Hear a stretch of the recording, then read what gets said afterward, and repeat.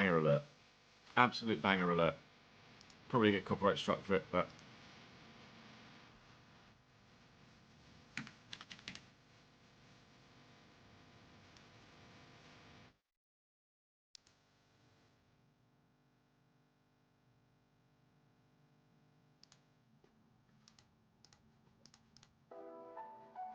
Alright, got that on my system. Every now and again, you have a song that you just need to listen to in that exact moment. It's like, how was that? Daniel, your sub is tomorrow, I believe. 25th. So it should be tomorrow. Should be tomorrow.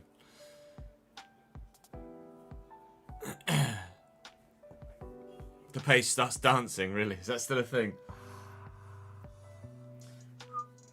I don't believe we got any subs to go today, actually, unless some of the 25ths actually are today because of like days in the month, etc. It sometimes sets us back one, doesn't it? So should be able to do Brett's and can, so will. Change Brett to the 25th. And if it says, yeah, if it says, so those that say the 25th, it will probably run out today, but I won't re-gift it until tomorrow. Just so I can keep all of them in the one clump at the same time, so we don't get confused with days and dates later down the line. I can't actually see what time of day it's going to run out. Unfortunately. Hello? Oh. That's my phone going. You brought something on Twitch. I did.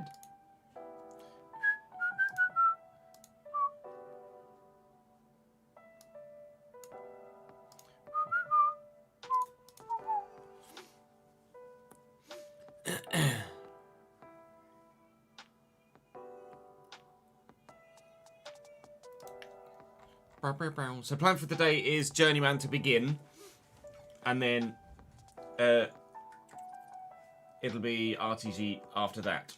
And you get 2 videos of Journeyman done if we can. One for tomorrow, one for Monday, and then we can switch to the RTG. Oh, my brain died then.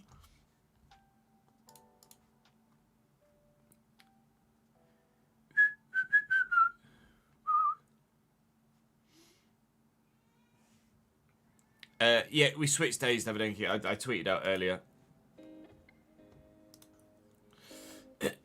Just because I don't have a video for tomorrow for the Journeyman. And obviously it goes live at midday, so I'd have to go early, significantly live tomorrow to get it recorded. So it's just easier to swap and get everything done today so that we're ahead for tomorrow and Monday, and then it don't matter, does it? No. How many of you have watched some F125 from other people over the past 24 hours or so? The plan should be up to date. The plan command. Just double check, like, double check. It should be. Is it 50 or 60% chance of rain, is it? It's sunshiny at the moment. Max Verstappen fastest by 0.2 on a medium. Intriguing. So, in fact, for the next episode of The Journeyman, I'm probably going to end up having to play the first 3 bloody games. City, Bayern, Spurs, and we'll sim Newcastle, Bolton, Brighton, and then start the next episode with the Carabao Cup final. There's probably going to be a lot of simulating going on in the end of this season.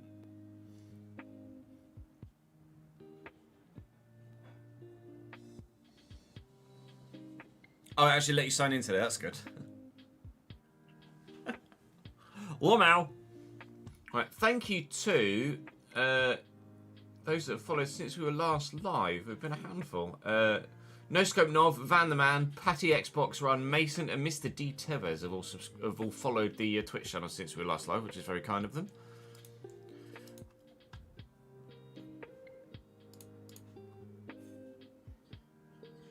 Oh, you watched Araf play, did you? Right, nice. Yeah, good, thank you, Lee. How are you, dude?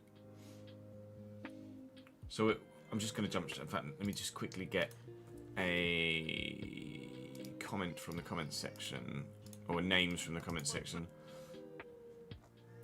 Today's episode of The Journeyman is the one where we delve into the transfer window, so hopefully that'll do okay. Obviously, with it being season 8 of a save on the second channel, it's not doing bits in a minute. But we'll do what we can. We're just trying to get it done now, aren't we, really? Effectively. There's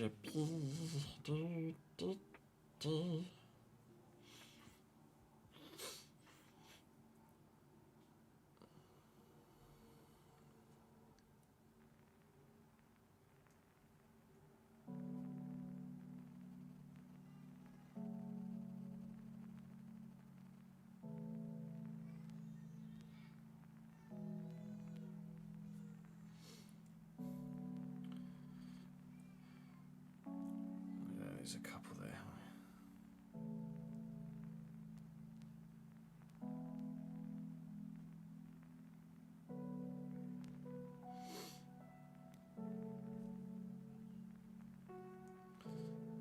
Crusty Toe is a great username.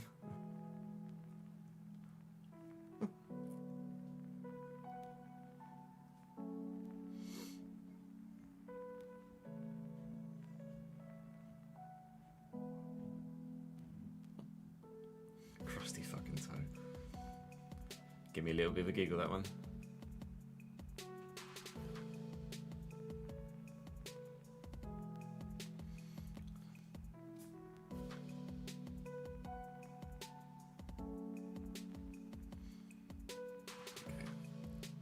What colour should Crusty Toe be?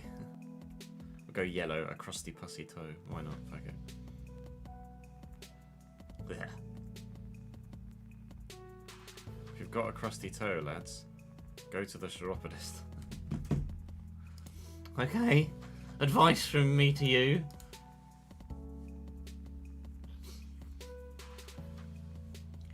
The Ferrari seems to be hooked up around Monaco, doesn't it? Hey Gemma, thanks for joining us on YouTube.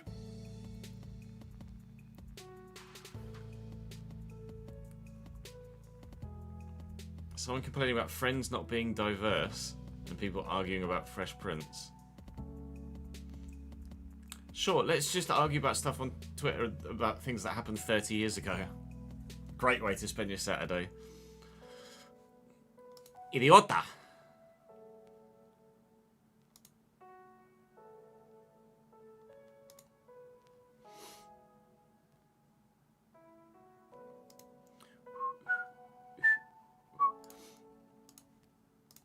Yeah, football for today.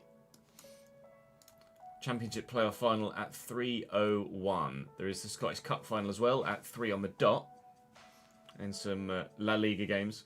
Serie A, obviously, Napoli won the title last night. GG. French Coupe de France available as well. Obviously, we're all Team Stade de Reims.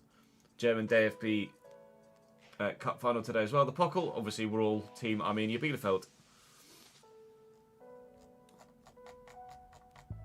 And we're all Sunderland for the championship final too.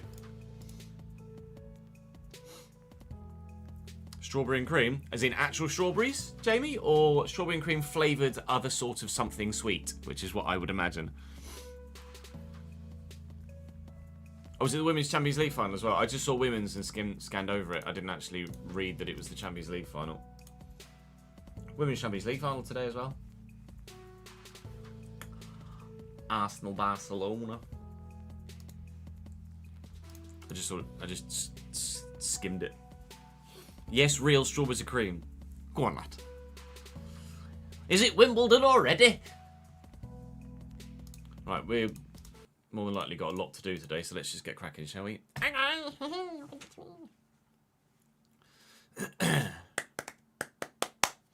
Off market. Nice. £2 a pound. Don't get your strawberries, £2 a pound.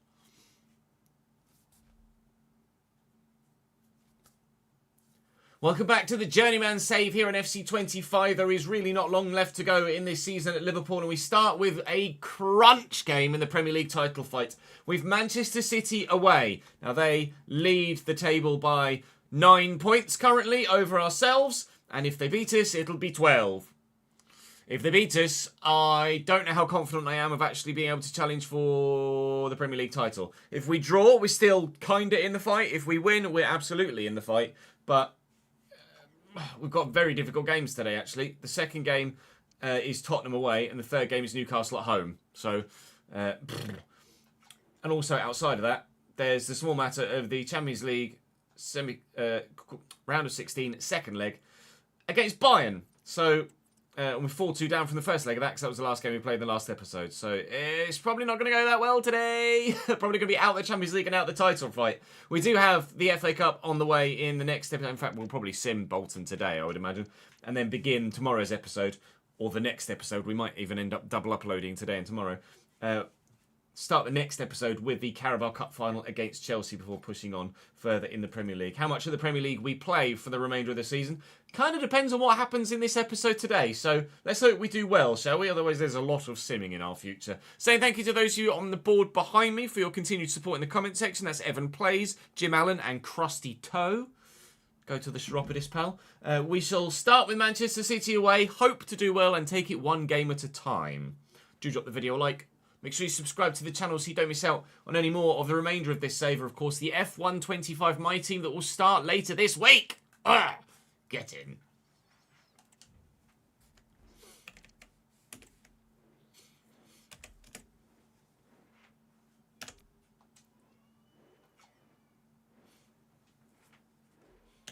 Adeyemi, Arlen, Cardoso, Pedri, Salazar, Burns.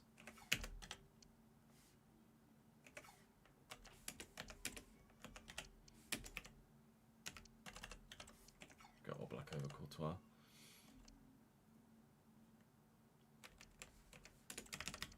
Tear in there. Salazar.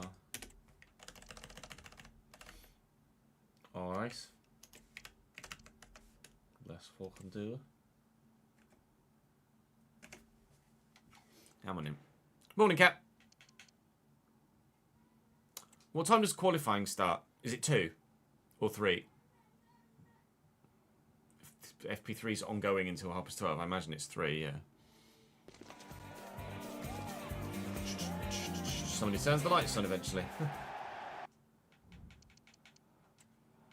Settings, slide select.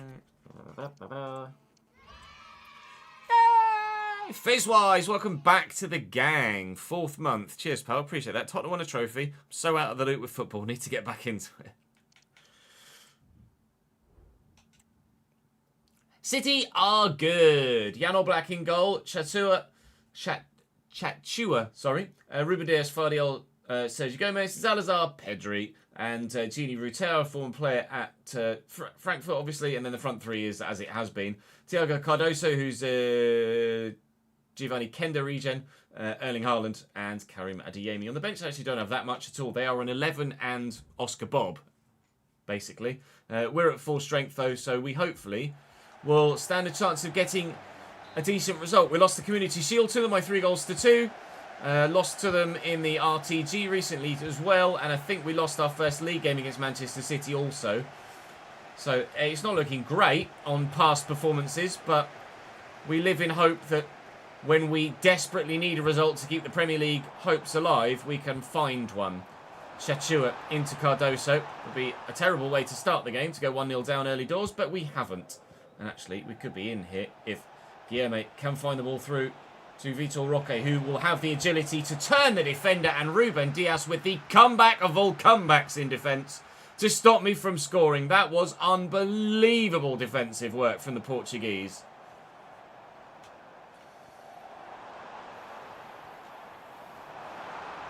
I'm certain I was going to score there. Adeyemi, I'm certain they're going to score here. There you go. 1-0 Manchester City. That's why you've got to take your chances. Shit. Not really the game to start the day, is it, particularly?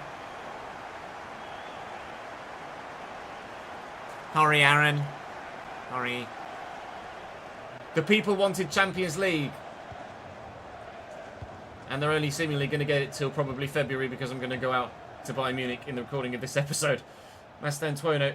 Lovely footwork. And again. Go on, Franco. Go on, Franco. Vitor Roque. Oh, blocked by the defence. We can cause them problems here. Oh, Anthony, that is absolutely atrocious. We can cause some problems here. We are absolutely still in this game till they score a second and probably subsequently third, and then we're absolutely out of this game. Erling Haaland in the box. Erling Haaland stopped by Anthony Robertson. Barella just got in the way, and thankfully Erling's offside.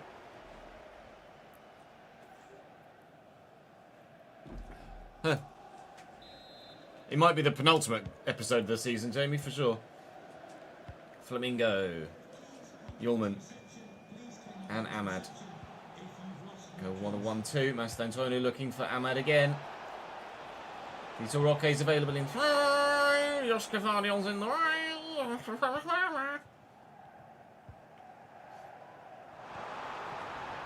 Haramadi Amy. Can't quite get there. Rute with the ambitious effort from distance, to say the least. Mastantuono will have the legs to get away here. We'll look for the ball out wide. It's not a very accurate one, but I'm going to get lucky with the rebound. I'm going to get lucky with the rebound. Jesus Christ, Pedri. Are you alright? Man woke up and chose violence. Holy moly, went for me there. Just stood there doing nothing, and then all of a sudden, engage.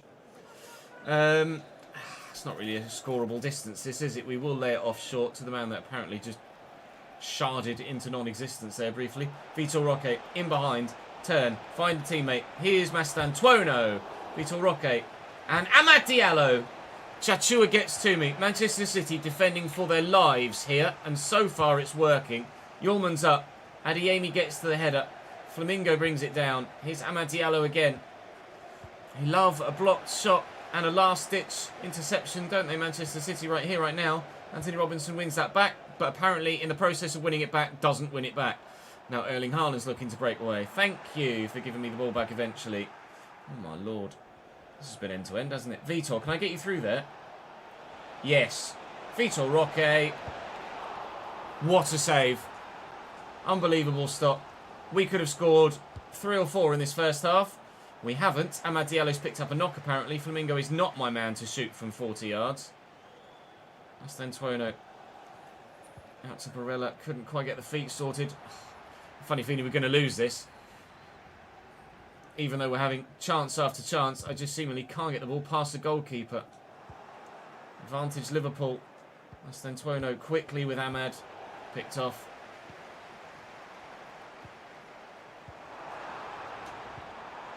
I read that. Couldn't get there. Haaland makes it 2. Yeah, we're going to lose, and the title fight is pretty much dead in the water. That's ultimate for you.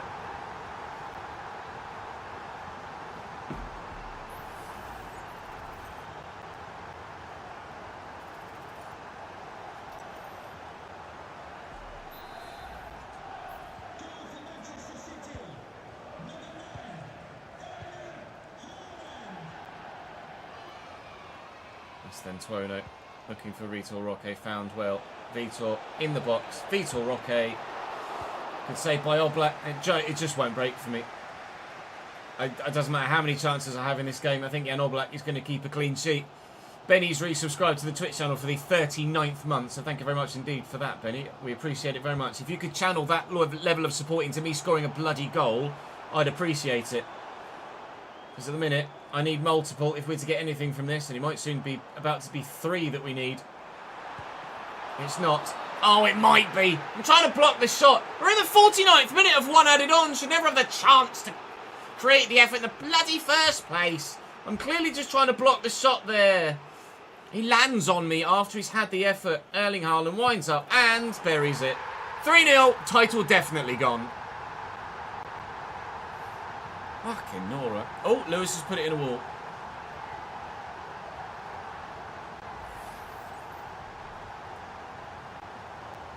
The immediate come down. Let's go, Chestnut. Let's go. Oh.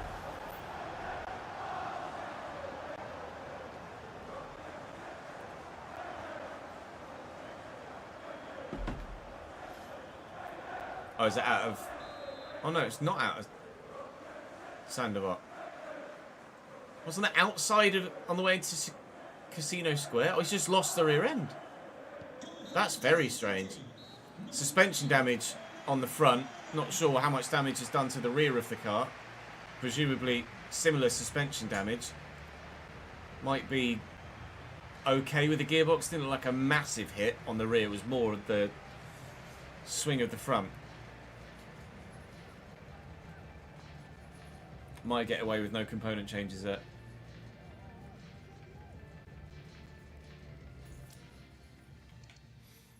Five shots each at half-time. They've scored 3, now you haven't scored at all. That is ultimate difficulty in a nutshell. We've seen Liverpool in real life come back from 3 goals down at half-time in an important game before. This might not be quite on the same level as the Champions League final, but we could certainly do with a moment like that, or a corner taken quickly, Origi. But after that first half, I can't tell you how hopeful I am. I can tell you how hopeful I am. Not at all. Luis Guilherme into the box. Pull it back. And Mastantuono. When it's not going to break for you, it's just not going to break for you.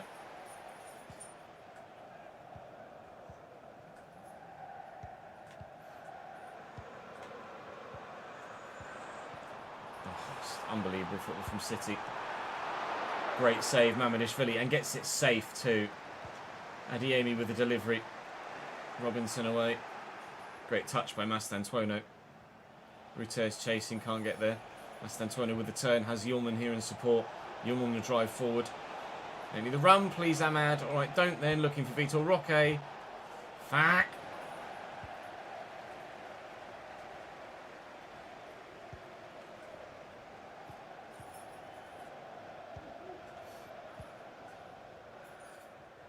Pedri. And a nice spin. Nice tackle too. Yulman will lift this. Looking for the man out wide. It's a great ball to Luis Guilherme. He's taken it in his stride particularly well. Cuts inside equally impressively. And the defenders just deal with it. The agility shown by some defenders on Ultimate when... Well, it just clearly shows that they are playing with 99 everything, aren't they? Because players like Ruben Dias should not be that agile. Mastantuono, good save by the keeper again. Doesn't matter how many chances I have in this game, the ball will not go in. One more, maybe? Might have been offside there, Vitor Roque. Doesn't matter, play continues. Fucking hell.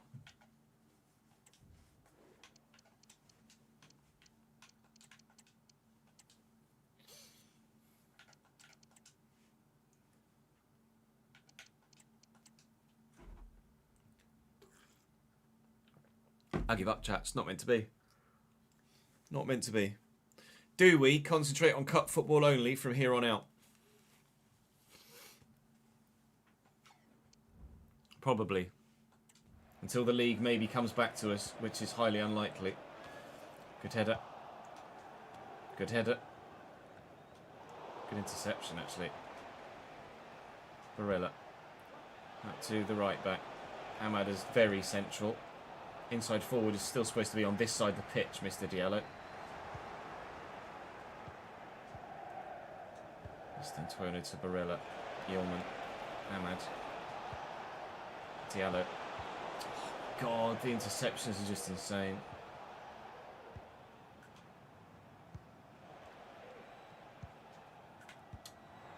That was born out of pure frustration. That slide tackle. Here's Cardoso. Tucking it back. Pedri. And Gini Ruter taking the piss now, aren't they? 4-0. Oh, I think we'll concentrate on cup football, don't you? Even the bloody mascot's getting involved.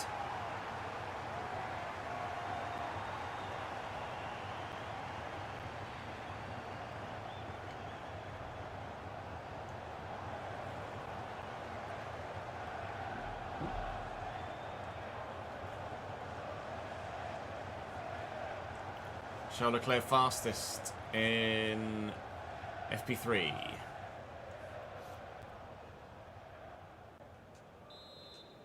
Goal for Manchester City, number 9, Erling Haaland.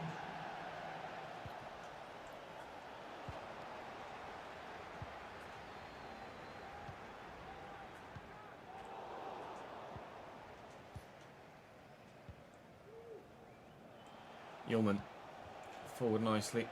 Okafor, that is just a terrible ball, isn't it, Noah?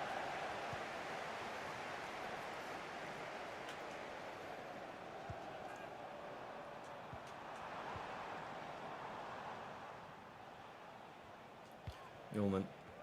Okafor spins well, looking for Ahmad. Okafor could make me a decent run. It's not really a run I'm ever going to find, if I'm honest. Into the box. Barella. Lennon Miller.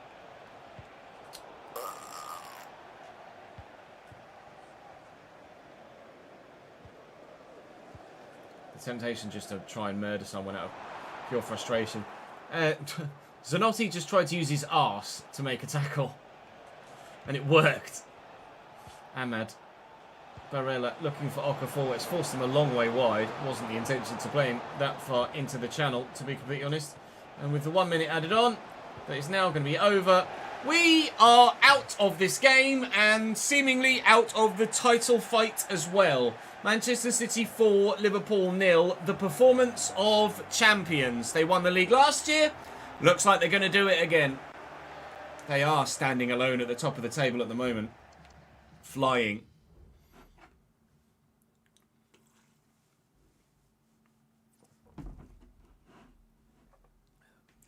Touring car or superbikes, Jamie?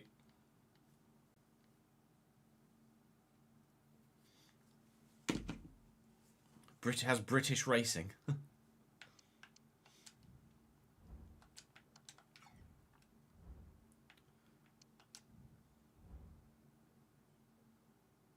Shut up. Oh, MotoGP. BTCC's ITV4 exclusive now, is it? Oh.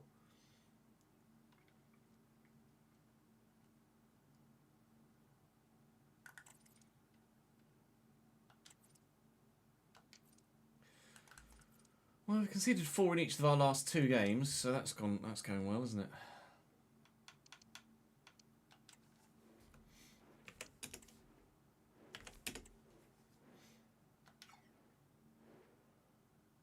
Mark, thanks for following, mate. Welcome to the channel, pal. I mean, that just is their best 11, isn't it? Yeah. Yeah.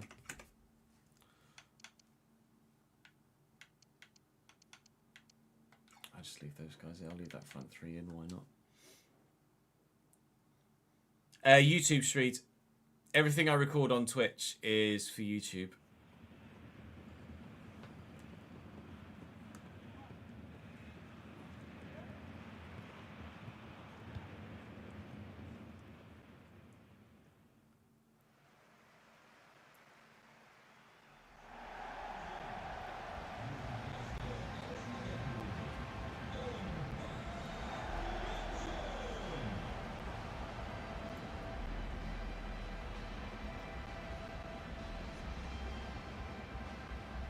This is tomorrow's episode, Street.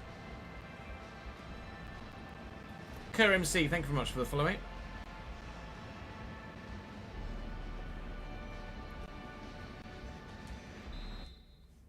Could say that, Marcus, yeah.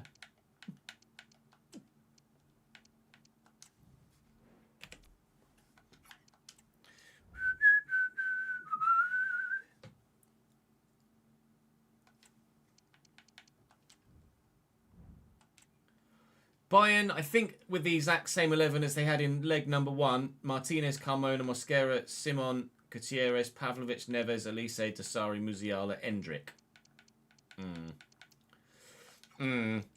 We've conceded 4 goals in each of our last 2 games. One at the end of the last episode and one at the beginning of this one. I need to win by 2 goals to take it to extra time. We live in hope. And that's all I've got at the minute is hope. And it is the hope that kills you.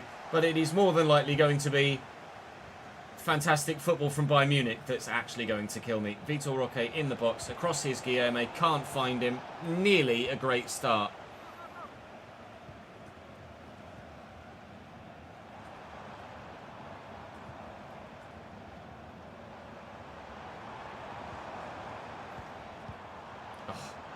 Musiala. Good save, Mamadishvili. Thank you, sir. I needed that very much so. Barella. Good touch by Luis Guilherme. I should go back to Barella and then over the top to Guilherme again. Or, you know, I don't mind doing it the unorthodox way. Via the scenic route. Looking for Vitor Roque in the middle. Just can't get it under control. At all. Really poor from him. Endrick, the player to watch, apparently. I think there's more than just Endrick to worry about in this Bayern side, if we're completely honest. Is Miguel Gutierrez, but Zanotti cuts that out. And clearly, they're looking to press quite hard and high in the opening stages here. We'll try and use that to their disadvantage. But throwing lots of bodies forward, aren't they? There are a number of red shirts up in the attack here, and they have left themselves open at the back. If Ahmad can find Vitor Roque, we could, but won't. Oh! Give ourselves a 1-0 lead. That feels like a little bit of deja vu, doesn't it?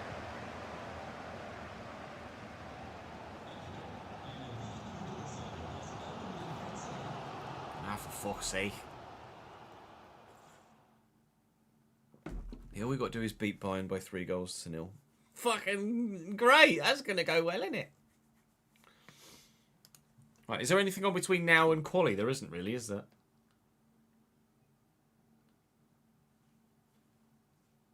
So might as well just leave it on the F1 channel. No, Marcus, you could say that.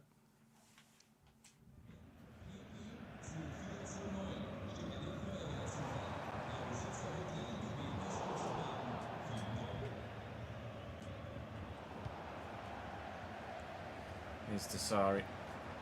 And Endrick winding up for the power shot. Told you I'm not having any luck.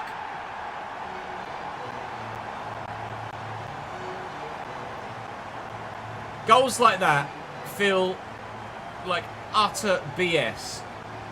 I've made the block, I've positioned my defender well, and my guy's taken control of the loose ball, and before I have the chance to do anything, Endrick's there and has taken it off my toes. It is impossible to do anything in that situation. Literally impossible.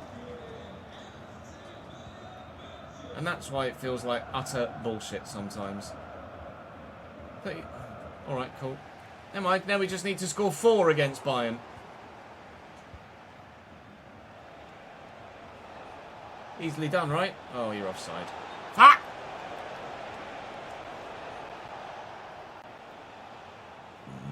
I know.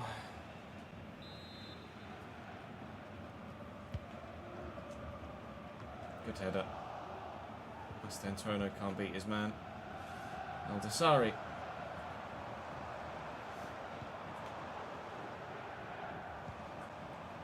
Hendrick with the turn and the effort as well wide.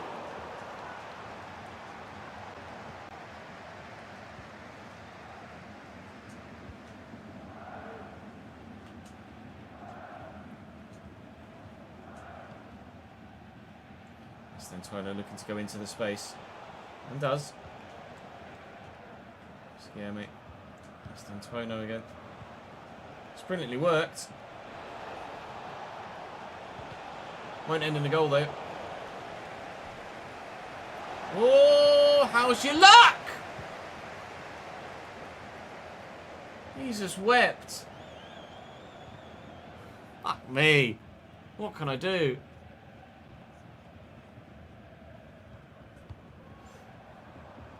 Musiala. Yulman in the way. Yulman in the way. Yulman in the way. How is that there? Free kick! Oh my Jesus wept. Endrick is going for goal. If that had gone in, I would have just rage quit, I think.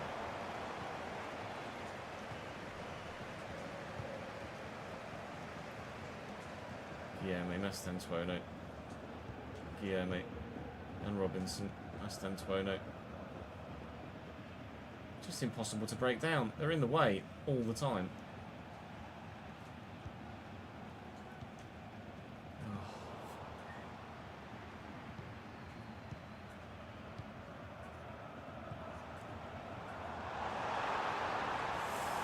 He's uncatchable.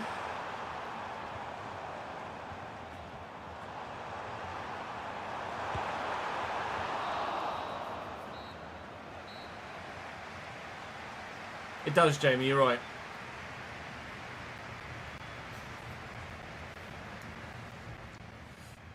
Every cloud from that.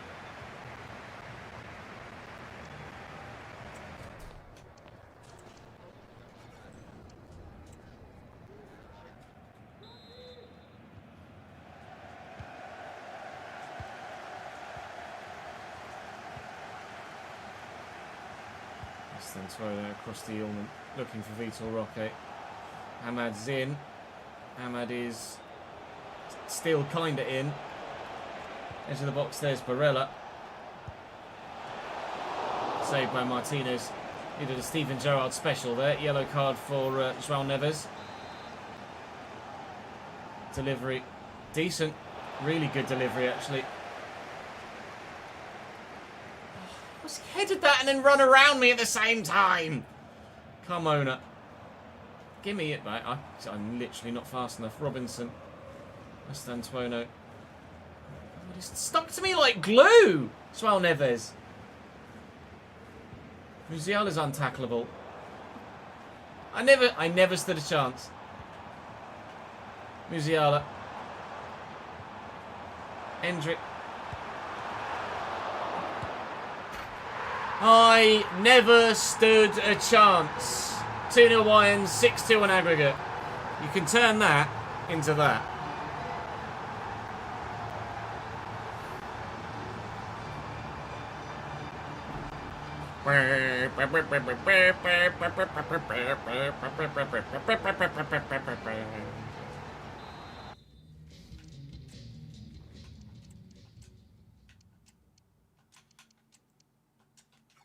Ultimate is bullshit and Legendary is not hard enough. Why can't they just make Ultimate harder than Legendary but not max stats? That's just fucking lazy.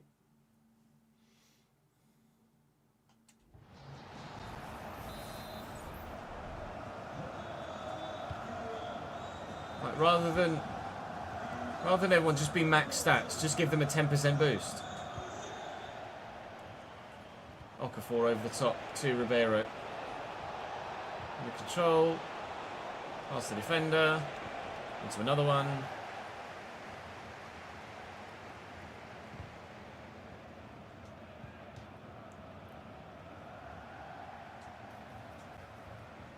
Robinson with the throw. Barella. Okafor's on the run. Now Okafor. Oh, Jesus Christ, they're everywhere. Like fucking bullet ants, you just can't get away from them. They're constantly biting at you. Well in Barella. Well in Barella. Fucking hell! Give me a break. Jesus Christ, it's almost laughable now, isn't it? I was waiting for an Endrick overhead kick for it, to be honest.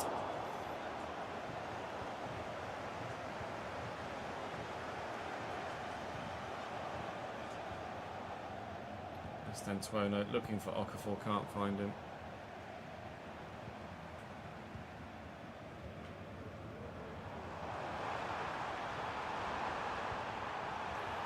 Carmona into Endrick. Good save, Mamadishvili.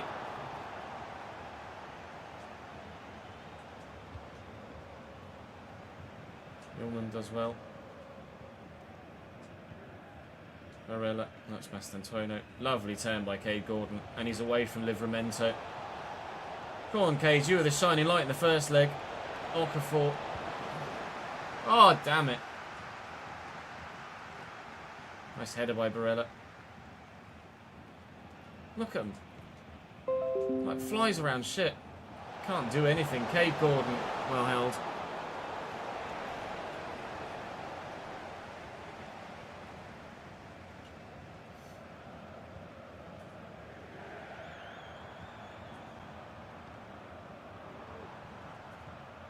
Well in, Ullman.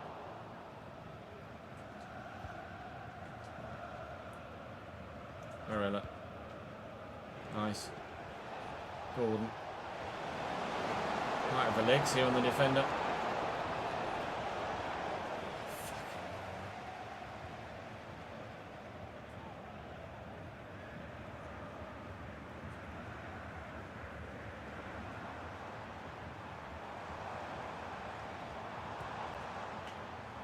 Elise around the corner. Hendrick.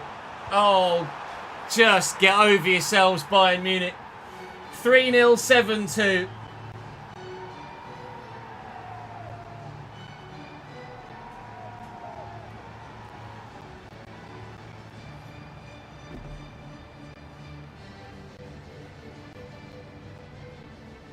Fucking hell. Completely written me off, haven't they? Ah.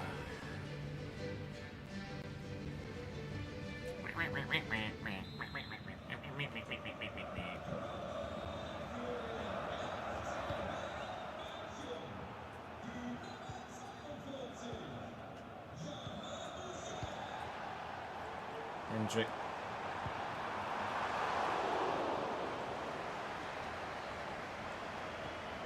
One minute added on. Get me on a plane. Back to Liverpool we go. We didn't concede 4. We needed a 3-0 win. A 3-0 win would have seen us through. We got a 3-0 defeat. So I think the end to this season is probably going to go a bit quicker than we anticipated, isn't it? With only really the Carabao Cup final and an FA Cup run to concentrate on between now and the end of the season, that is what we will concentrate on. To Bolton next. From Bayern to Bolton. Aston Villa with payback virtually over Paris Saint-Germain. Congratulations, gents. Sevilla knocked City out. That's intriguing. Benfica knocked Barca out. Marseille knocked Leverkusen out with a hell of a comeback in Germany. All right, fair enough.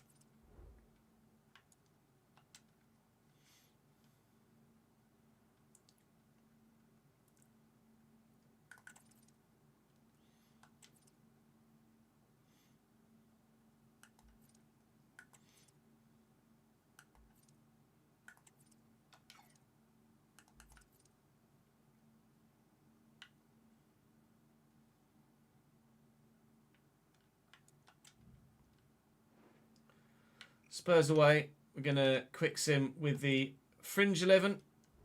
Get a 2-2 draw. It's not a bad result. City, didn't see them there briefly. Takes us back up to second.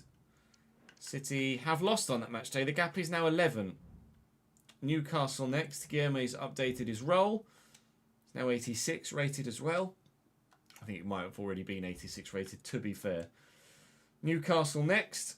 Then it's Bolton after that to hopefully get us through to the next round of the FA Cup.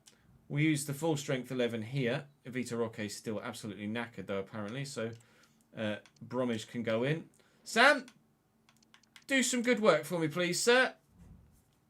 Thank you, Yulman. Mastantuono with a missed penalty. And we get a 1-0 win against Newcastle. We'll take that. City draw against Brighton. We close by another 2 points. And, well, the league might actually slightly be coming back towards us a little bit. Bolton next. Now then, I could take the risk and sim Bolton to try and get the Carabao Cup final in today. Also, I could play Bolton, but because we're on Ultimate, I can't guarantee that I'll get the win there either. But I'm sure you would rather I played it and lost it than simmed it and lost it. So we will go and travel to Bolton now with a full strength 11 to get the job done.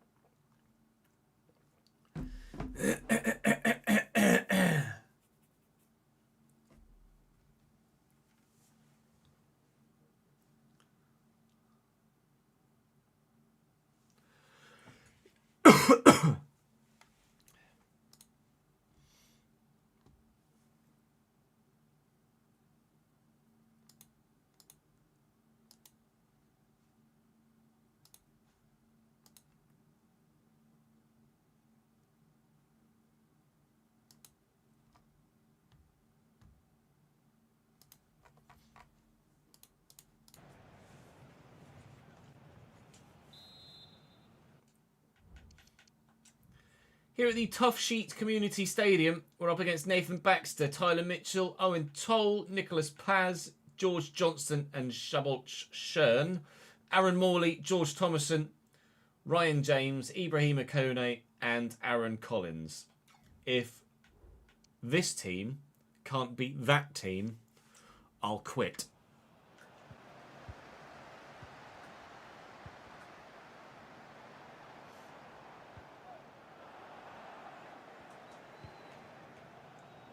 Ahmad looking for Vitor Roque over the top. The ball's not the greatest.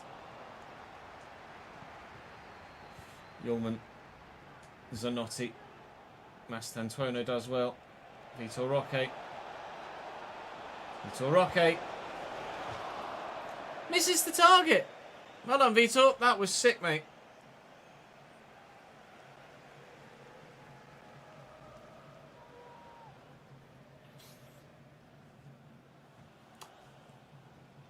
I can feel it falling in the air tonight. Oh, Lord.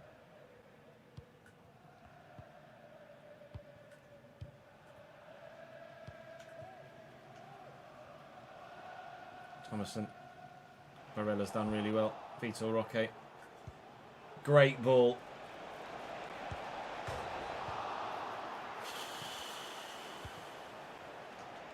Give me strength. Ref! Thank you. Great footwork from Ahmad. Free kick on the edge of the box. Does Ahmad take it? Does Vitor Roque take it? Roque's got amazing power, so I'm going to say no, because that will probably go over the top of the bar then. Amad Diallo from the edge of the box. I might not have quite put enough on this. I haven't. It's hit him in the face and fallen at his feet. And still nearly ended up in the back of the net.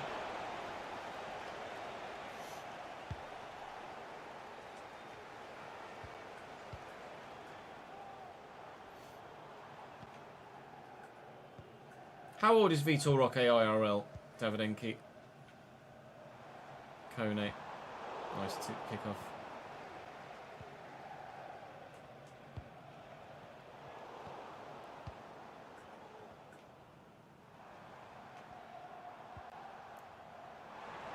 Mitchell. Oh, he's dug a really good ball out to the back post. Philly forced into decent save. Good effort from Bolton that. We're playing 5 back, so it's going to be difficult to try and break them down. But hopefully we can do so. Guilherme, Roque. Back to Guilherme again. In a similar position, he hit the post a moment ago. He's found Nathan Baxter on this occasion. Ahmad with the corner. It's not bad. It's not great either. Barella into Mastantuono. Not to Mastantuono. Thomason in the way.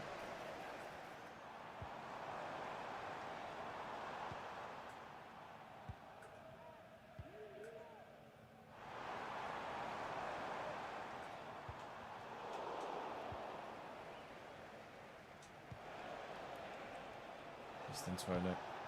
Roque into the channel. He's got the legs. He's around him. Ref. Please tell me I got a penalty there. If he gets a booking. So how come City got a penalty then? What is the difference? If anything, mine was more of a genuine attempt to get the ball against City than that was for them. But they get a goal kick. And I got a consolation conceding of a goal. Now they've conceded a goal. 1-0. But does that not prove my point?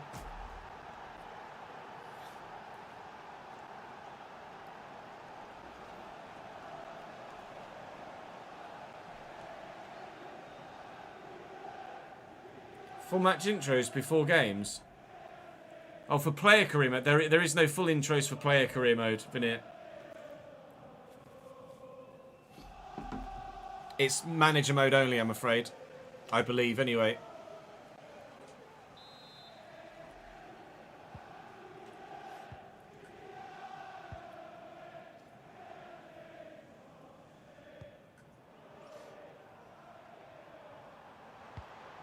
That's a great delivery. Well defended, however. Mastantuono driven out to Ahmad. Looking for Vitor, beats his man.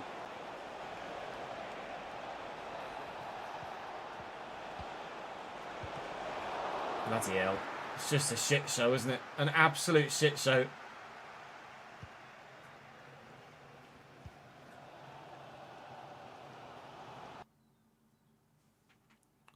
Okay, game just tabbed out for some reason. That's good.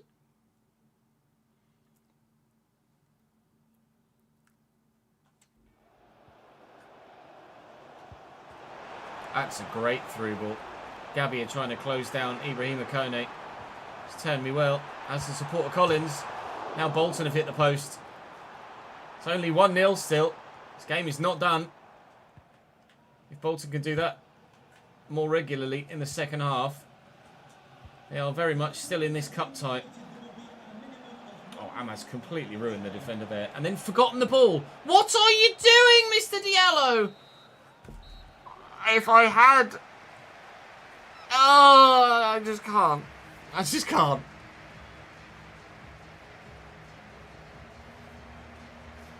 Moments like that, it feels like he's purposefully left the ball behind so that the referee can blow his half-time whistle.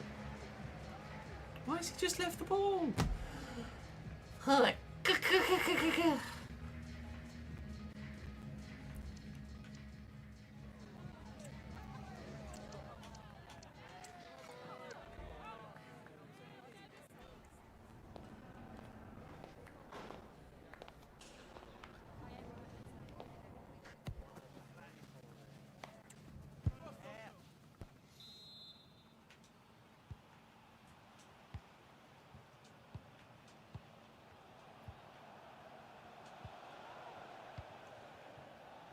Robinson.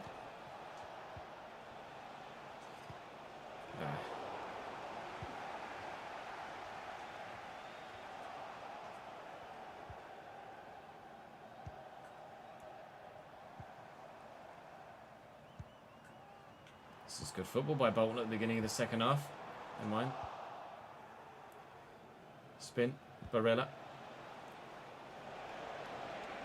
So I go to Vitor. I will go to Cade Gordon, who's onside and has scored immediately. It's taken him 7.5 minutes to come off the bench and score a goal, Cade Gordon. He is impactful, to say the least.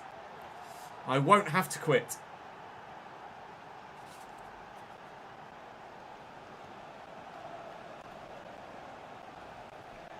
We don't, Christian, no. Only for, like, cup finals, which we will have next, actually.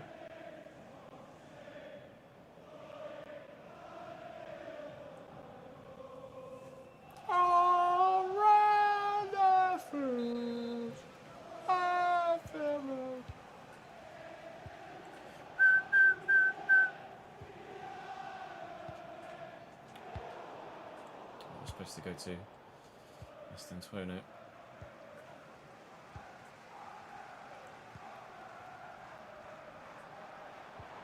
James Kone deflected. Bolton corner, 58th minute. In the way.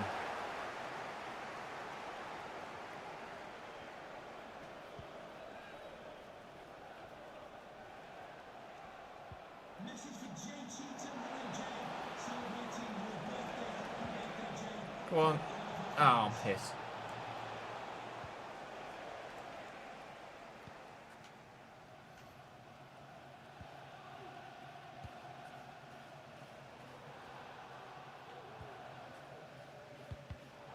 Well in and away.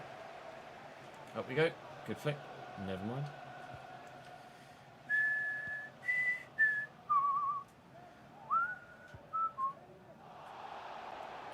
Shern to be cut. Oh my god. Ibrahima. Chill, mate. Is it Ibrahima or Ibrahim? I can't remember. Regardless. Great effort. Lovely ball by Barella. Roque beats the defender. Yep, beats the defender. Near post. Wham!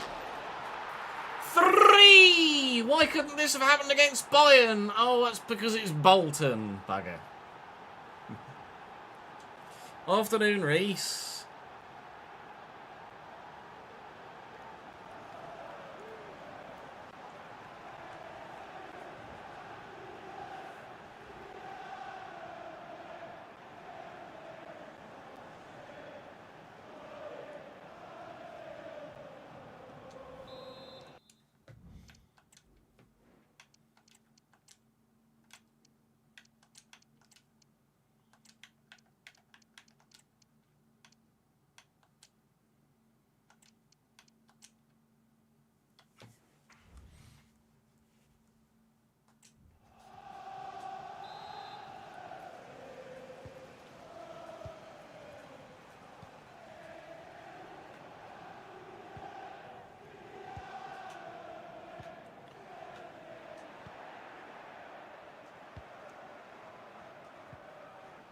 McConnell.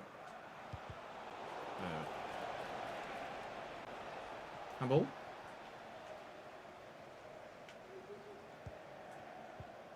Oh, nice little ball into the path of Aaron Morley. Never mind. Flamingo says nah. Yeoman and McConnell. And Bromwich round the corner. Go on, Sam lad. Bromwich! 4! Thank you, Sam!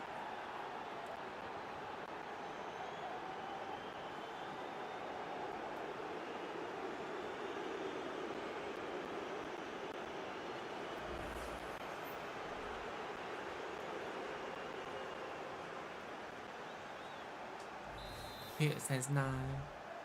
If only I could have done that against Bayern. Easier said than done, though, isn't it? Gimme. Oh, lol. It was never my throw. Mvuka. Kone. Whoa. This is the journeyman, James, yes.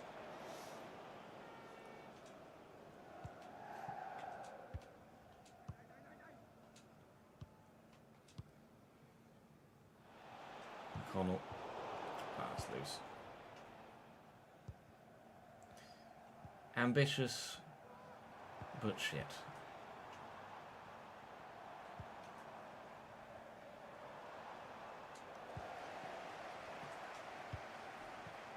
Oh, alright, sure. Well in Zanotti.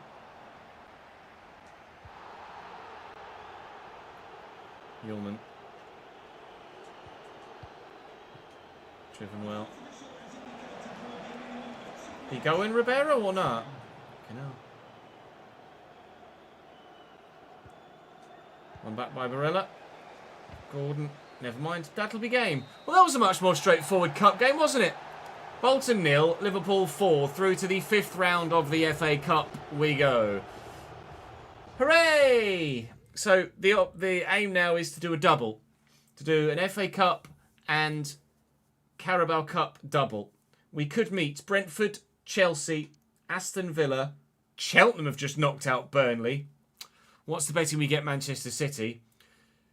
Norwich or Blackburn, Preston or Watford. We shall wait and see what happens in time. It's Brighton next in the league. We will keep simming at the end of this episode because I want to start the next episode with the Carabao Cup final, which will be against Chelsea at Wembley. We'll find out probably. We should have found out by now as well, actually, who we have in the next round of the FA Cup. And we have in the next round of the FA Cup. For God's sake! I know I called it, but fuck my life. My luck. Okay. Well, I got Bayern in the Champions League round of 16. I could have got an easier draw there. And now we've got Manchester City in the 5th round of the FA Cup. And I certainly could have got an easier draw there as well. We'll start tomorrow with the Carabao Cup final. Then we'll have Manchester City away in the Cup. And then I'll probably want to slit my own wrists by the end of that because it will be the worst thing ever. Right, let's beat Brighton though, please. Good, 3-0 win. What does the league look like now? City, please tell me they've lost. I can't see their result. Let's have a look at how the league looks like after that round of fixtures. We are second and 9 points off top still with 10 games to go.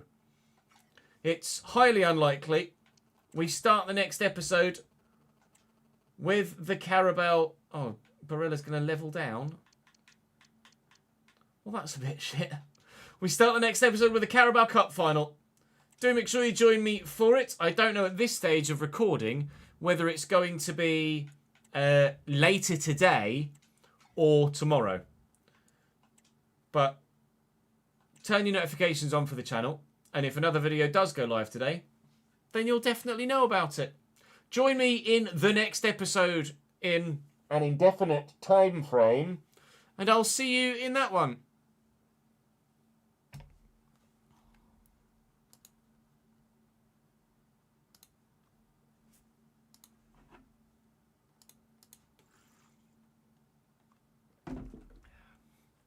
Fucking Nora.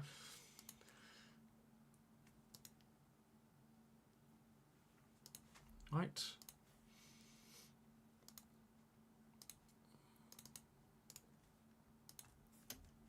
Journeyman S8, episode 7.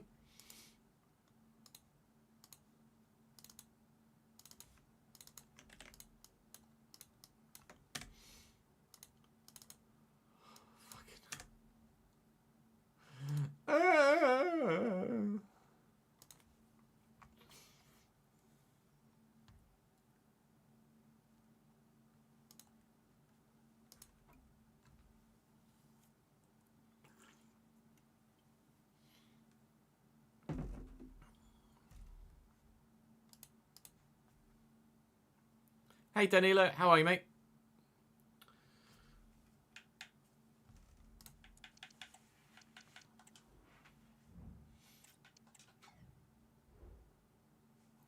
Right. Chat, hands up if you want to be on the board behind me.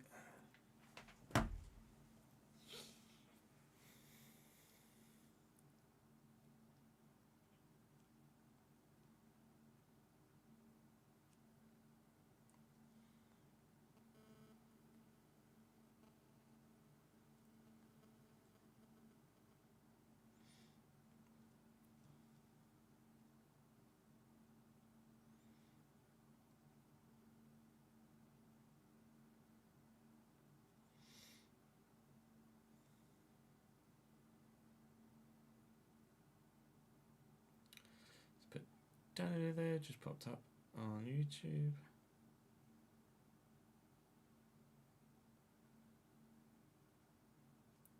Me. No, you're right. It wasn't. I don't know, as it seems to have the same level of response as before, or people just don't give a shit about being on the board anymore. Maybe I should just do self promo on the board instead. No, hook if both today. Pardon me.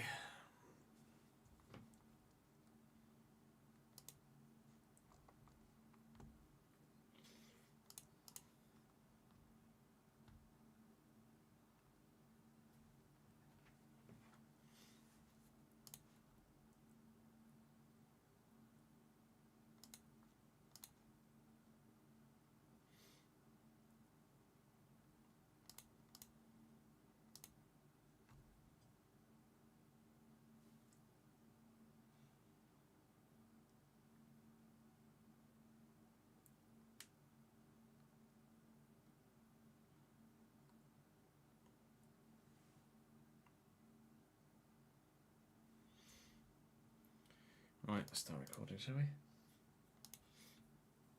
Just subscribe now.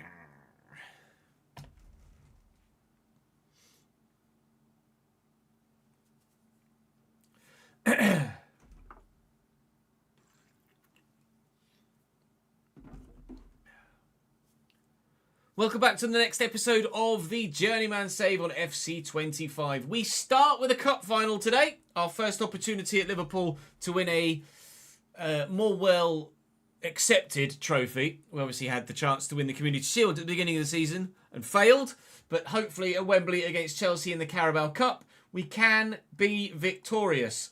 We of course in the last episode didn't have the best of times, but we are through to the next round of the FA Cup. I've got Manchester City, who we lost to in the league yesterday, or in the last episode because it might be a double upload day, by 4-0. I then lost by 3-0 to Bayern. We simmed Tottenham, Newcastle and Brighton. They went well. Played Bolton and got the result. So Chelsea and City certainly today. And then we shall see what happens from then on out. But we're currently 9 points behind City in the league. So it's unlikely that we're going to get the Premier League title in this season at Liverpool. But there's absolutely the chance of a cup double. Chelsea will not be easy though. And City are City. So it is just a chance of a cup double. Really, it's just a chance of a cup. we shall wait and see how things go. Saying thank you to those of you on the board behind me for your continued support in the comments section and on stream. Thank you, Jack. Thank you, Danilo. Thank you, Veneer. Appreciate it very much indeed.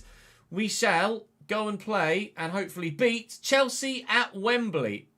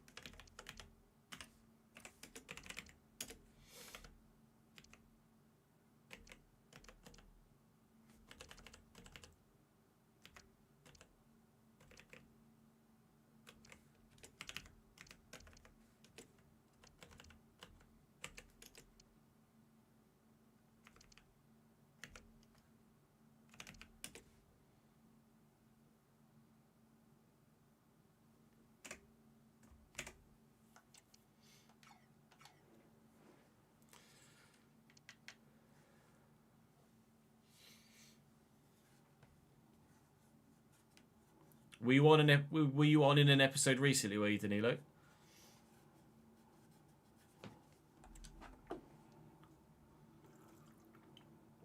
Hey, Ezra, how are you, dude? All good here, mate. Thank you.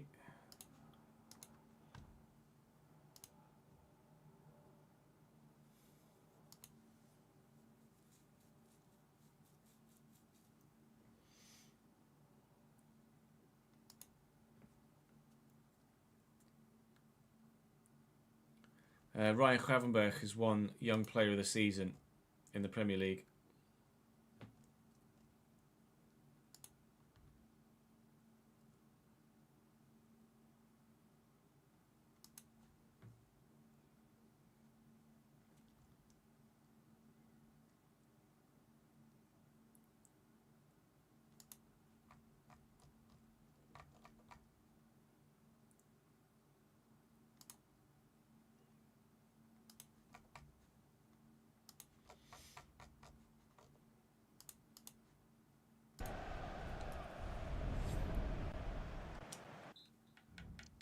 What did you have, Jack? Rubbing it in now. Make me hungry.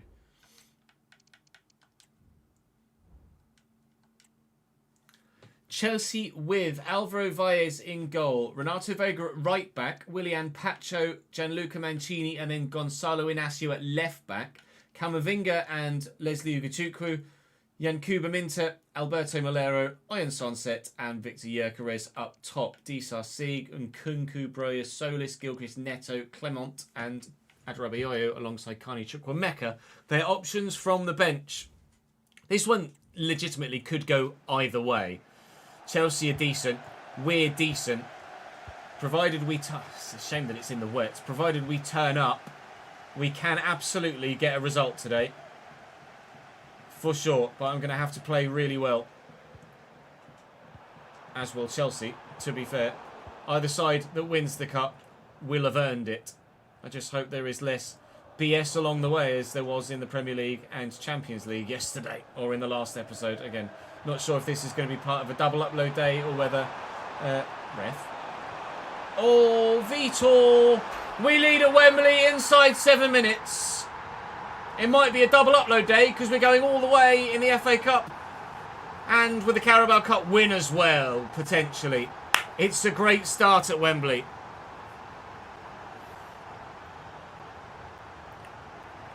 Double quarter pounder, I approve. What McFlurry? Biscoff McFlurry, good man. Absolutely approve. What drink?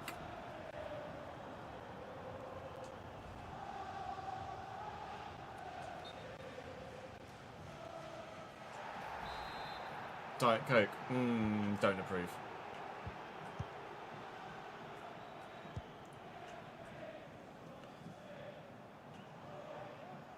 Malera. Look Looking to get me down the line. Defender's done very well.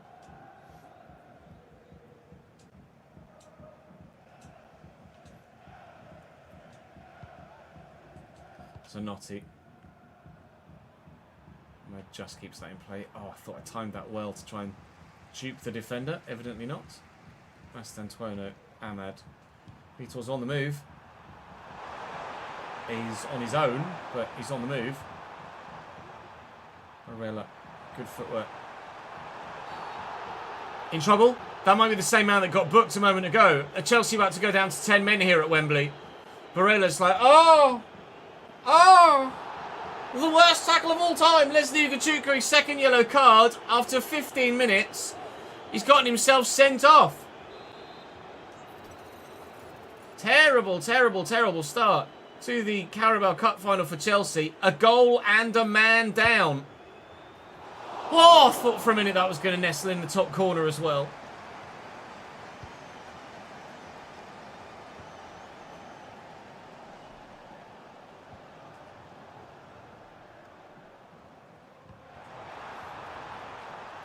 Sunset. Oh, lovely ball with the outside the foot. Minter wins the header. Oh, pace. Well in, Mamadishvili. Can we please get a block? Does he give a pen? Panic over. He gave us a free kick. The pace of Minter there, though. Jesus. Stantuono. Ahmad. Challenge. Yes, Daniel. You don't approve me because I don't approve Diet Coke. Fair enough. Ahmad with a throw. Yeoman. Late in front of Barella. Good footwork. Keep hold of it. Astantuono. Barella. Oh, looking for Ahmad. Couldn't get it too. Into forward. Anthony Robinson's fighting hard and does well enough. Yeoman. Ahmad, I would like you out wide at that particular moment in time. Thank you very much, but never mind. Barella's there. Barella bearing down on goal. Around the corner here to Luis Guilherme, who's overrun it.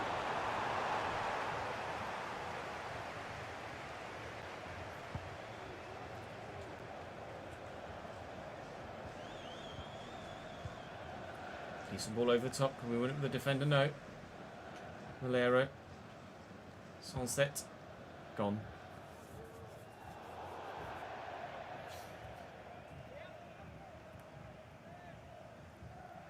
I've not ever had a prawn cocktail sandwich, no.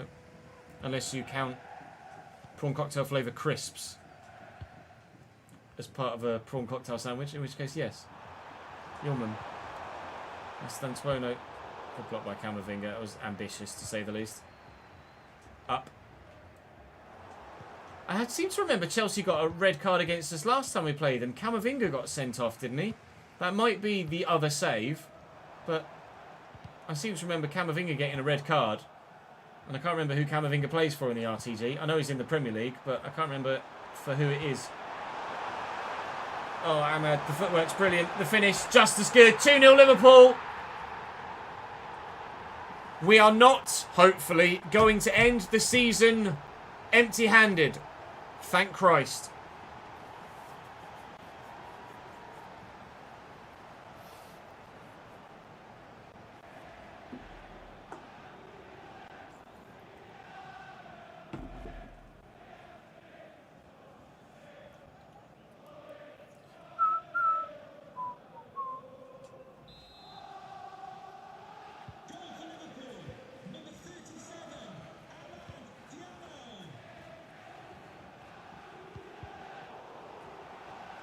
Sunset. Nice. Malero. Malero again somehow got to that. Wide of the target. Liverpool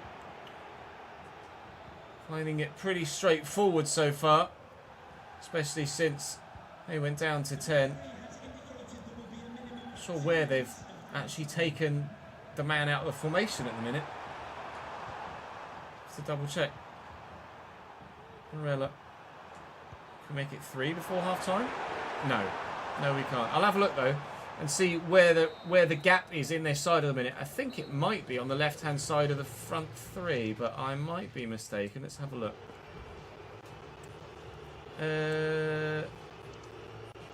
Oh, they've moved him to right. They've switched to a 5-back and moved Ugachukwu to right back. So Pacho, Mancini, Inacio and Vega is now a back 4. Sunset, Camavinga in the middle, Malero and Minter either side, and Yerker is up top. So they're now running a 4-4-1. Alright.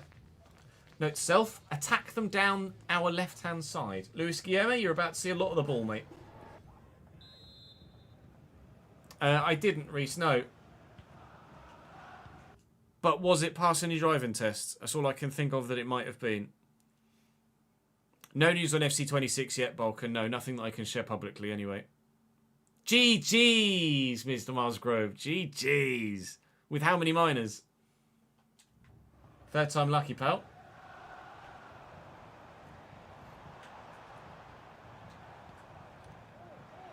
Nice tackle by Flamingo.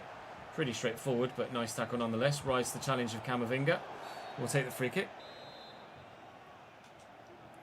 Flamingo into Yulman from the free kick short. We said we're going to try and exploit their left-hand side, but to be fair, the 5-back seems to be working quite well as a 4-back, doesn't it? It's like Pacho's the full-back. He's tucked in so narrow. Mastantuono looking for Ahmad. Straight at Valles. No third goal yet, but play still very heavily based in a Liverpool direction. I would go out on a limb now and say we will win the Carabao Cup.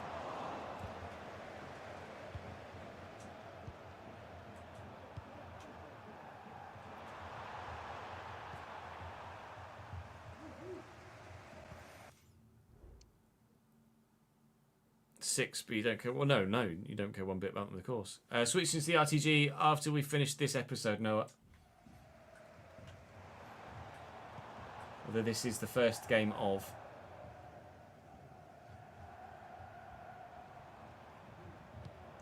That's a great ball. Keepers up.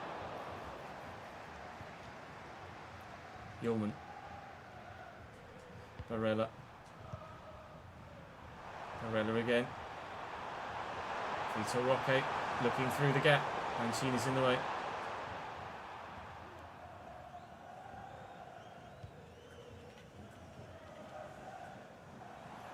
Camavinga. Yeah, Carez, Minter. Waiting for that change of pace. Hasn't come. Sunset has options. One of which through there is Minter. And Yerkerez is there. He's winding up. Great block by Flamingo. Saw them working it. Was able to deal with it. Mastantuono across here. Barella has the support of Anthony Robinson. And through that gap will be Luis Guillermo. And in the middle here is Vitor Roque. And here's Amad Diallo. And there's a third goal. Trophy time, boys! Trophy time! Have you got an idea of what you want, Reese?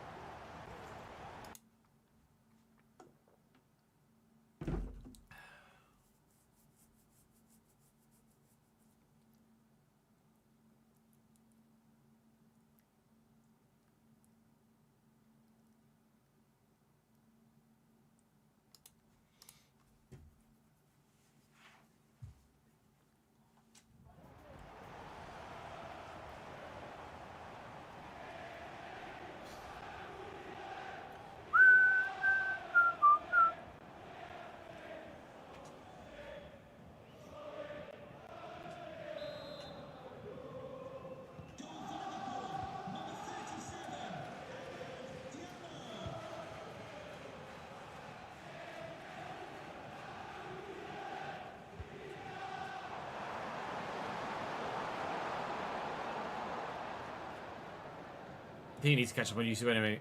Whereabouts are you up to? Barella. Yulman. Driven out to Ahmad. There's room to get into, and there was room to maybe slot through Vitor Roque, but less than Tuono. Ahmad on a hat-trick in a Carabao Cup final. Amad Diallo. Could have had a pen there. Just can't find the space. Ilman. Shot blocked. Win it though. Well up. Ahmad might have a hat-trick. Shot blocked. All of those went for Ahmad. Might have a hat-trick. Shot blocked. Yeah, mate. Oh, might have had a hat-trick. Pass blocked. 10 to go. Get out of it, Pedro Neto, you horny bastard.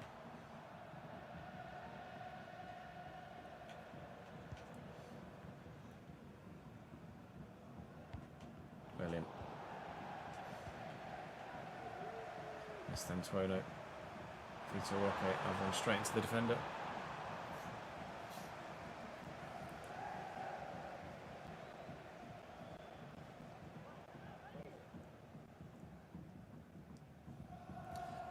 Does it say shown in this picture HTT? That's a good command, isn't it? Why does it say HTT randomly at the end of that command?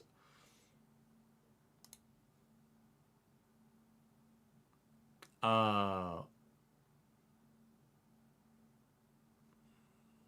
on. Sliders. Where's the sliders command on thingy? Oh, yeah, it's linking a Gatso that doesn't fit. Fair enough.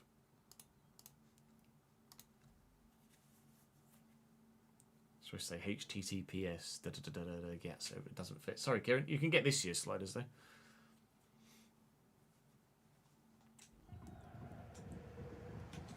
Robinson with the throw to Luis Guillermo. I'll take it. Diallo, hat-trick. Hat-trick, Amad Diallo. Scenes. 4-0 Liverpool. Rather than concede 4 in a big game, we've scored 4 in a big game. A little bit fortunate, to say the least. But I'll take it. If we could have the same against City, that'd be great. Hat-trick, Amad Diallo in a cup final. Go on, son. 41, 69, 88. Well, we're going to lift our first and potentially only trophy at Liverpool at the end of this fixture. And the next game will determine whether it will or will not. All right, Victor! Whether it will or will not be the only trophy that we lift this season. That's a great goal by Gyökeres. Take nothing away from that. A bit of consolation, a little bit for those Chelsea fans that haven't left early to cheer about, or at least sarcastically clap for. 2 minutes added on, 2 minutes played. Game! Liverpool 4, Chelsea 1. We will lift a trophy in Liverpool. I'm glad at least we haven't gone trophyless all season. I would have been particularly disappointed to do so. After winning stuff in Australia, in China, in the United States, in Portugal, and now, and in Germany, and now in England as well. It's certainly been a very successful journeyman. We've definitely had journeyman saves on Football Manager that have not been anywhere near as trophy laden. So we're very, very pleased indeed to bring home some silverware here. Zanotti's going to go up and collect his medal first. Ahmad, obviously, star of the day, but captain, of course. Well, I thought it was actually Nicolo Barella, but looks like it's actually going to be given to someone else, the responsibility to lift the trophy. Oh, it's Yulman. Yulman has the captain's armband on for today. I just sworn Barella was my captain, but never mind. Yulman with the Carabao Cup in his hands, and now lifted aloft. Up the Reds. Up the lads.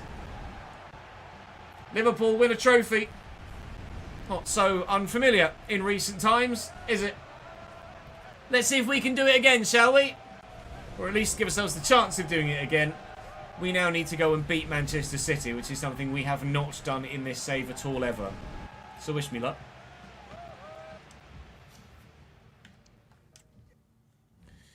Probably still not going to have done it by the end of the episode. Ha ha ha. Ha ha.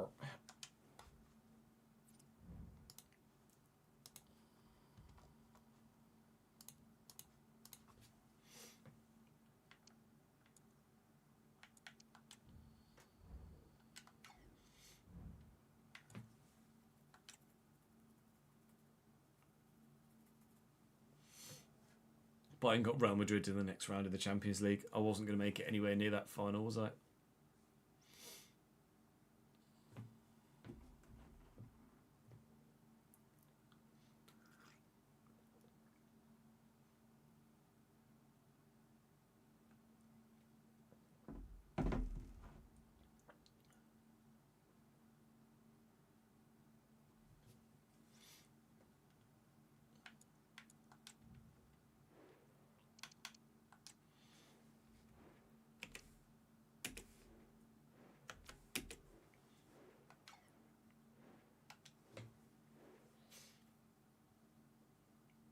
All right, I won't change their team at all for this. I mean, it's basically full strength anyway, but we'll let the manager choose it because of their other ambitions.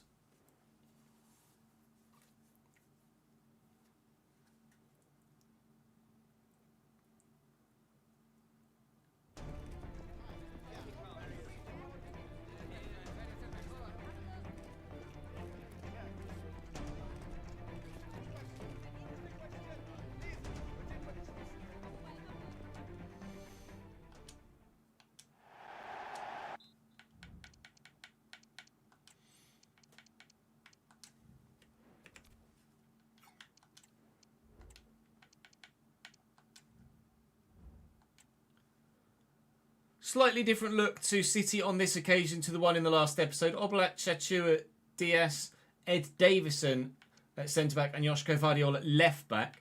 Finley Burns at CDM with Pedri and Salazar in the midfield too, and then the front three is the front three. So a little change, as I didn't alter their starting lineup at all for this one to give Pep Guardiola the choice of who he wanted to play considering their Premier League ambitions, and I think... I know they're out the Champions League now as well, aren't they? They out the Champions League? I think they're out the Champions League. Can't remember off the top of my head. So it's a slightly weaker Manchester City side than we played when we just lost 4-0. But let's be honest, it's still perfectly good enough to get a result against us.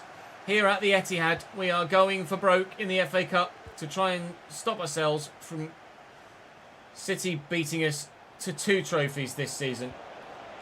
Or certainly... knocking us out of the running for 2 trophies this season.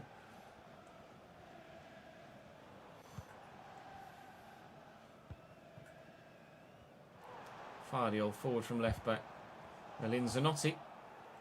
With some space now here for Amad Diallo. And Vitor Roque.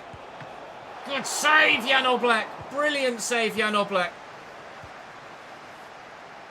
Sharp fears of deja vu from a big Jan Oblak one-on-one save early doors in this one.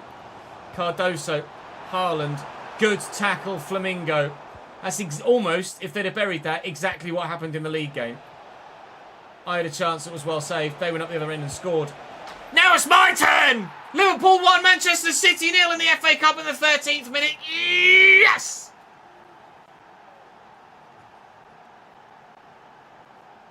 They got knocked out by Sevilla, did they, Mike? Thank you for that.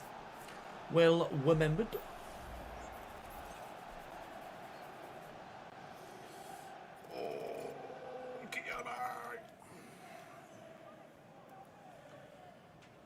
Oh no, he's put it in wall. He's put it in wall. Ooh, safety car. In the F2, lap 12 of 30 in the sprint. Where is that? That's on the way down to the tunnel? Yeah.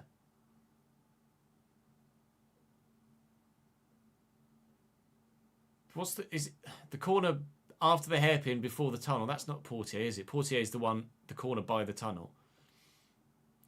Has he had a coming together with someone? Side by side. Oh. He has had a coming together with someone before the hairpin. It's then put him in the wall. Then he's just limped around the hairpin and pulled over to the side of the road. I thought he'd hit the wall there, which would have been a very strange place to crash.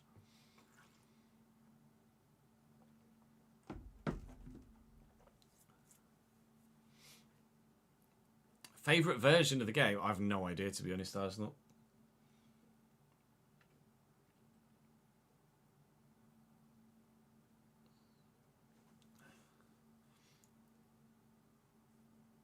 No, Mirabeau's the one before the hairpin. I mean the one after the hairpin, but before the tunnel. Mirabeau's the one at the bottom of the hill-ish. Then it's the Lowe's hairpin, or Fairmont hairpin, whatever you want to call it now. Then there's, and then what I think is Portier, which is the one before the tunnel, into the tunnel. The one where they kind of mount the curbing on the right-hand side, the right-hander.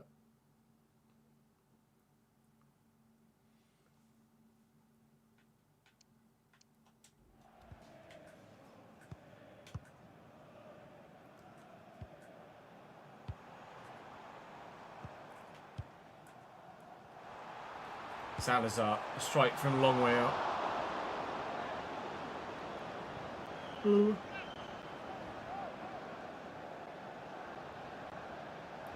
Simon Wilson will be in McLaren.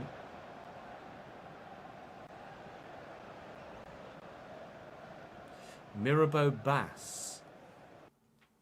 Really?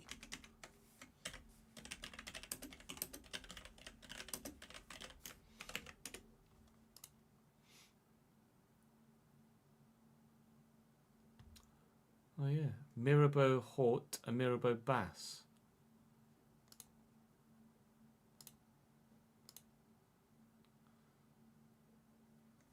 On some it doesn't have a name. On others it does.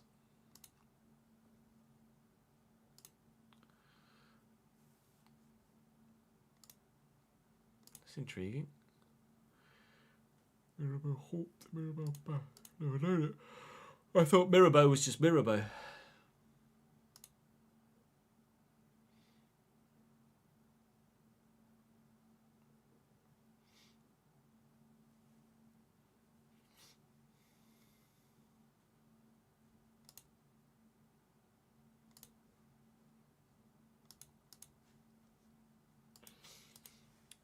Oh.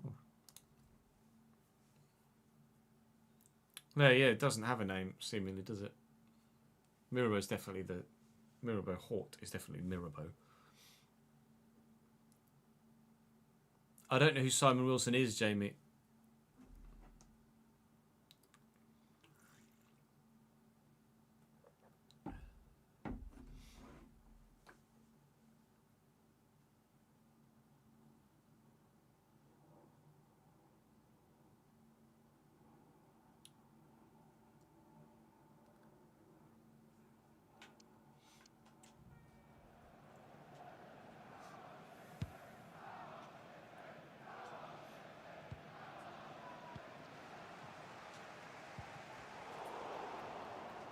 Yeoman round the corner to Zanotti. Drill it into Ahmad. Vitor Roque trying to show some agility.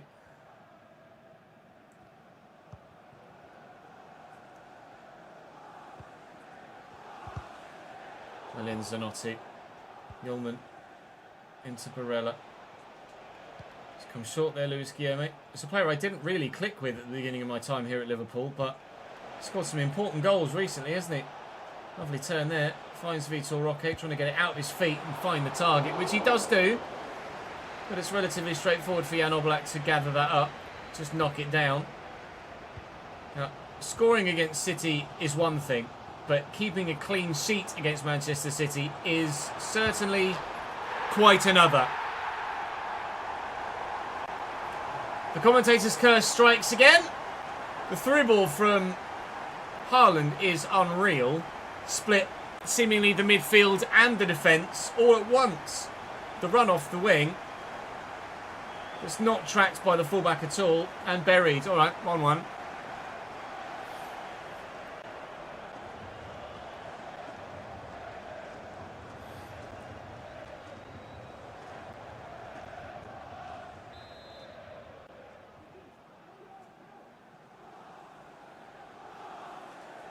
Haaland did turn into KDB there, didn't he?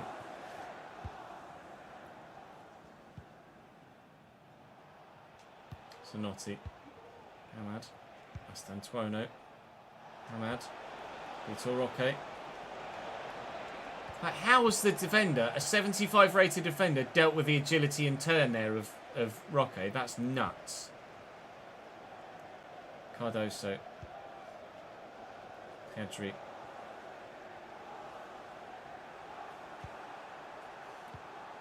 Shachua well in. It's going to fall to Haaland. Of all the people, he's offside.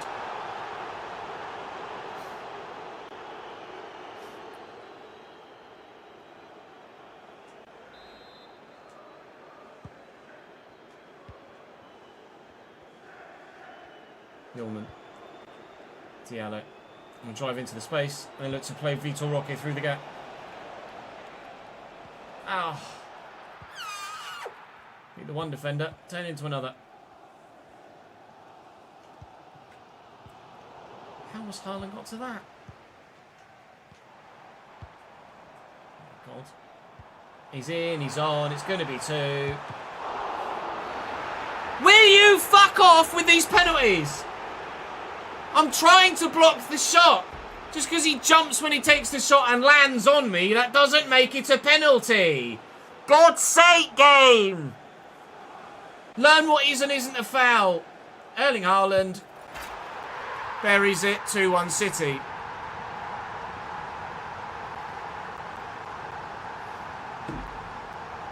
These pens are bullshit.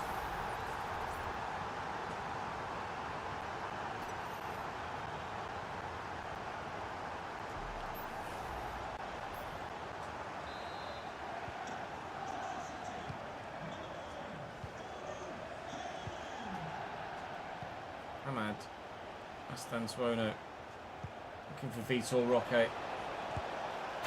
Get the friggin' beep in. 2-2. Vitor Roque. Immediately from kickoff. Good.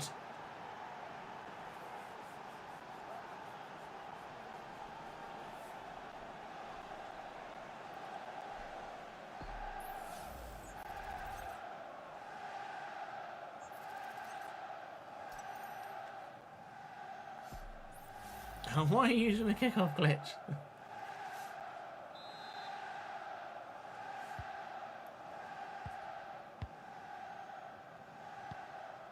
Win that. Well up. Hamad. Oh my lord, that was so close. So close to spinning the defender. Yeoman. Ah, half time. Fuck.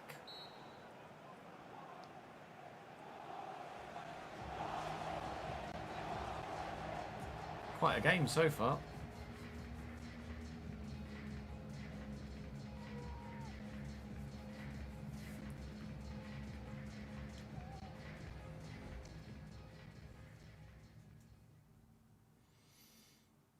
New front wing for Victor Martins.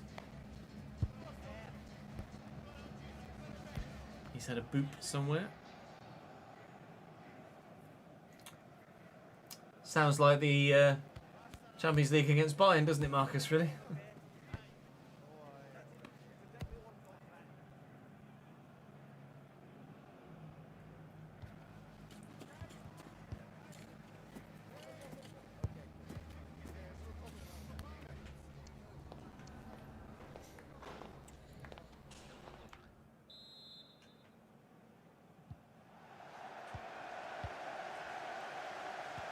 And before we lose this 3-2.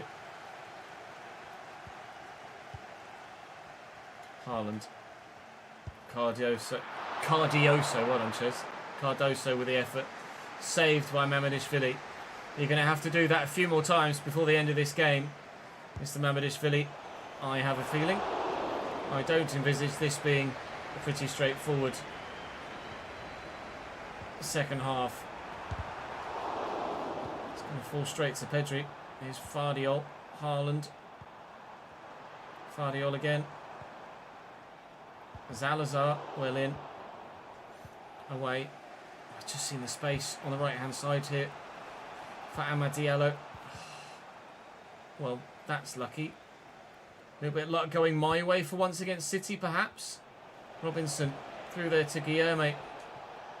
Guilherme squeezed it to Amad. Amad to Mastantuono. Mastantuono around the corner. It's a tight angle. It's a good save by All Black, and it's hacked away by Ruben Dias. Anywhere will do.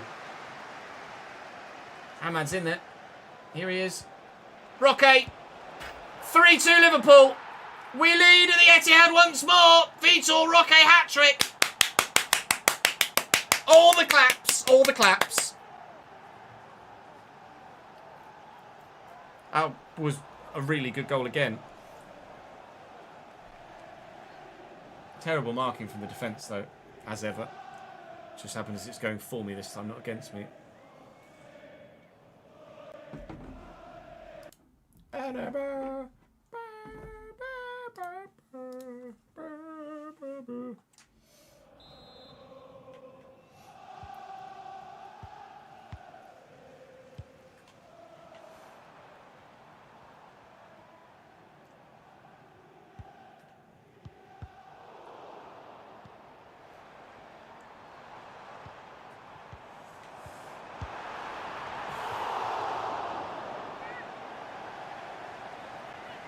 KL.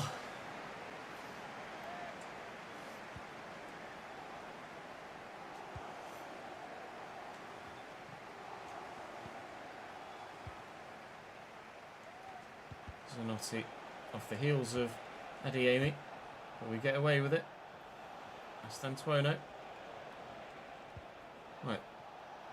Deal now is to just not mess this up.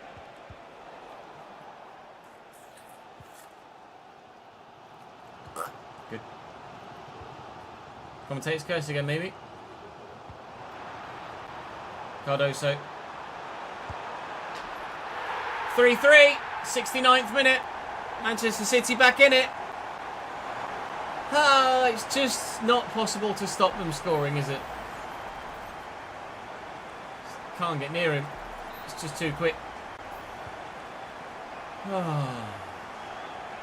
We go again. Jesus Christ. He did actually catch him in the end there. Barella does well against Pedri. Diallo trying to shrug off the defender but can't.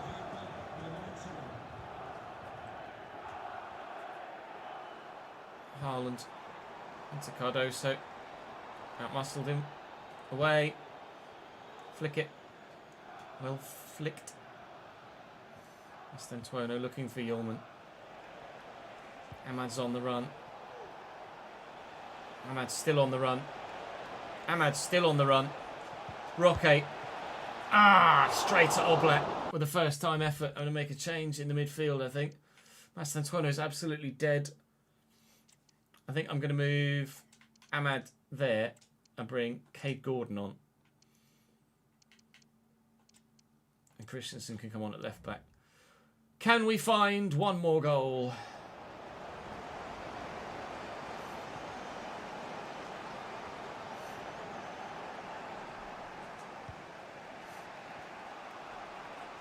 Yulman.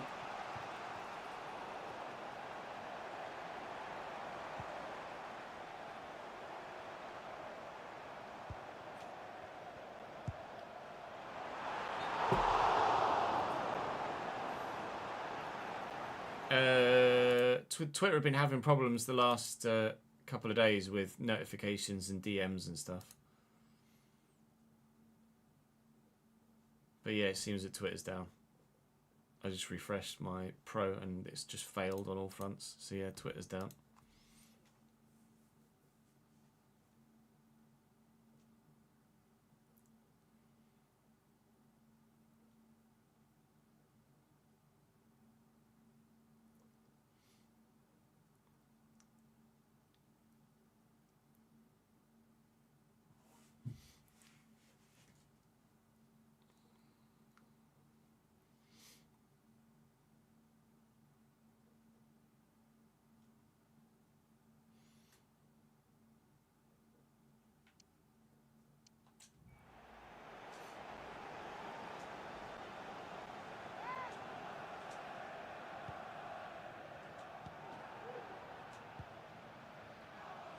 Barella.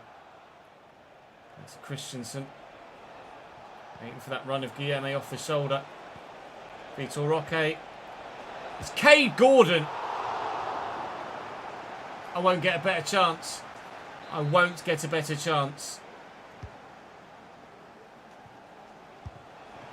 Oh. I will get a chance though. Good block by the defender. Play this short. It's Cade Gordon again. Edge of the box. Who's that? Flamingo, not who I want. Barella, maybe. Oblak's making a flurry of saves here at the end of the game to stop us from winning it at the death, but he has stopped us from winning it at the death. And they might be able to do something themselves here now on the counter-attack. Mateus Nunes off the bench.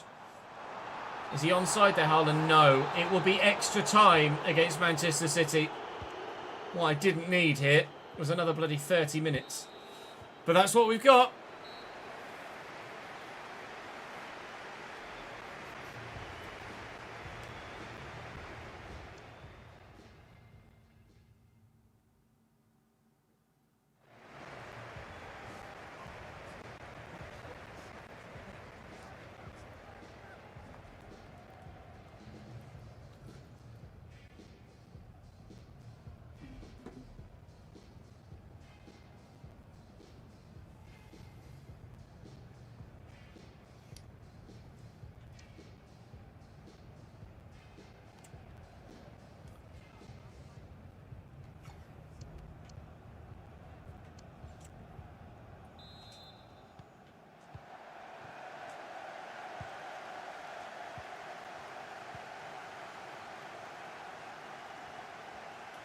Nice turn by Christensen. And a nice ball by Christensen. Yeoman's there. Until Roque. Spun brilliantly. Oh, I'm going to run straight into the next defender though. Ah, I thought that was it. Not that I wouldn't have not conceded in the next 25 minutes, but I thought we might have taken the lead again. Nunez. Foul. Nothing given. Lol. Ahmad. Now in a cam roll. Looking for the run of Vitor Roque. Finding the run of Vitor Roque. I should have just shot. I should have just shot, Ches! Just shoot, mate! Ah!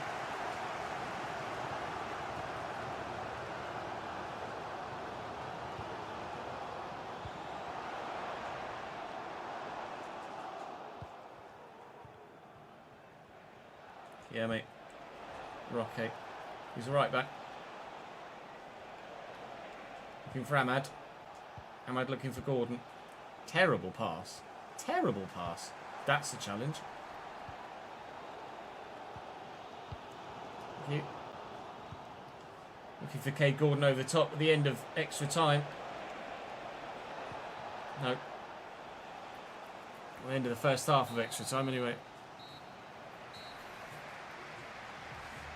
Oh, sweet Lord. Have mercy. Oh, don't. No. Oh, wait, no, it's worked. Panic over. Panic over. Thought the game was going to bug out on me and I was going to have to sim it. Cardoso tackled. Barella driven out wide. Luis Guilherme. 1-2 with Ahmad. Luis Guilherme. I tried to tuck it back to Cade Gordon, not Vitor Roque.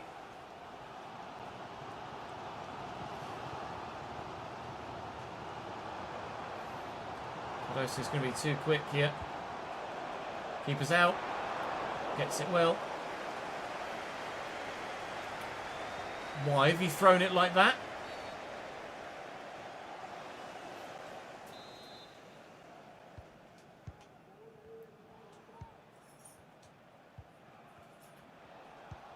Yeoman. Zanotti. Right in front of Ahmad. Ahmad, hero in the Carabao Cup final. Not able to be here in the FA Cup. Barella. Ahmad. I mean, he could be.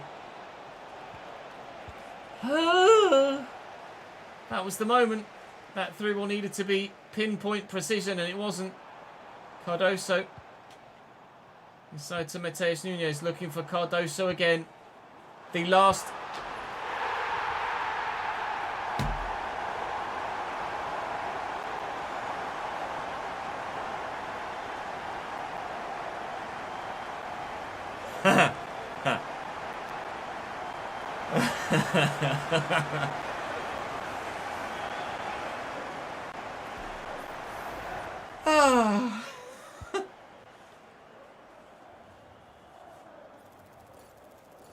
Right-footed.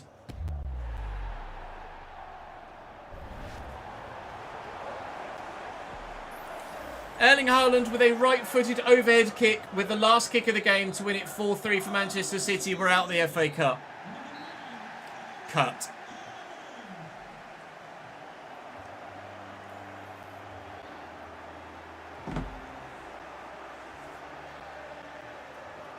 Fuck me. Nick, thank you for the follow, mate.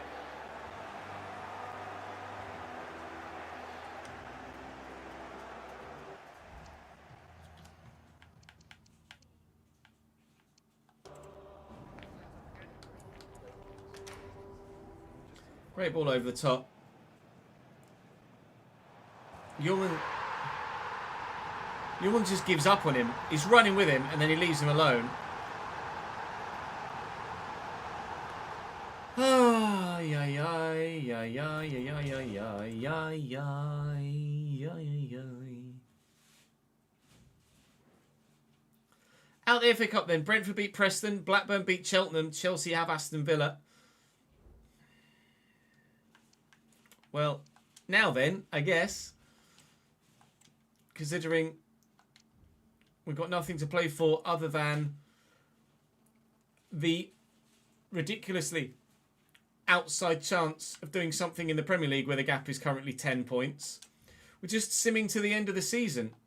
So we win 4-1 against Ipswich. We hope that City drop points, but this is going to be the Hail Mary of all Hail Marys if we're able to pull this title campaign off.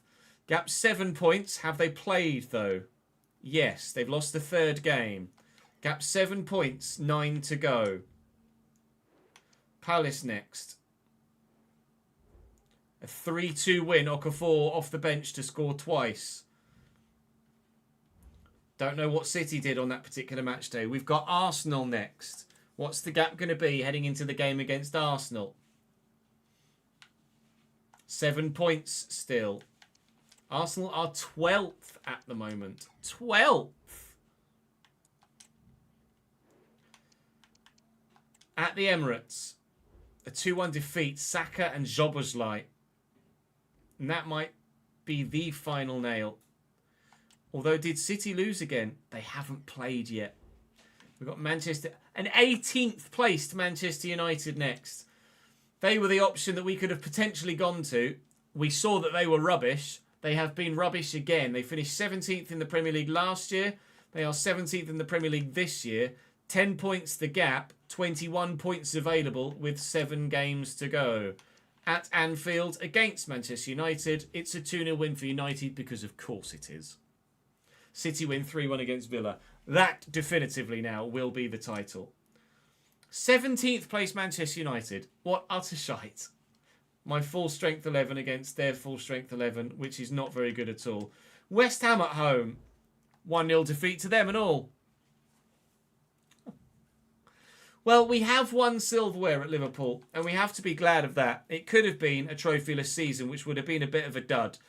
It is going to be a Carabao Cup season only, but a Carabao Cup winning season is better than nothing. Out of the Champions League to Bayern Munich is certainly nothing to be embarrassed about. Out of the FA Cup to Manchester City is certainly nothing to be embarrassed about. We've been beaten in the big competitions by the best teams. So I can't really complain that much or be overly really disappointed. Currently second in the Premier League, which is where Liverpool finished last year. Bayern got Real Madrid in the next round of the Champions League. So we would have gone out in that competition in the next round even if we had beaten Bayern Munich. Real Madrid were lying in wait. Chelsea next, obviously, we just beat them in the Carabao Cup final, so I think that was Manchester City winning the FA Cup there with the news story. Yep, City beat Villa to win the FA Cup, so we lost to the eventual winners of the FA Cup. Oh, 2-1 win against Chelsea, we beat them again. City not on that list of games played. And this might be the last game of the season. It is. City 9 points clear with a game in hand. They've won the Premier League again. Liverpool finished second again for the second season in a row. We have been able to finish in second place in the Premier League, which is no mean feat. It's certainly a challenge, and we have been able to pass that challenge to an extent. You've got to be happy with second, ultimately. In my first season at the club, to come second in the Premier League, lol, lose to Bournemouth on the final day, and then round of 16 of the Champions League just sucks, but it was Bayern, and the fifth round of the FA Cup sucks, but it was City. I'll advance to the end of the season. We'll have a full season roundup and a series roundup. And then that'll be us for the journeyman. Right, I'm going to have a quick toilet break, chat. BRB. I might make a sandwich as well whilst I'm at it. Save having another break in 10 minutes time after that. So I'll be about 5 to 10 minutes, and then we'll round this episode out, and then we can switch to the RTG. BRB.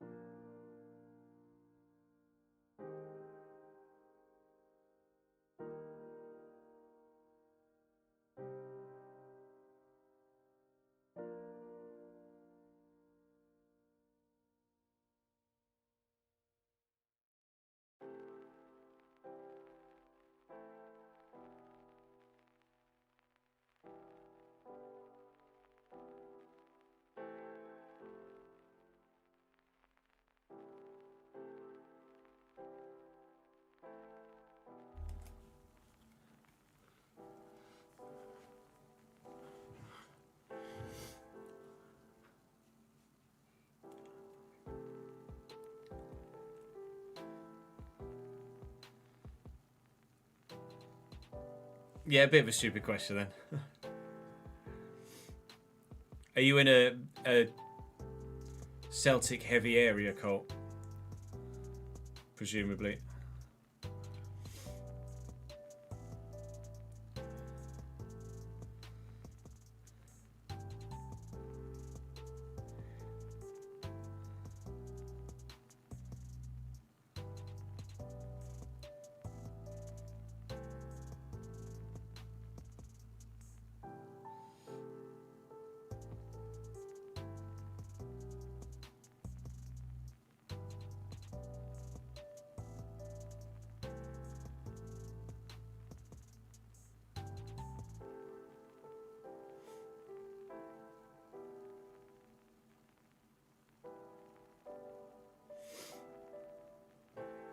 Morning, Mike. Or the evening, Mike, as the case may be for you. Down there.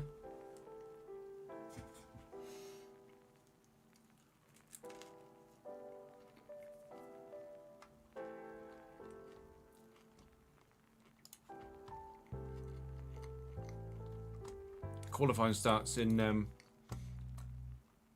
just over half an hour's time. For the Monaco Grand Prix.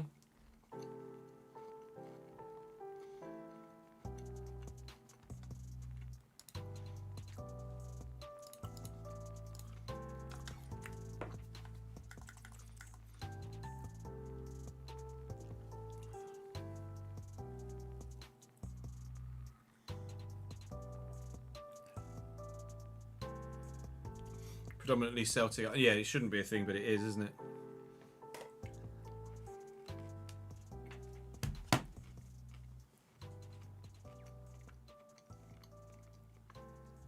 Oh, Melbourne Derby in the A League, is it?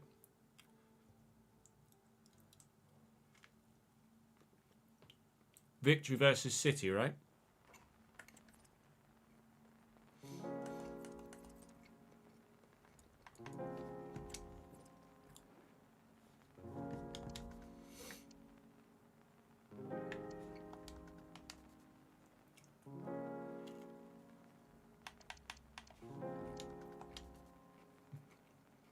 Yeah, that ended up 90 rated.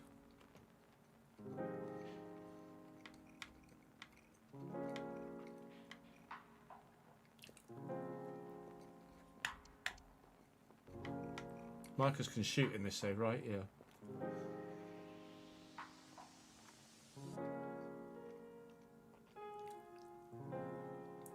Victory beat Auckland and City beat Western United. When is the grand final?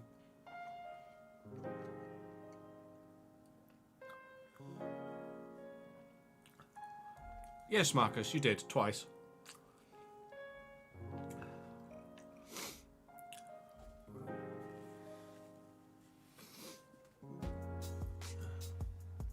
I can't remember where you are in the other. Where are you in the other save? Are you at Leverkusen in both saves? That can't be right.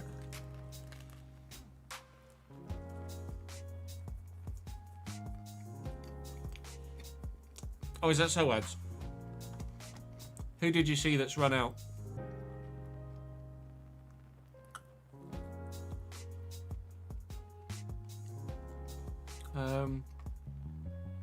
Last time Daniel... Oh, yeah, you're right.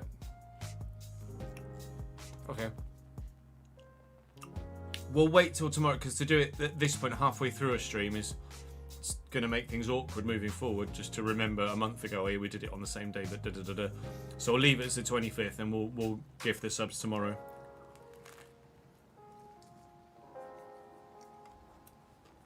If I can, I'll go live a little earlier tomorrow.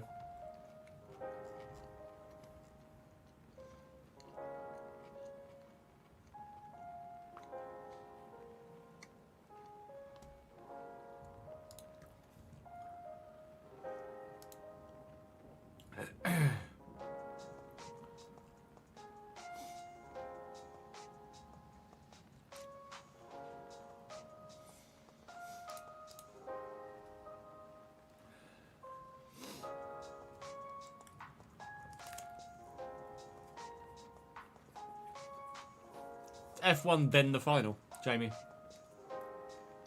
If there's ever a qualifying session you don't miss, it's fucking Monaco.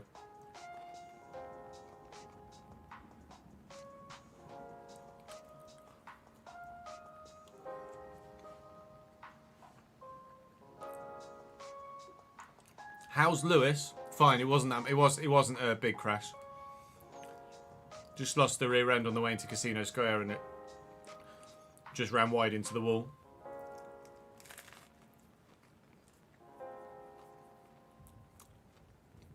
Washed wide, understeering left at the top of the hill, and then the back end snapped.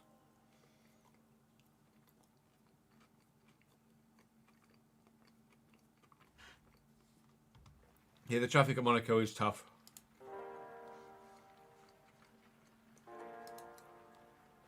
Twitter's still down.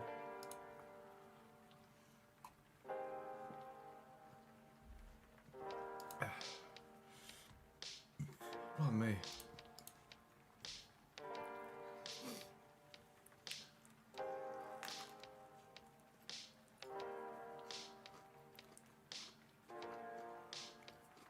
Yeah, they put... rather typically, they put 2024's wing on the back of the car for Monaco. Turns out it's working really fucking well.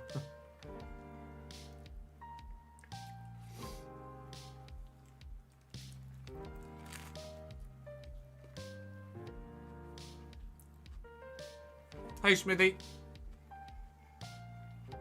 How are you, mate?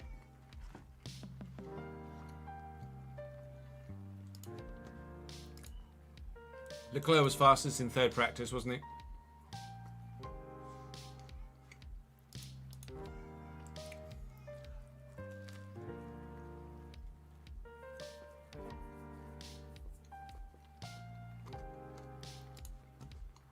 We could well see a Ferrari on the front row for sure.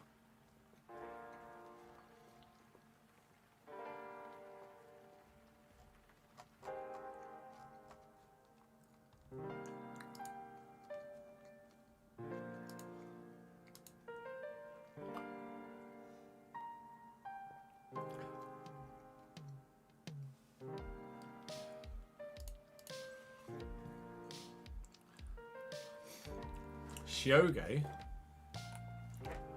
Who dat? What's his first name?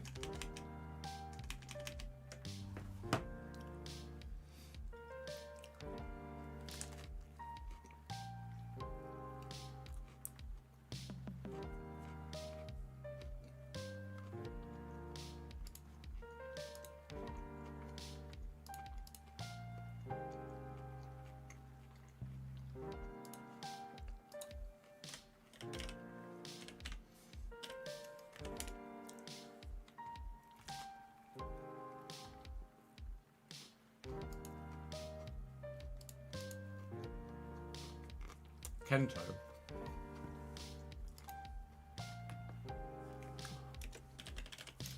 Kento Shioge. 80 rated at NEC? Is that where he is in real life? The age of 26 now. This is season 8 for reference.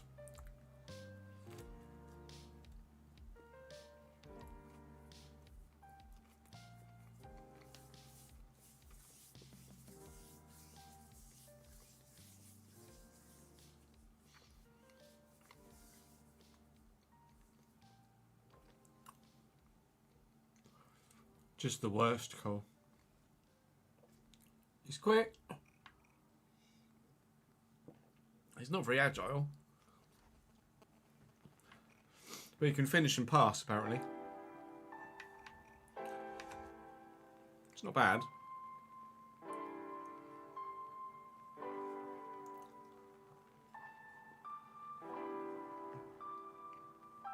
He's not bad.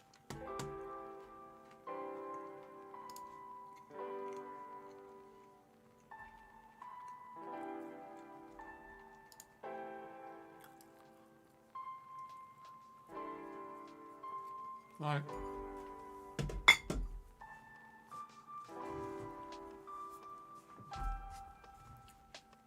Let's do a season roundup, shall we?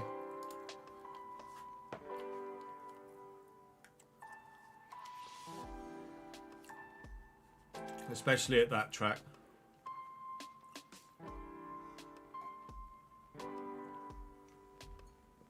Oh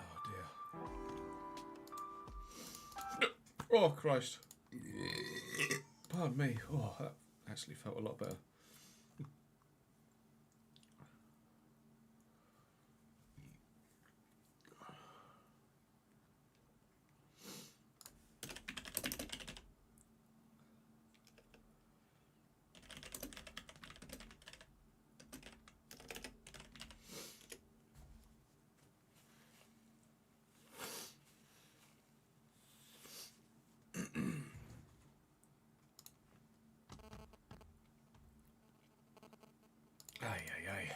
Right.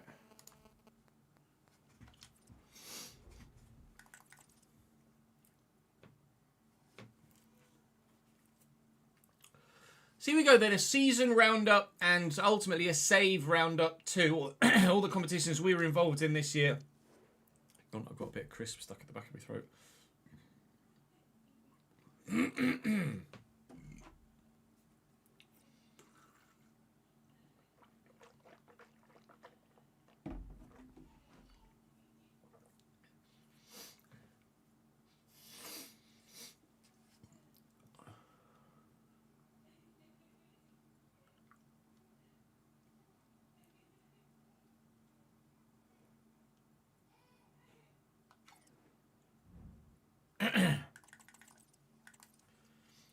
So here we go then, end of the season and an end of season roundup. We'll have an end of save roundup as well and show you everything that happened throughout the course of the whole bloody thing, really, in this journeyman. We, as you well know now, finished second in the Premier League this season after losing 10 games, actually, which is not great, but 70 points enough to finish second, 3 ahead of Forest and Newcastle round out the top 4. Palace are strong in this save and the RTG. They've obviously done well for themselves. Brighton are very strong in the RTG as well, with their 10th here only. Man United avoid relegation by 5 points. Burnley, Brentford and Ipswich go down. You know what happened in the Community Shield? We lost to Manchester City. You know what happened in the FA Cup? We lost to Manchester City. Oh, it was actually the quarterfinals, not the 5th round. Quarterfinals we lost to Manchester City. Then in the semis we'd had Brentford. In the final, Aston Villa. Only Erling Haaland hadn't scored a last-minute frigging overhead kick, eh? In the Carabao Cup, we won! Trophy! Yay! Frankfurt beat City on penalties, up the former teams to win the UEFA Super Cup. Champions League was won by Real Madrid, who knocked out our previous victors Bayern Munich, and then went on to beat Benfica, and then to win the final against Monaco. In the Europa League, it was Brighton over Chelsea, an all-English Europa League final. How strange. And then in the Europa Conference League, RZ lose to Lens on penalties by 4-1. Unlucky, lads. Premier League top goal scorer this season was Erling Haaland, annoyingly. Vitor Roque got 23 and 31, though. He was very, very, very good. I would love to have him in the RTG, to be fair. Do we have anyone else that's on this list at all? Anyone else score any sort of goals for us? Mastantuono got 11 in 31, so that's not that bad, actually, for a man at Cam. Creatively, Barella with 7 assists was our most creative. Okafor got 7 assists as well. Luis Guilherme with 6. Ahmad with 6 too. Mastantuono with 6. Mastantuono was a good signing, actually, in the end, wasn't he? Clean sheet-wise, 7 for Mamadishvili. That might be why we didn't win the league. Georgie with only 7 clean sheets. Oops. Never mind. In the rest of England, in the Championship, it was Sunderland that topped the table. As we record this, we are half an hour away from the kickoff of the playoff final. Sunderland versus Sheffield United. Sheffield United who finished 8th in this save this season. Second for Leeds, an automatic promotion, and then the playoffs to Southampton, Coventry, Hull and Norwich. Scrolling further down, relegated Peterborough, Swansea and Charlton. In League One, Oxford and Bolton back to the Championship.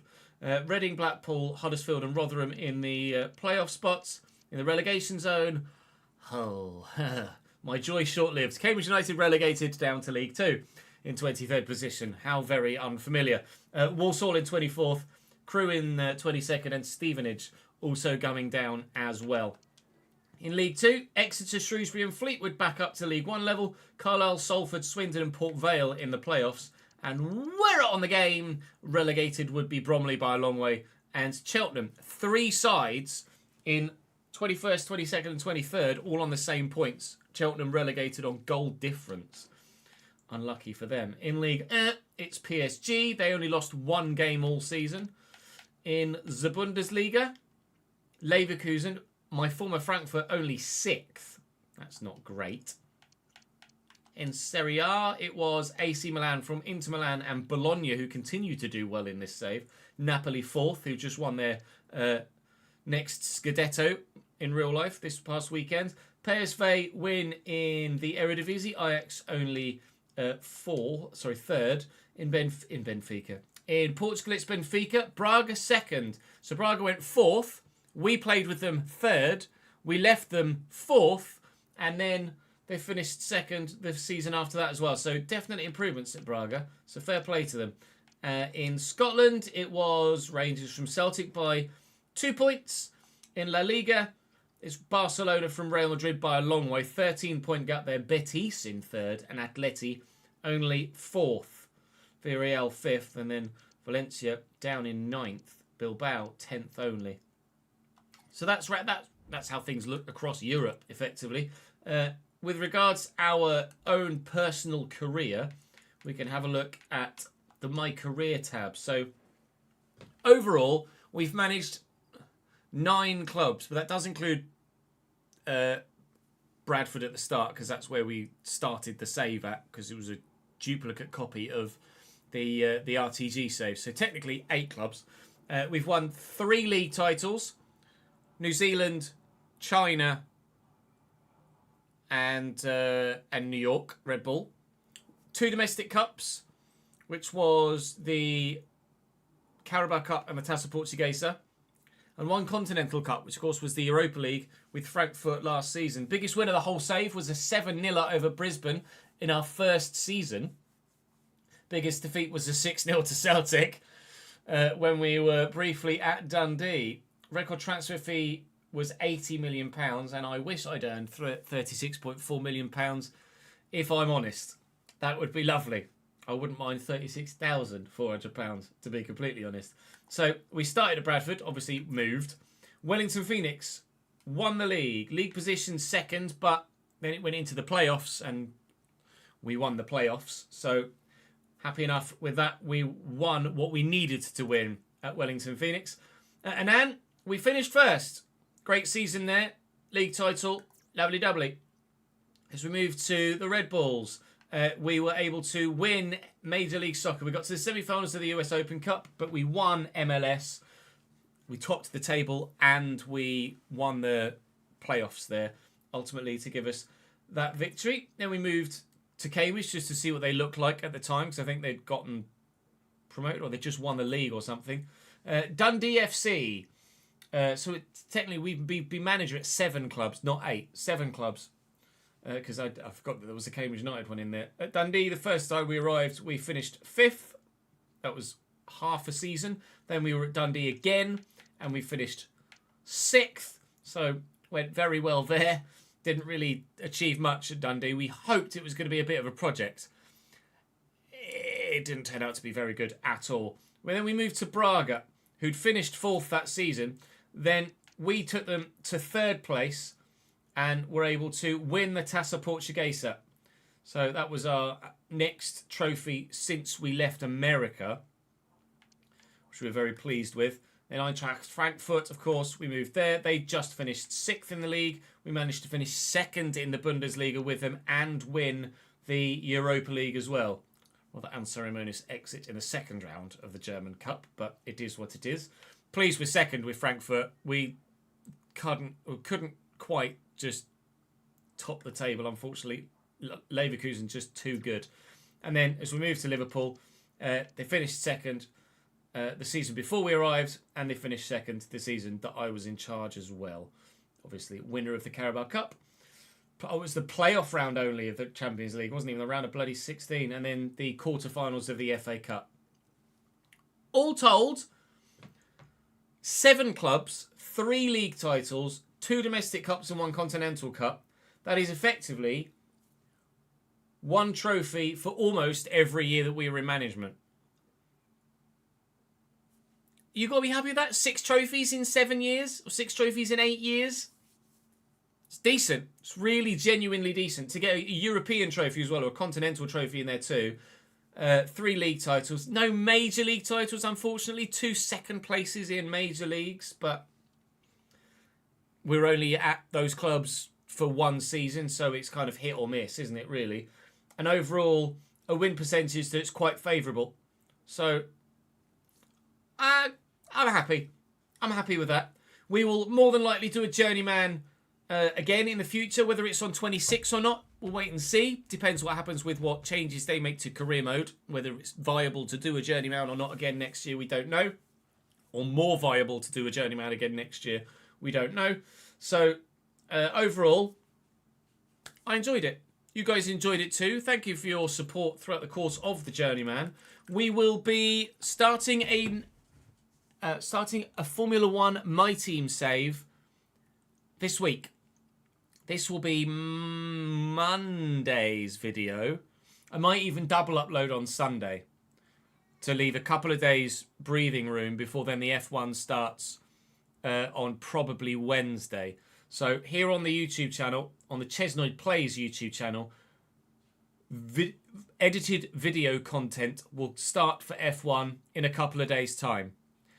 The streams, now that this save is finished on the second channel, the streams will continue on the Chesnoid Gaming channel. For the time being, we're putting a pin in the Chesnoid Live channel, and we'll be trialing streaming on the main channel to see if we can get some extra views that way. I initially decided to do it on a secondary channel, but over the course of 2 years, it's not really gone as well as I'd hoped it would do. So we're going to move back and start streaming on the main channel, and hopefully through the course of the remainder of FC25 with ending the RTG, beginning a new save, and then the launch of FC26, we can do very well on YouTube streams as well. Of course, continually still streaming on Twitch, the exact same place as ever, with all of the content, Football Manager, Football Manager, Formula 1 and FC. Football Manager stuff, as soon as they announce FM26, obviously we will start making content on it as soon as we possibly can. We anticipate a launch of FM26 later this year. No news to suggest otherwise at this stage. But for now, for this save, for FC on this channel for this cycle, that is all for today.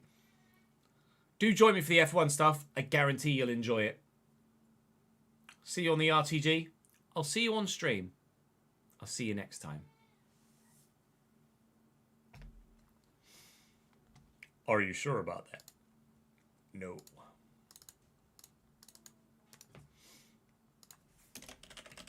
Journeyman S8 8.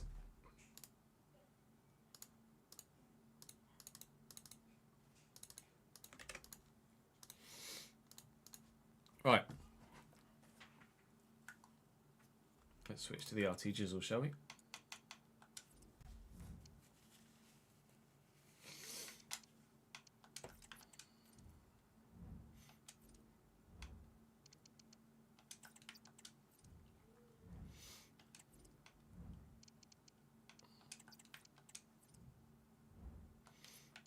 Yeah, qualifying starts in about 15 minutes' time. You are correct, Daniel.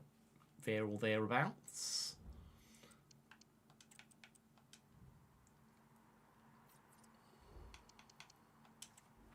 We'll probably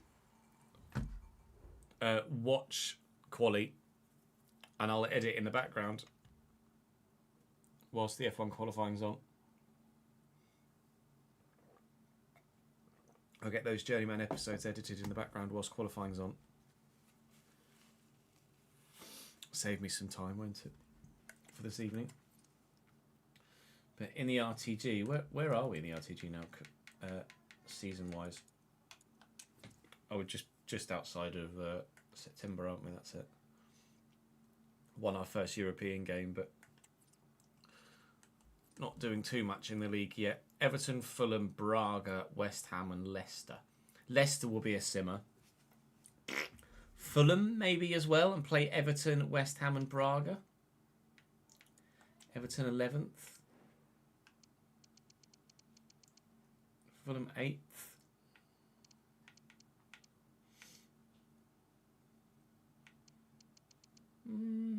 I mean, Leicester are going to have a weaker side for sure, so we'll definitely send Leicester. Well, I didn't actually pay attention. Everton are there, and West Ham. Oh, West Ham 4th. So yeah, we'll play West Ham, we'll play Everton, and we'll play Braga in that episode. We'll record that after qualifying finishes.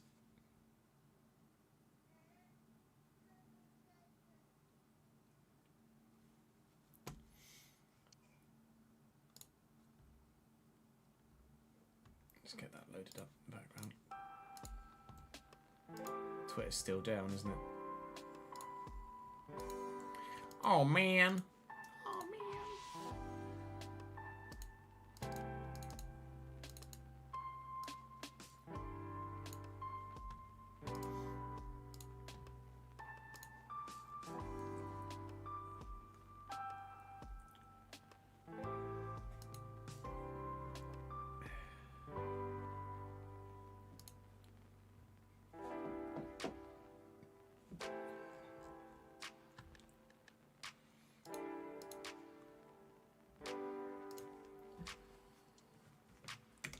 Spreadsheets out as well, can't we? That one we won't need till tomorrow now. I'm not going to need a Patreon player career, am I? Not yet. We're not getting to a transfer window. So realistic RTG Bradford. Can't believe how much money we're making in this save at the minute.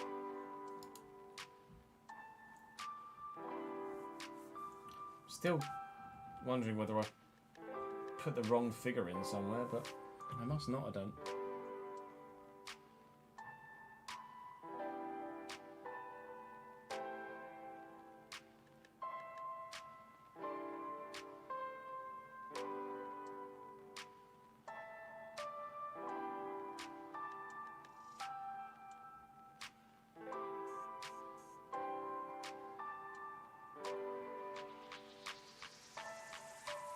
Those massive shirt sales. It's making a difference.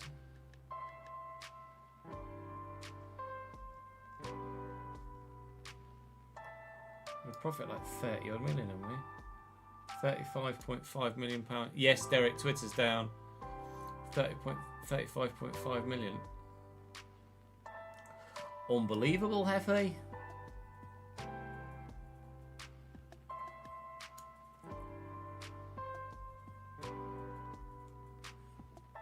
Can you tell where we started the Premier League?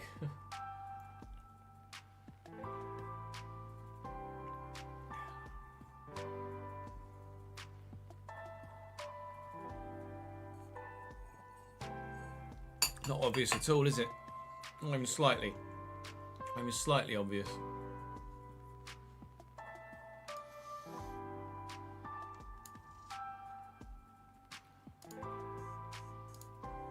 Right, let me actually do this.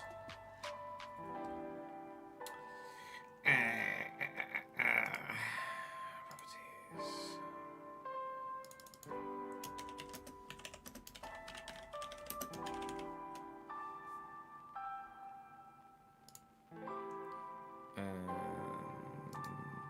This.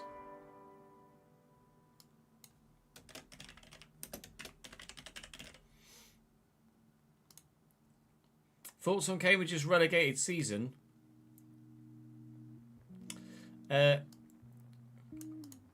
As you might expect them to be, Derek, quite frankly. Avoidable is probably the one word that would sum it up. Unfortunately. Stinky. Yeah, that's another. Stinky. If we'd have sacked Gary Monk when we should have done, then we could have stayed up.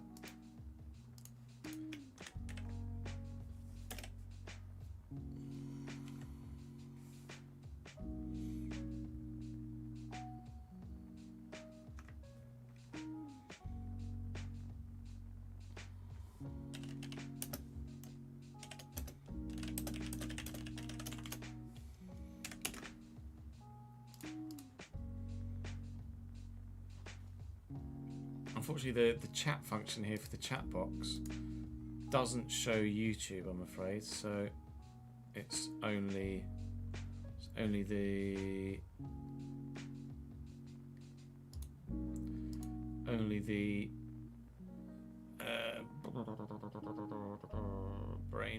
brain Twitch chat that comes in there. FM will restart when the new game comes out, Derek, basically. Whenever we get the new game.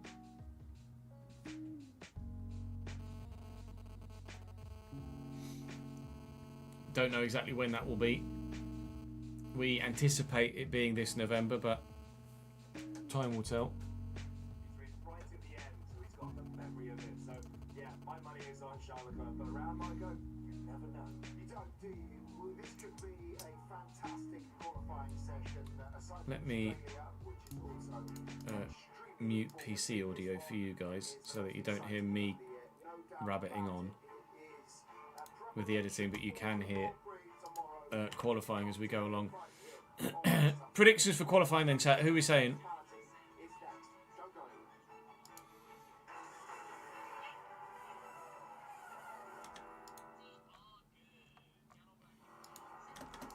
We're expecting...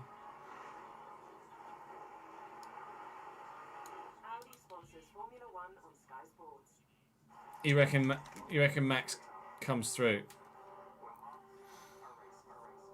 He's been super competitive again, hasn't he, at Monaco?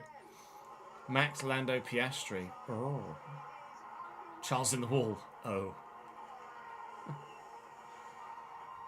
I can't blame the Football Manager guys for not putting anything on social media, to be honest. Like Jack.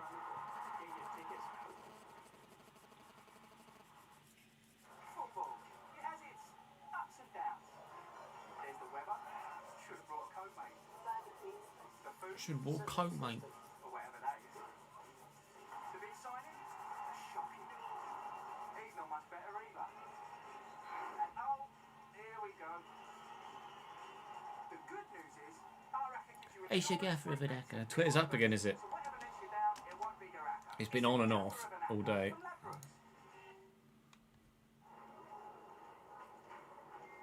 But we're back. Yeah, Twitter is back up.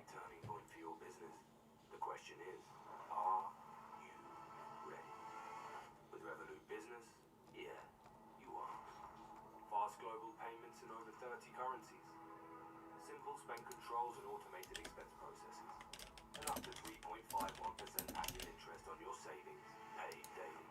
Designed for efficiency, built for business.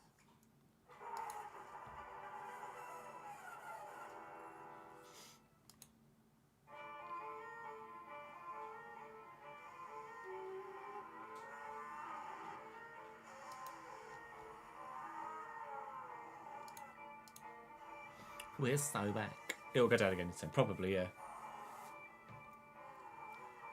No worries, Reese. We'll catch you after quali, mate.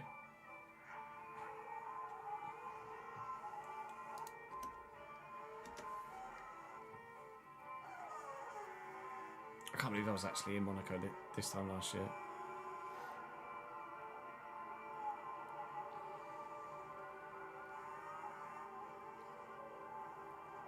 I also can't believe it's been a whole fucking year since then.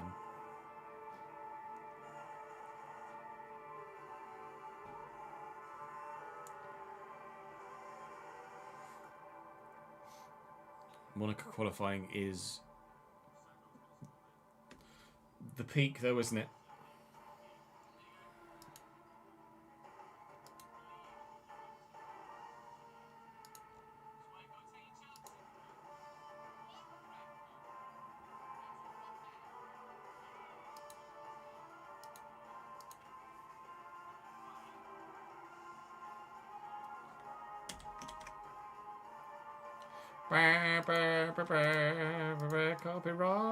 Copyright, give me a second.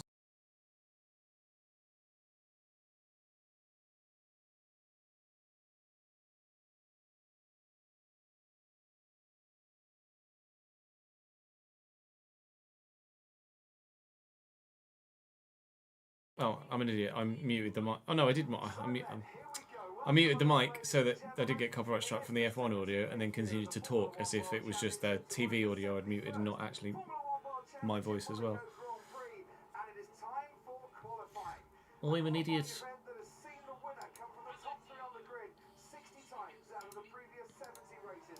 It's so important to get it right around this 2-mile circuit. Top speed with DRS of 185 miles an hour. Lewis Hamilton with the track record, 78 laps to come tomorrow. But for today, it's about that one lap. That one lap that could catapult yourself onto pole position. Is Charles Leclerc, who's been fastest in all 3 sessions so far, the man to go and do it again? Or who else can have a say today? The C6 tyre is new here for Monaco this year. That's the soft tyre. The C5 is the medium. Could the medium be just as adept around these city streets? And from sunrise this morning, we have eagerly it looks a picture. The sun is Good luck, Derek, is all I'll say with that. blue as it will ever be.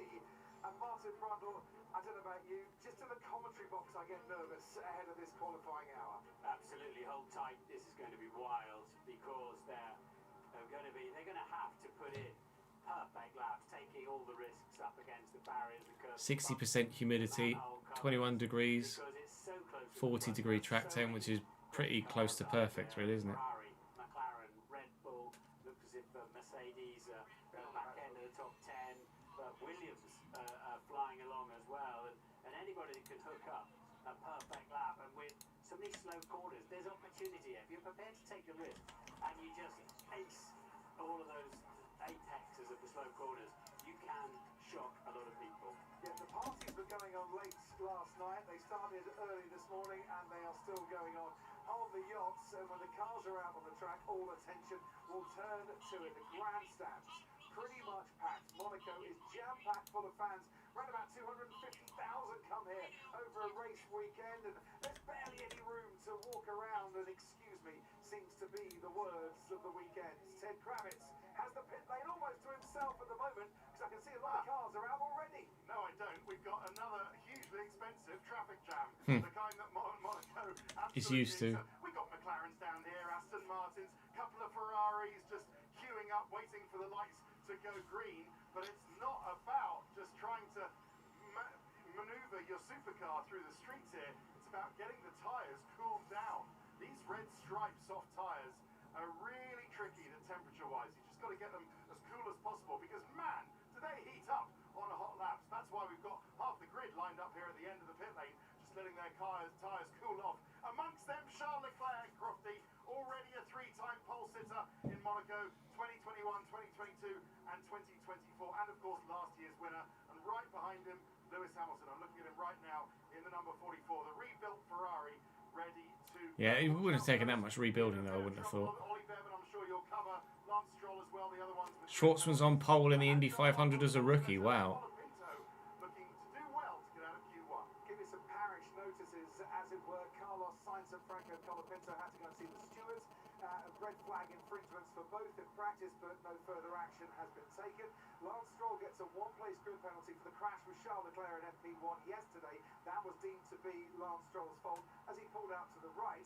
And Ollie Behrman overtaking under a red flag gets a 10-place grid penalty for that. And on the subject of Lewis Hamilton, yes, he had that Ollie Behrman, crash. I didn't hear about the Ollie Behrman one. Ferrari have changed the nose, the front wing, the right front suspension. They have also replaced the entire rear end, including the gearbox. Quicker to do that than simply changing the damaged parts. It's a lot to change, but in his mind, I'm sure he won't be affected by what happened. No, but you just hope the geometry and everything, the setup, they haven't had to rush too much. They all need a little bit of fine-tuning, even though they're so beautifully made. And to be consistent, the gearboxes and suspension, but it's not optimum, but it's safer to do that, and Ferrari know that all too well, having lost the Grand Prix here with Charles Leclerc by not changing the gearbox. Yeah, true. Back in those days, a few years ago, you took a 5-place grid penalty, and he didn't want to do that. It's not the case anymore in the regulations, but from a security point of view, they put a new back end. You don't lose a 5-race grid penalty for changing the gearbox anymore. Why did Carlos Or is that purely a damaged gearbox rather than one for wear? as a 10-place penalty? Sainz was right behind the car in front when the red flag came out. Huge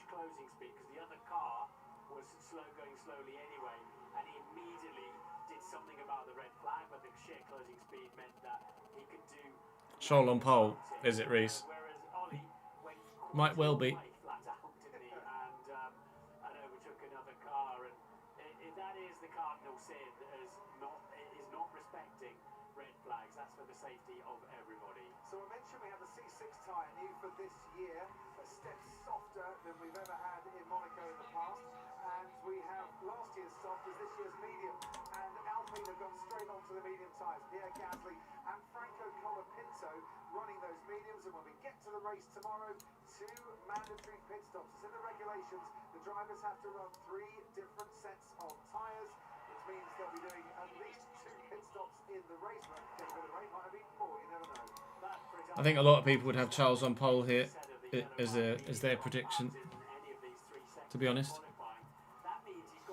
Sainz is the first one, or the 2 Williamses are the first 2 to set a lap, or will be the first 2 to set a lap time. Sainz on his lap right now. Whilst a lot of people saying, no, we're not taking into consideration, I mean, pushing on a sort of shot me down. Oh my God, Carlos Sainz, purple sector 1, not purple anymore. This new 2-stop regulation for tomorrow, they had to commit, really, to which tyre they thought they were going to use on Sunday before they got going on Friday. So a little bit of chaos theory just to throw into the mix. And normally in qualifying, we'll see drivers coming out, doing an out lap, a push lap, fast lap as it were, and then an in lap here in Monaco because of the risk of yellow flags, of red flags, of getting impeded or blocked by cars in front because it is so tight and confined in such a short lap.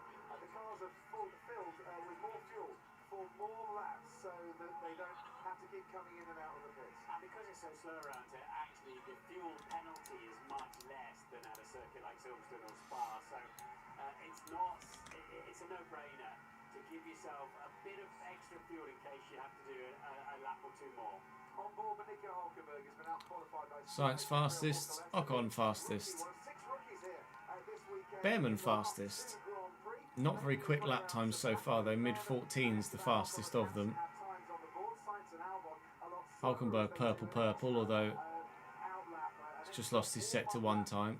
Gasly's on mediums. Is it a similar situation to Imola last week? Colapinto goes 3rd on medium. Is it a similar situation to last week where the medium tyre might actually be a decent qualifying tyre for some? Yeah, he's taking no risks there, Nico Hulkenberg. Didn't need to. That's a solid lap time, but he needs to be in the 12s, really. Yeah, I was going to say a 13.3 is not going to be quick enough to get out of Q1. And FP3 on the same weekend since Max Verstappen did it in Mexico in 2023. You might remember Verstappen won that race.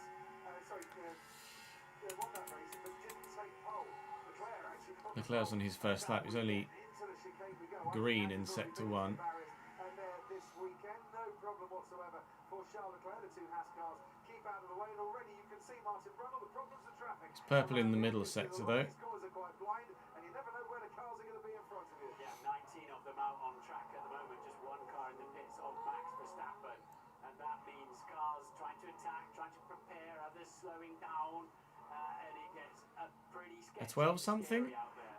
Over the line goes No, a Leclerc, 13 flat. 1:13.0 for him. Fastest time in Q1 last year was a 1:11.4 from George Russell. Track temperatures a degree down from their heights in FP3. The sun is still blazing down on the tarmac here in Monaco. There is Lando Norris behind Hulkenberg, just backing off and getting out of the way. Kimi Antonelli. Traffic, but Kimi Antonelli was coming through at a lot faster speed. Lawson goes P1, shows you the current pace of the track, For the teams and drivers. or current pace of the laps that everyone have put in so far. The radio and GPS is in such a tight confines, particularly with the tunnel, is not that effective. There's a lot of people in a very small space here. Lawson, 1:12.9 ahead of Antonelli with a 1:13.0, and Charles Leclerc is now 3rd fastest. Liam Lawson has won a sprint race in F2 here in Monaco, but they had it taken away from him because of a legal throttle penalty. He likes this track, and he went very well in FP2 yesterday as Lando Norris through the first sector. He goes, and it's only a 19.2 on the board. That won't be good enough. No, Lawson P7 as well in free practice this morning, so he's found a really nice groove around here. Certainly has. Great shots looking down over the casino from the Norris. cam. Now turning right and running power. Green Stroll's fastest at the minute. Goes Lando Norris. Can't Green only in sector 1. Bearman goes a millisecond slower than Stroll. So people are doing multiple laps here. Although to be fair, Bearman's first lap was slow. Gasly 18 milliseconds in P3. Lando's well off. 2.5 tenths through the first 2 sectors.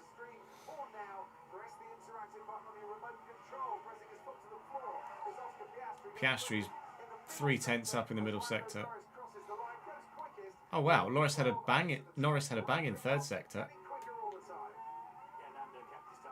It was 2.5 tenths down after the first 2. Piastri now goes 4 tenths faster than Lando. Adds more strategy, Davidenki. If you can just put on a fresh set of tyres every single time, then there's no strategy involved, is there? Plus, it's for environmental reasons as well.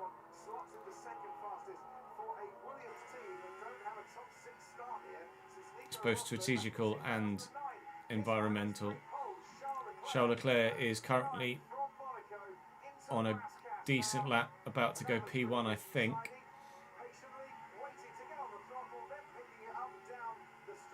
And does so. 12 flat. Hamilton goes second. Ferrari 1-2 at the minute.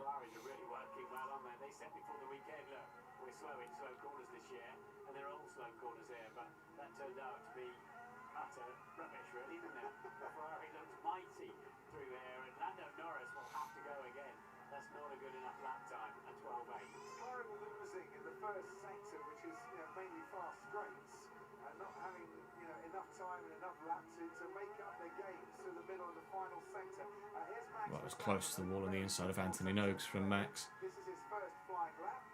Max goes pole. Max goes first for the now. Yeah, by 2030 they want to be carbon neutral, right, Ads? I think it was 2030.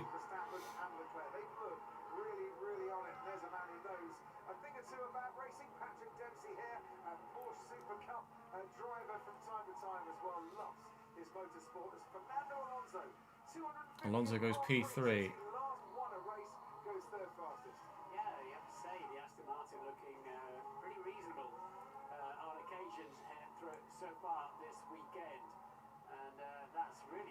Ocon goes P6. It's not a bad lap. Bearman goes P5.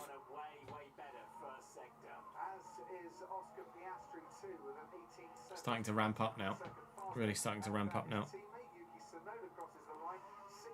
Yeah, same with Sky 2, I think.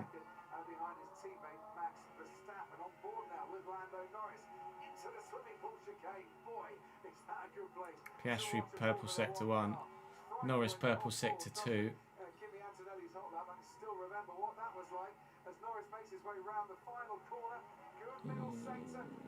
Great Anthony Noakes for Lando, but 1:11.5 is it's a purple third sector, so it must have been decent.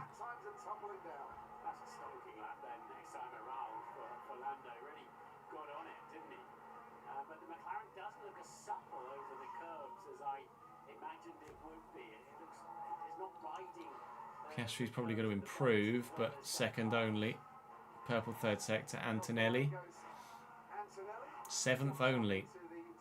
7th only for Antonelli. You're allowed to choose from 3 different groups of tyres, Davidenki. There's a softer compounds. There's a softer set, so to speak, where they have an extra set of softs as opposed to an extra set of mediums. There's the standard set where they have like 5 softs, 3 medium, 5 softs, 2 mediums, and 2 hards. No, 5 softs, 2 mediums, and 1 hard, I think. And then there's a harder set where you swap one of the mediums for a hard. So 5 softs, 1 medium, and 2 hards, or two mediums and 2 hards.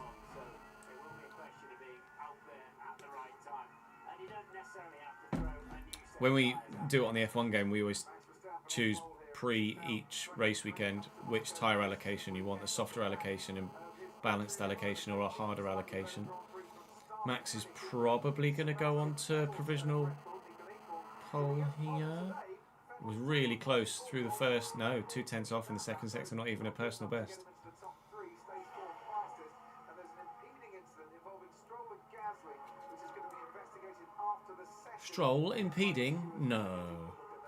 And once again then, Max's Red Bulls are running out of grip towards the end of the lap. It's really using its tyres hard. It gave him a good first and reasonable middle sector, but fell away from him, and he was so committed through the last two corners as well, really close up to the barriers and maximising the track width. Oh dear, oh dear.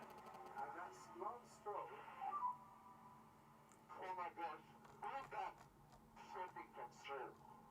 That's Lance Stroll, Martin, doing at the chicane what he did to Charles Leclerc at the hairpin in practice. Well, Leclerc is Gasly, man. You don't see the difference at the start.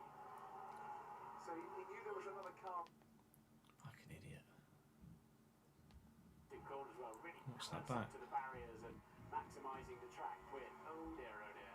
Oh, fucking hell. What could have been an exit from qualifying and safety for Bortoleto. Stroll. And this is as good as a mile, as you say. I get the feeling Lance Stroll might be on the way to an extra penalty. He's already got one place, Martin, and that looked like a slam dunk as Pierre had to abort his lap. And it does seem there's a general agreement that to get out of the way into the first corner, you can just sweep through the pit lane because you're crossing the solid white line, which is a no-no in the race, of course, in certainly crossing it to the left on the way out. As relentless as this is for the drivers, it also is for their race engineers as well. They have to just keep their wits about them and let the drivers know who's around them at all times. Piastri has gone quickest, the 1:11.3. 11.3 from Piastri. It's faster than last year's Q1. Isn't going to bother with this session. Actually got on a new set of tyres and is going for it again despite that 10th place penalty. It hasn't worked for the Alpines. Colapinto, Gasly, Crofty, as you predicted, said enough of the yellow tyres. Let's go for the red soft tyres. Yes, I think we'll see the mediums a little bit later on, but it's an intriguing strategic possibility that the medium side could be a bit quicker than the softs as the pace ramps up all the time. Isaac Hadjar on a decent lap currently through the first sector. Expects one or both of the racing balls to be around the top 10 come the end of this qualifying session. Hulkenberg jumps up into the top 6, half a second off the pace which has been set by Oscar Piastri with just over Hulkenberg P6. That's a great lap. now with Isaac Hadjar, Senna tribute helmet for Monaco. He says, when you think of Senna, you think of Monaco, and of course you do. 6 wins here for the great man, 5 poles too. Calm the hands down, Isaac. Calm hands around here is what you need. Too much steering wheel movement going on, but the time is decent. And Oscar Piastri saying, just check, I've hit the wall there. Piastri's hit the wall somewhere. I presume just a touch. Charles purple sector 1. Kiss the barrier, Martin, but just kiss it lightly, just to straighten the car up a little bit. Yes, I'm trying to think of an analogy that's appropriate, but I can't. We'll kiss goodbye to that one then.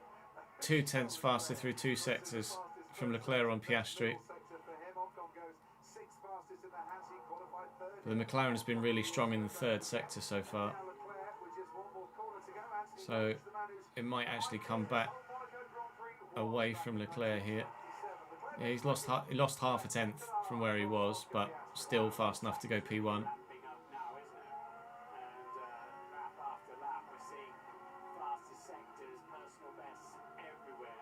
The track's really coming back to them, and it still hasn't cooled down, so it's just pure mechanical grip. This is where it starts to get a little bit critical for those in the bottom 5. Gasly moves out of that bottom 5 into 12. Here's his teammate Franco Colapinto stays last. Successive years here, he's done F3, F2 and now F1, but he stays down in 20th and he, on the soft tyre, not even improving his time from the medium. There's no further investigation. Leclerc and Stroll Maybe they should have stuck with Jack Doohan. incident, but there might be for the Gasly Stroll. Ted, down to you.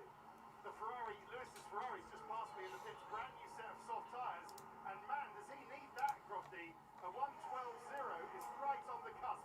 That is exactly the cut-off time that you're looking for. Hamilton needs to find at least 3/10, maybe even with his track improvement, half a second to be sure of being out in this to be through into Q2. He's out on the track now. Indeed, I don't know what 20 is in bingo parlance, but we've certainly got a full house out there now, all 20 cars. 20's plenty.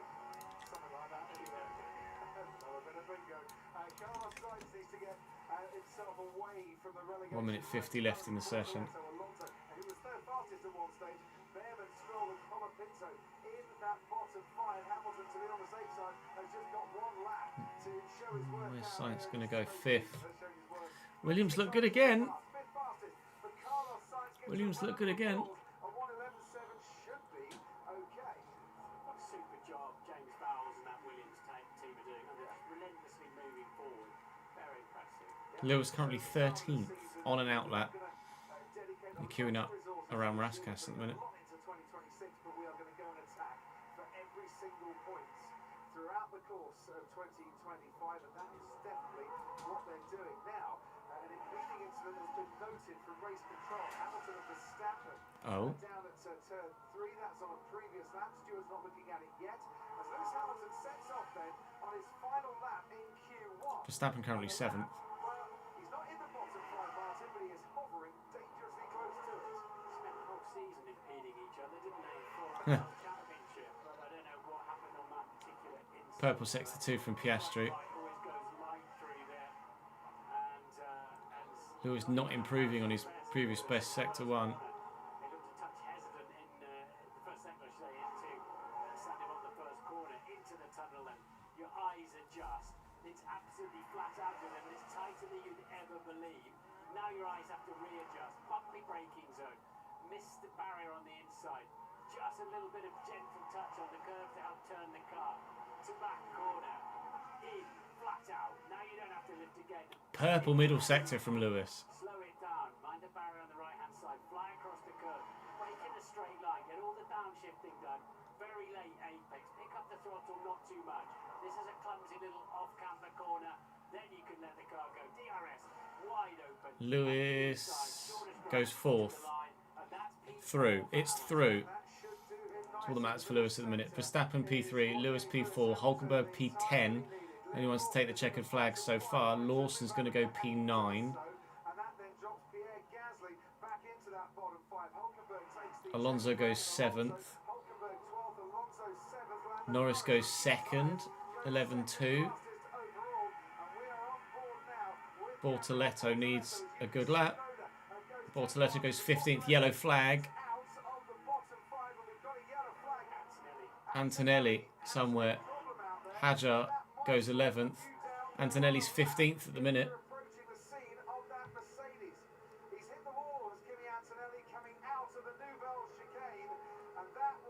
Oh, big damage to Antonelli. Red flag. The red flag is now out. That is Q1 done and dusted, and it means that Franco Colapinto, Lance Stroll, Pierre Gasly, Ollie Behrman, and Gabriel Bortoletto are all out of qualifying. As is Kimi Antonelli. Hulkenberg through then in P14. Both Alpines out. 14 runners going through. He's dropped it on the way in. Whether he clumped the barrier on the inside or just took too much curb. Judging by the broken wheel rim I can see there, I suspect Hit it clumped the front. inside barrier on the way in to the corner and damaged his track rod on the left front there. Look, you can see the broken rim, but either that or he's flown across. But I think he's hit the barrier on the way Probably in. turned in too sharp. Caught the inside front left on the barrier. Got a bit greedy And on the way then in. bink. Yeah, Silliest little touch, but that's all it takes. has great consequences around here. Okay, mate, you okay? I'm sorry. Yeah, I'm sorry. That's what you okay then? Yeah, I'm sorry. Youngest pole sitter in any format in Formula 1. It's going to be 15th, barring penalties to everybody else for Antonelli then. If there's any way you don't want to do that, Monaco where you can't friggin' overtake. Of the chicane, you think you've got that corner done, and Hajar found it. He hit it with his rear wheel yesterday, but that was just a bit overly keen on turn in, and you can't really What, see what you get. ticket-wise, Mark? See the barrier because your wheel and tyre hides it from you. Because when you're in these cars, it's like lying in the bar but looking across the taps with two great big sideboards in front of you, effectively. So you sort of take a snapshot of a curb or a barrier and remember where it was. It's instinctive, but it just got too close to it. stewards looking at the Gasly Stroll impeding. They're looking at the Hamilton Verstappen incident after the session for impeding. But what I can tell you is that Franco Colapinto was the slowest in qualifying. Lance Stroll with a one-place penalty to come, 19th. Then Gasly, Behrman with a 10th-place grid penalty, and Bortoletto all out.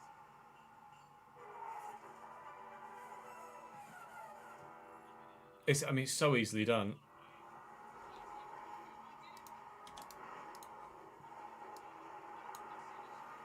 Audi sponsors Formula One on Sky Sports. The badge on the bonnet. When you're up against the established badges, you have to earn it. You have everything to prove. Prove the form. Inspirational design and styling. Prove the function. Speed everywhere around Monaco is terrifying, to be honest, Ian. Prove the range. A super hybrid system with over 700 miles driving. When you get the car, you get the badge. That's on us. Jaku. To those who might scratch day and night, to those whose skin may feel dried out even by water, try to take a shower with the new Sanex Skin Therapy and its patented amino acid complex, the 24-hour hydration feel. Relief could be as simple as a shower, certified by the British Skin Foundation. Target! On every Well done, Vitor. That was sick. round thick weekend. Yeoman. Go on, be nervous, but Really short episode. feel first to land thick. Well done, Vitor. That was sick, mate. Give me strength. Ref! Thank. It's hit him. He still nearly ended up in the back of the net. Because forward is Vitor in the net. Duggan. Ahmad. Ahmad with the corner into Mastan. Rocky. Rocky. Oh, don't talk to me about Intros Domino's. before. Rocky into Kill the for chat. Domino's right now. I'm good, thank you, Lewis. How are you, mate? Where is the National League playoff final, Mark? Can challenge what we believe is possible. Changing our perspective on the world around us. I have it currently, Lewis, but various embargoes mean that I can't play it yet. We will be streaming F125 on Tuesday from 4 p.m. Proud partner of the McLaren Formula We're on. We're scheduled to be on the Twitch homepage from midday till 8 p.m. on Tuesday. Back to Monaco, qualifying for the So we'll be starting the day with FC, will be delayed whilst they have and then barriers because of this moment. Kimi Antonelli clipping with his front left tyre. switching to F1 at 4 p.m. on Tuesday. Ref, please tell me I got a penalty there. If he gets a book goal, still, but does that not prove my point? That's a great. That's a great through ball. Gabby are trying to close down Ibrahima Kone. It's turned Oh, yeah, well. impeding. That's the support of Collins. Now Bolton have hit the post. Support of And he's not happy about it. Lewis. Lesson feeding up. As you can clearly hear, Max Verstappen not a happy boy at all. This is what it looked like for Lewis Hamilton. Verstappen push again, 3 seconds. By slowing down behind. Jobios. He said he was slowing down. It's when Confusion on the team radio, Carew channel. That might be a penalty coming Lewis's way for impeding there. Yeah, thanks very much, Crofty. Let's first take a look at the Antonelli one. So, as you saw on the replay, he clipped that inside barrier. Remember before the session I was saying we saw Isaac Hajar hit that, and unfortunately for Kimi, it's just session over, straight away broke the suspension. That angle there, where he's gone, you know, it's the lightest of touches on the front, and then it just drags the Rears in. caught it as well, yeah. Let's go have a look at it on board, because we've got time for the delayed start. Let's take a proper look at it here. So I'll slow it down on the way in. He's not caught the curb on the right. He's just been a little bit too greedy at this point. You know, every driver's trying to get as close as possible, and he's just been a bit too greedy. At this point, it's too late to bail out. You're well committed into that, of course. And then Yeah, it's quite a sizable chunk of the barrier that he's taken there. the Hamilton Verstappen thing, we just heard the radio. Let's take a look at I appreciate it, Lewis. Not long to wait now, mate.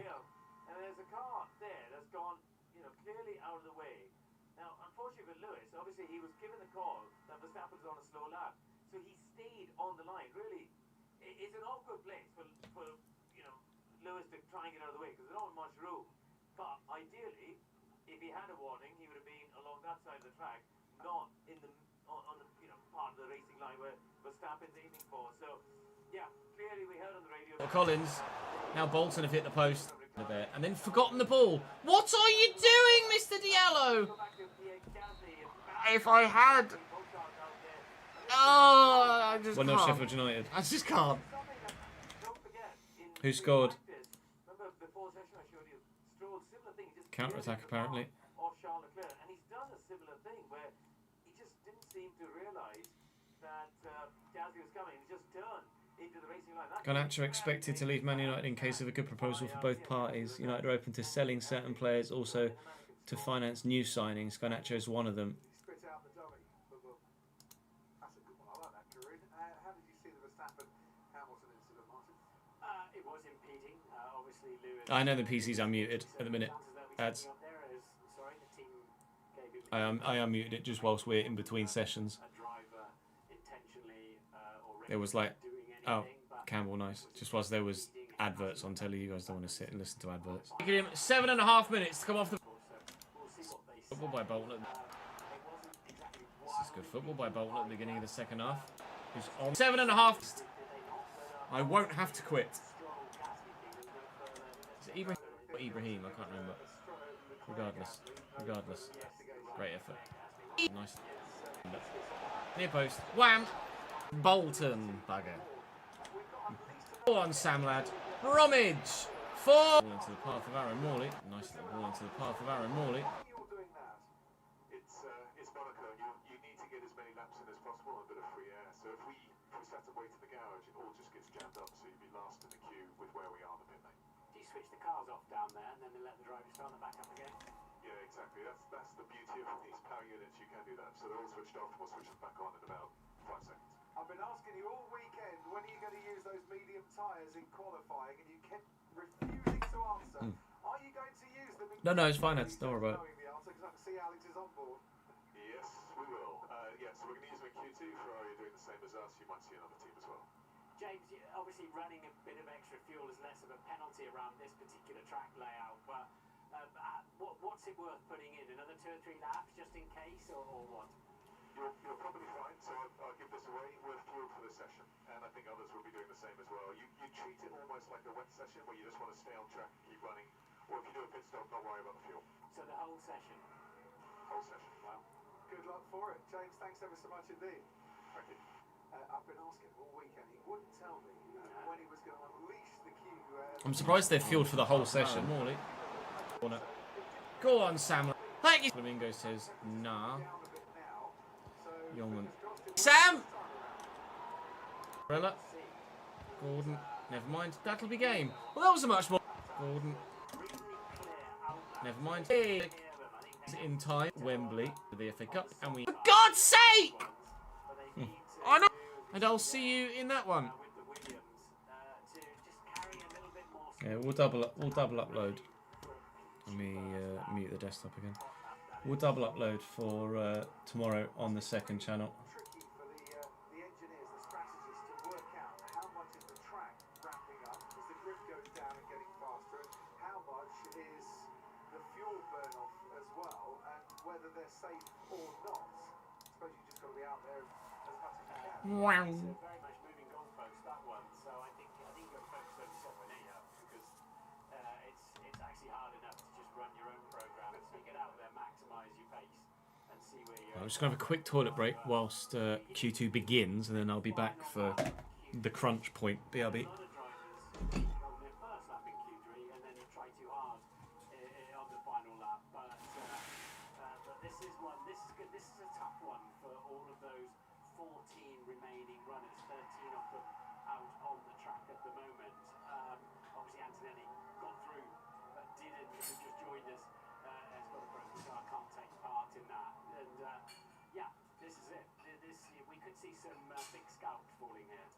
In Imola, neither Ferrari reached Q3. Here it's looking a very different kettle of fish for the Scuderia. They certainly have the pace dominate that. Isaac Hadja got to Q3 at Imola. 3 times in the last 6 races he's done that. Liam Lawson yet to reach Q3. But the Racing Bulls is looking pretty pacey too. And we're on board with Charles Leclerc, so take us through this if you can, Martin. I will. Climbing the hill, you sort of zigzag up there, taking the shortest route. Fascinating, blind when you're in a Formula 1 car. Mind the barrier on the inside of the track near the Hotel de Paris. Downhill, mind the biggest bump. Brake early because it's downhill, it's off camber. Clumsy little corner, squirt the throttle, straight onto the brakes. And you have to use all of the steering lock of the car to get around there. Bit of pavement, pick up the throttle into Portier, mind the barrier on the inside, and then you just let the car go. These cars will stick no problem in the tunnel on a dry day. And heavy braking, you're on the inside, the car will be jockeying around underneath you. And a nice control there off the curve. 2 bumps and it was all ready to go again.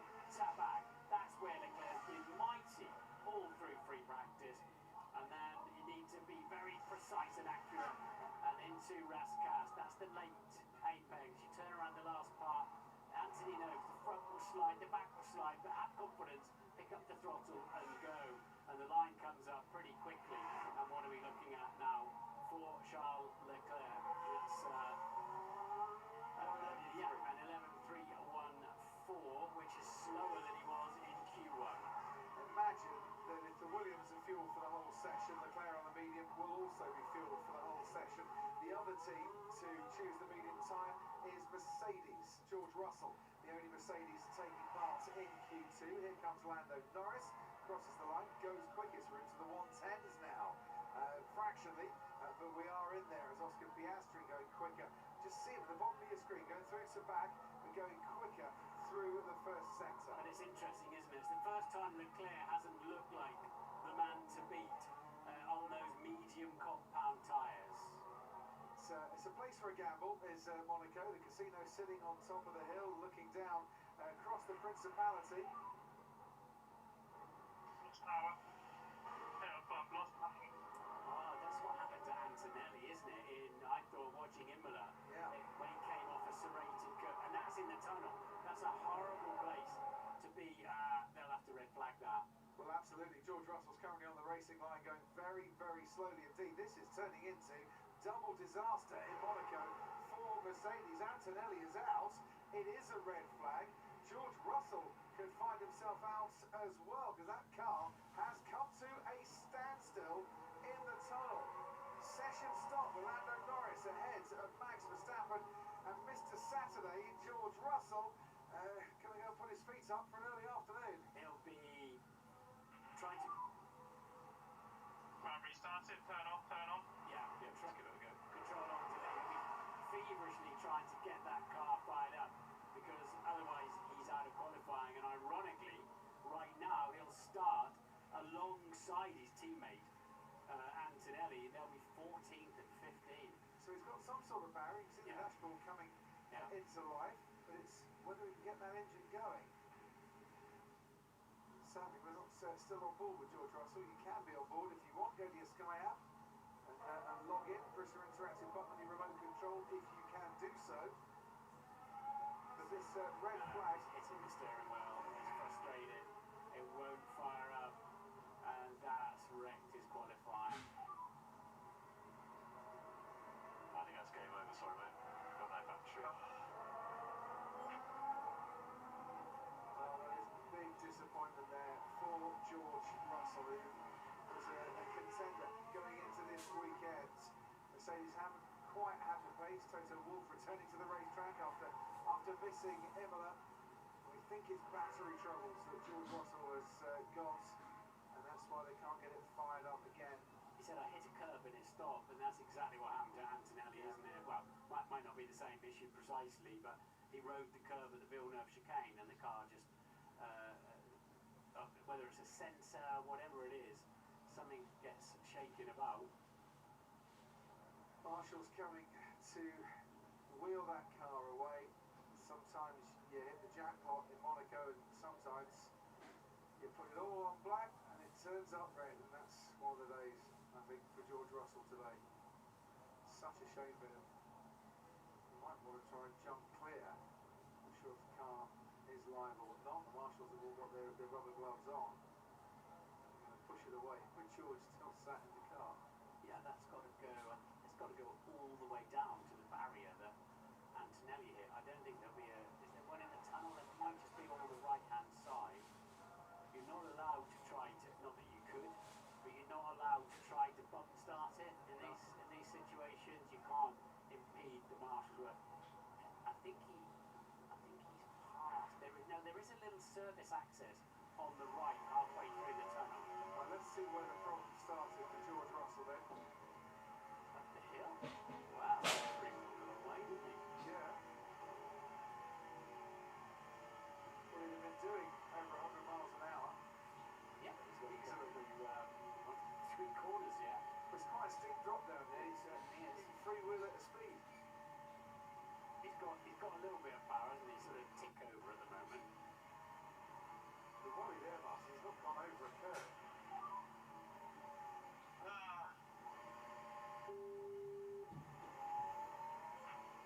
He did take the curve at Sandoval, but to be honest, that's sort of the normal procedure there. You can feel the pain, can't you? Those Mercedes mechanics. For George Russell, so we have our first red flag of this Q2 session.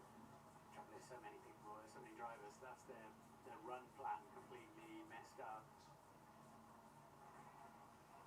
Yeah, it's got it. So he was past the access in the tunnel, and he's going to have to go maybe they'll take it straight on and lift it from there, or they can tuck it just round the corner where Antonelli was, but then that'll impede that's where I tend to go on a Friday afternoon. Yeah. That'll impede the breakdown truck, so I think they'll have to carry it straight on.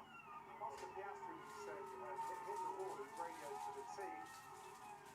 And asked the team to check. He got wide on the way in, and then as he picked up the throttle, did he give it a little tap at the back of the car? Certainly got a lot of oversteer. It's like it didn't actually hit anything, but he got in a little bit too deep. Yeah, so they're taking it straight on, and then there's a 2-0. Oh, fuck's sake.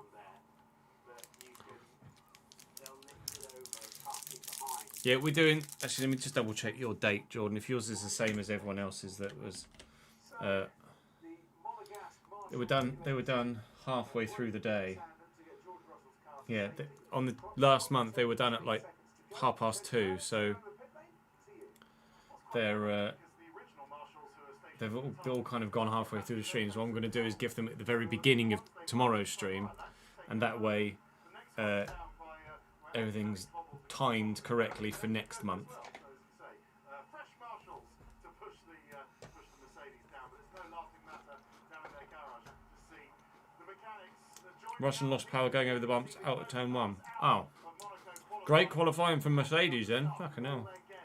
Up in the top story of the pit building, looking down disappointedly. They don't have any more cars to support. That is a painful end to Mercedes Saturday, but clearly they are going to try something adventurous with the strategy, aren't they, tomorrow? Oh yes. Why not pit both of them, get both pit stops out of the way, or even at least one or two with one car, and then see what happens. But no quicker than all that happened, but Monaco gets going once again. Qualifying waits for nobody, and they're all lined up, ready to leave the pit lane again.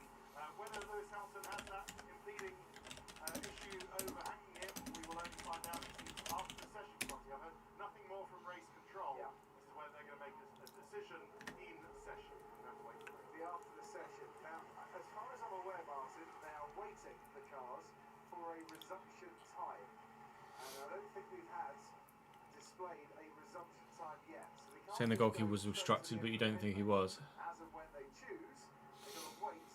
Here we go, 16:44 the resumption time, 3.5 minutes. So now they can leave their garages, now they are. And Charles Leclerc and Lewis Hamilton were straight out of the Ferrari garage and waiting at the end of the pit lane. That's because they want to make sure that. I didn't realise Tyrese Campbell was Kevin Campbell's son. In the pit lane, we saw an example of that earlier on this year when that was violent. I didn't know they were related. Where that was it Miami? Yep. Well, we had an estimated and then a resumption time, and teams went on the estimated. Absolutely. Tawanga!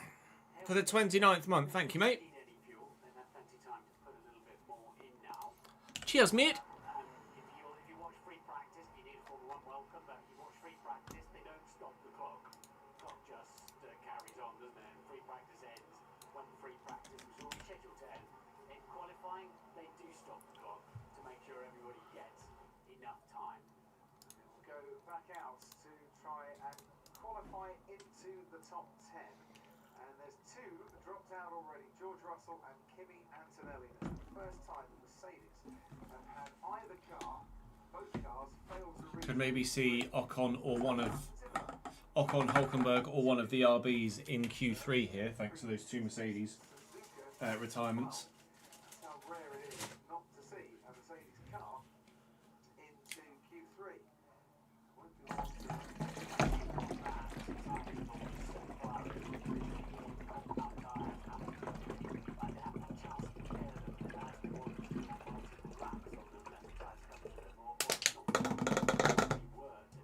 Would you want to risk using yet another set of meters should you have them?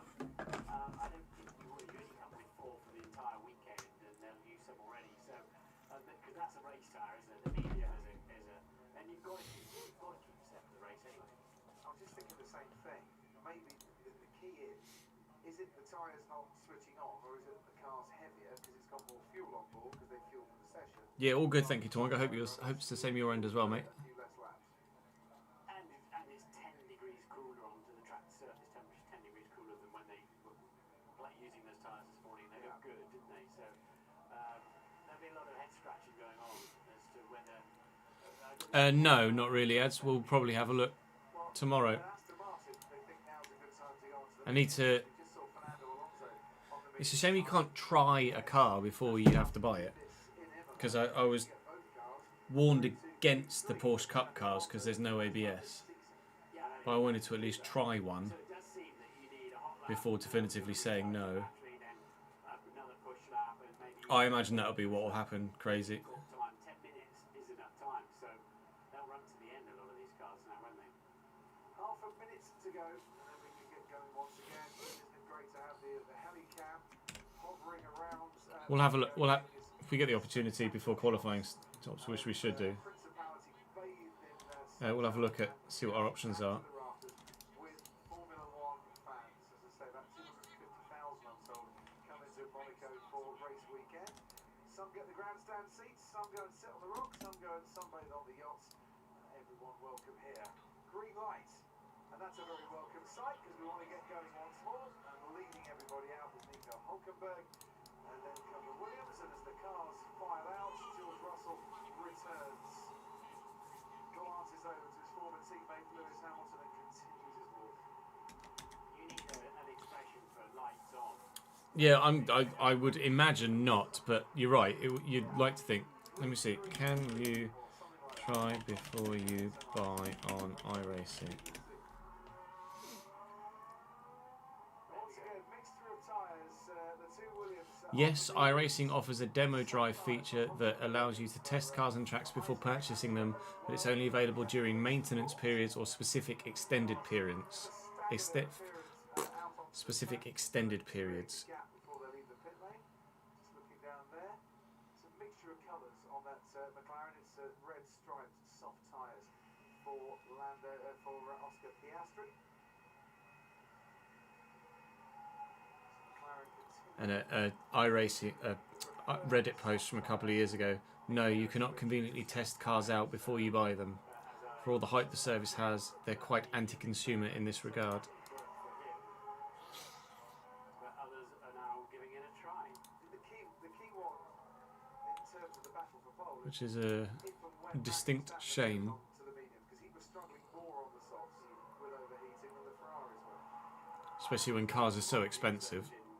That's particularly anti. Like you spend 15 quid on a car that you then don't enjoy driving and have to buy another one for 15 quid in that category. Tomorrow, and a race where you're mandated to pit stop at least twice.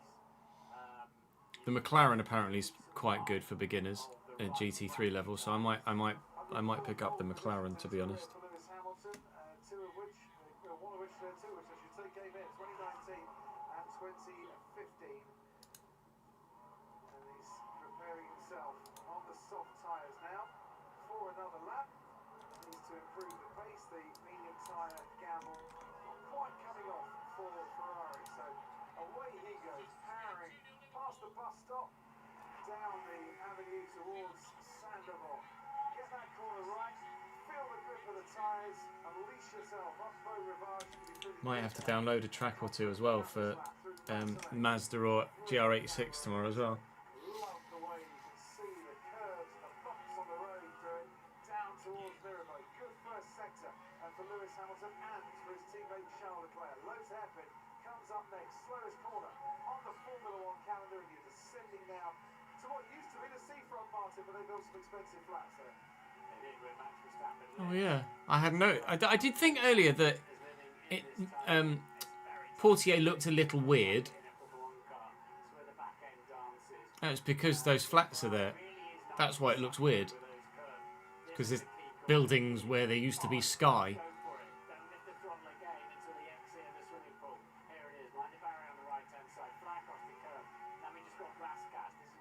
Charles Leclerc, purple middle.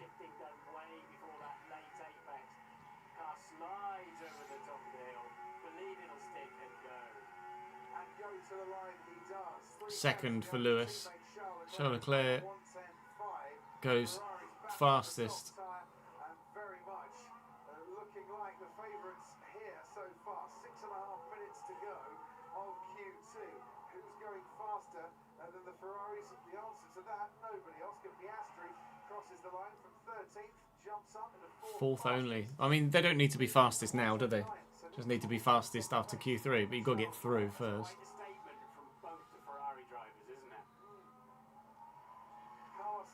Hakim Ziyech is in Millwall. Nice one, Justin. That's unexpected. Monaco Grand Prix that he has competed in his career so far. 3 times a podium sitter at this track, puts his car into the top 7. The medium time working okay for Williams with Albon and Sainz. They're not having to burn a set of soft tyres, it seems, to get themselves through into the final part. But others don't think they've got the pace to do that. They include, of course, McLaren with Oscar Piastri and Lando Norris, who took the opening pole of the season down in Australia, and he's still waiting for a second one in 2025. He's still a personal best first sector. I'll have a look at his middle sector in a moment. All the meeting up through there. It's quite a long shot, so difficult to know just how good it was. And his Middle's not bad for Lando as well. It's only half a tenth down on Leclerc through 2 sectors, and sector 3 has been where the McLaren has been very strong all day. Provided he hooks it up, which it looks like he did. Should be P1 for Lando, and is by 11 milliseconds in a purple sector 3. A 97 potential 14-year-old striker in your academy. Jesus Christ, Justin. To reiterate for you, if you weren't here earlier, we're gifting those subs that have run out today, tomorrow. Just because they ran out halfway through the stream. And I don't want to re-gift them halfway through the stream. I want to do it at the beginning of the next beginning of a stream. Lawson goes P9. Here's Tsunoda. P10 only.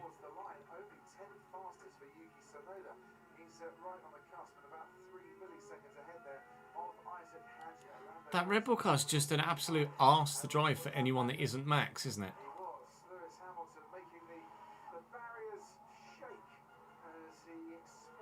It's ridiculous.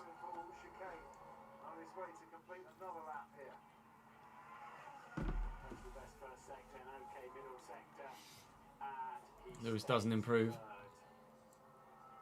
Car number 44 in a Ferrari here in Monaco. We have seen a Ferrari win with a car number 44 in the past. Maurice Trontignan, all those years ago, 70 years ago, this weekend. The last time a Ferrari wore that number, the last Ferrari to win in Monaco with a number 44 as well. Williams have given up on the medium experiment as well. Comes for Stonken to start his lap. They've got time to do it, but they've put a bit of pressure maybe on Albon and Sainz. They're going to get 1 lap as Verstappen now starts his latest lap. Talk us through this one, Martin. Indeed. You have to watch that barrier on the inside. Max will know it incredibly well. Trying to round the bump down the hill. It's been there. P6 for Max at the minute. But he's only 8 milliseconds off Lando's first sector. Reasonably obedient around the hairpin, over the curb, over the pavement, a little duck up against still some oversteer, but good traction into the tunnel. The back end of the car just bit, and the car just went forward and not sideways in any way. That's just what you need there. And Max, really neat and tidy little hop over the inside curve. What's Max's middle sector look like? Oh, Christ, he flew through to back 2.5, nearly 3/10 down through the middle sector. It would be enough to put in P3 as it stands. Obviously, you expect him to get through with whatever lap time he sets here, because they're significantly quicker than others. And yeah, lost a little bit more time in the third sector, but still through, I would imagine, with that lap time. Piastri doesn't improve. I don't know whether the track evolution has kind of stopped a bit at the minute. The earliest season Cambridge United shirt I have, one that is in a box somewhere and not on this rack, somewhere from the early 2000s, probably, high. I did have one from the 90s when I was a kid.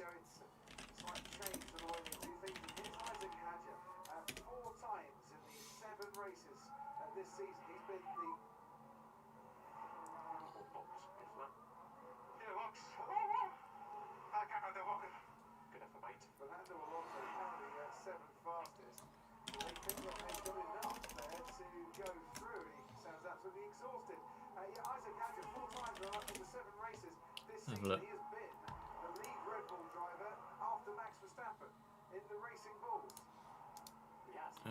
Open this image in a new tab. So this is only to 2021. I had a version of,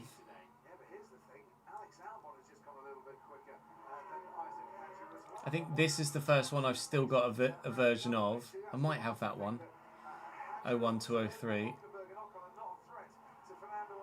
I had a version of that 93 to 95 kit as a kid. My mum picked up in a charity shop.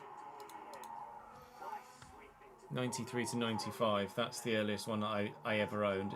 Unfortunately, I don't own it anymore. I don't know what happened to it when I was a kid. But in terms of ones that I've actually got in my possession currently, it's either that one, I think that one, or this one. I'm pretty sure I've got a signed version of this kit from the squad back when they played a friendly at my old hometown.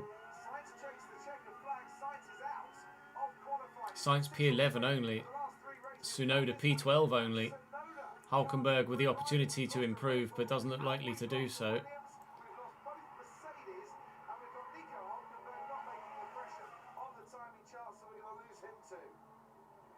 There you go. Said Ocon or Hulkenberg could have snuck through, or one of the RB, but Sainz not getting through is the surprise, and both the RBs are going to get through. Tsunoda is what it is right now for him, isn't it?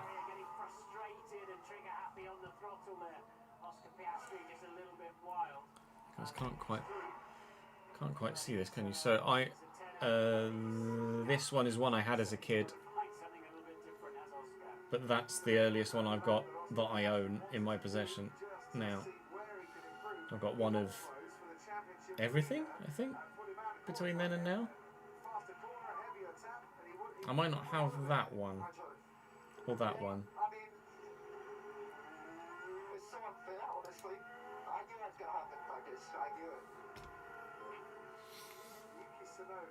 Tsunoda's not happy. You got a Real Madrid coat from 96. Oh, you got gifted a Real Madrid coat from 96. Nice. Oof.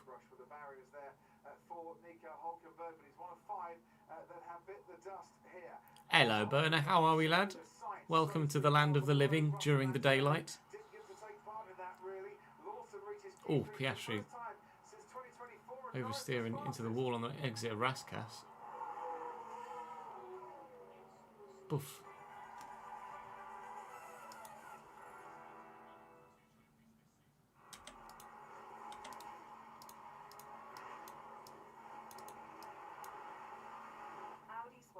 And Vitor Roque, if they went up the other end and scored. Now it's my turn! A minute, yes!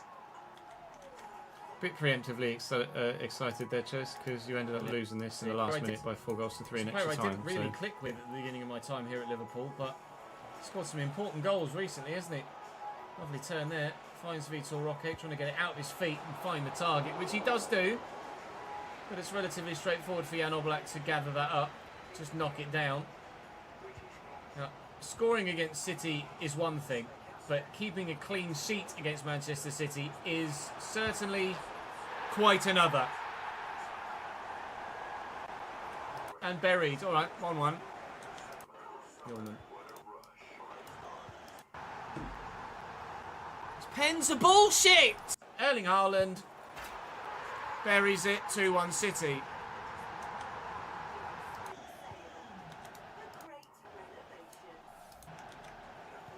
Also off for a week now, nice. Payday was yesterday too. Don't spend it all at once, for Christ's sake. Get off! Good! Off. Good!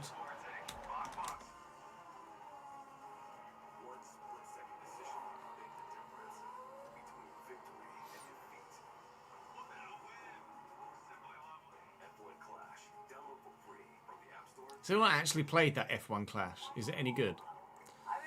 I think Sheffield United to go down again is something you might end up losing money on.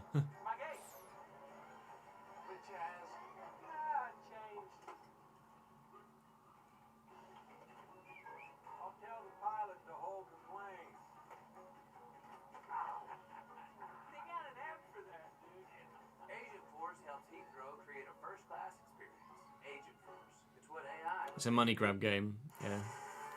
A mobile game being a money grab game? You don't say. How unfamiliar.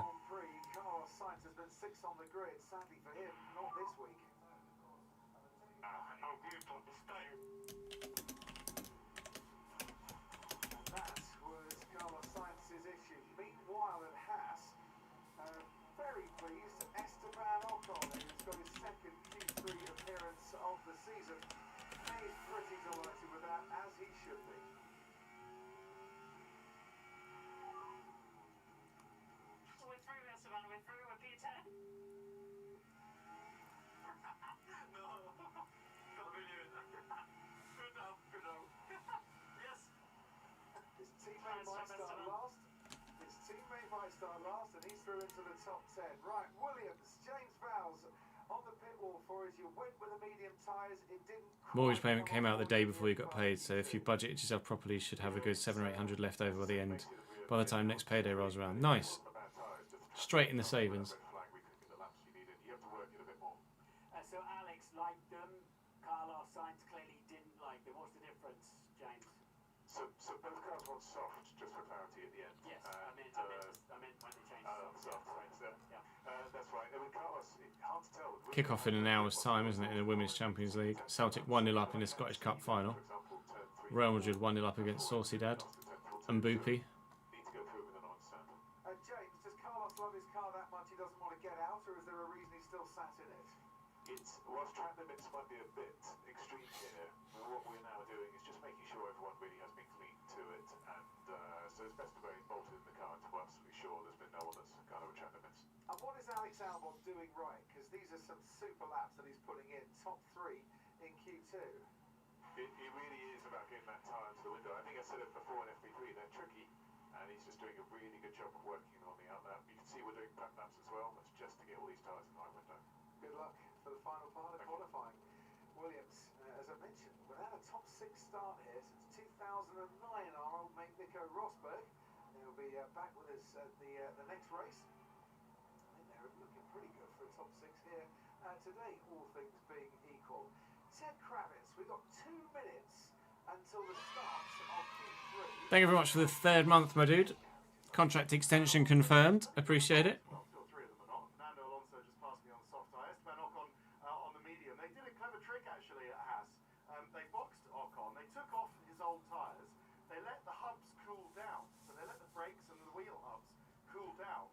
before they put the new tyres on, Crofty.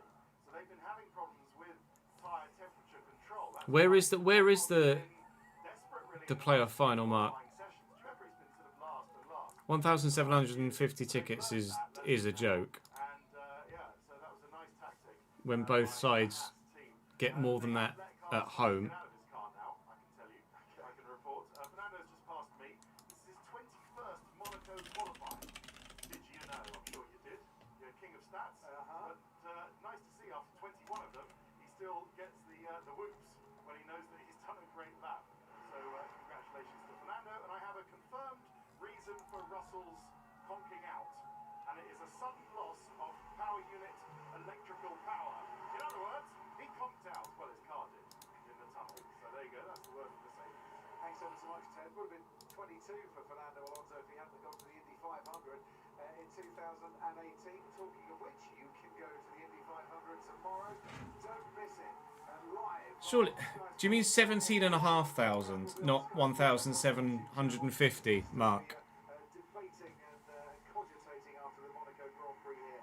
The Indy 500 coming up. Can't wait to see that. Yeah, you missed the zero off, so it was slightly misleading there. 17,500, I think it's fine for the National League final. I think we had 19,000 when we went.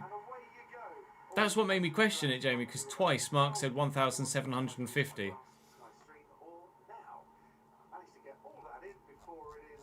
I was like,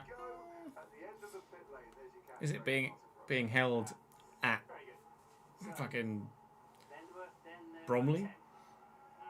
Carlisle got 21,000 when we played Stockport. I think we got about 19,000 or 20,000 when we were there in 07, 08 and 08, 09. 17.5 is par for the course, I think.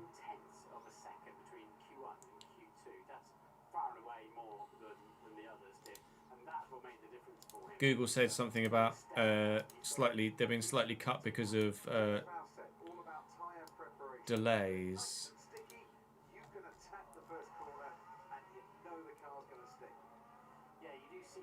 Tickets for National League player final have been limited due to safety concerns, as no trains will stop at Wembley Park Station. There are planned works. You're too far gone at that point. The toothpaste is out of the tube as such. Senna, Fangio, Clark, Stewart, and Prost, and maybe Leclerc. So it's for safety concerns. Have all got at least 4 poles here in Monaco. Charles Leclerc is seeking a 4th pole around his home streets here today. Afternoon, JP. How are we, mate? Oh my lord, that was so close. Cardio. Slight disadvantage because he won't know just how much grip there is on a brand new set of softs, assuming they use softs for the final run in these conditions. So how important is qualifying here in Monaco? To try and give you a bit of perspective, in the dry, no one has won here. From outside the top 3 on the grid since 1985, that was Alain Prost. Bloody hell. 1985. He won from 5th here.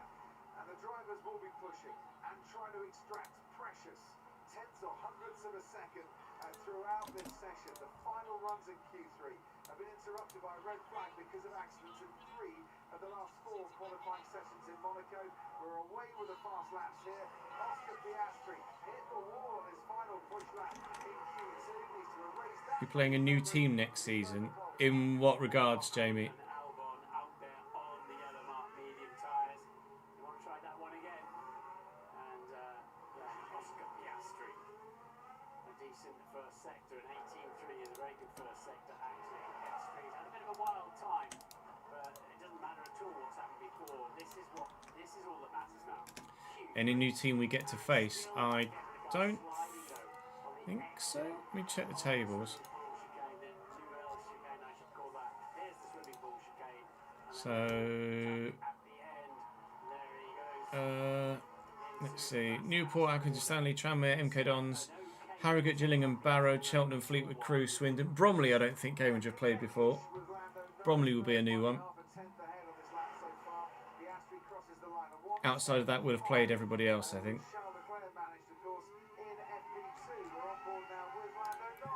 think it's just Bromley. Goes ahead of his teammates by 67 milliseconds.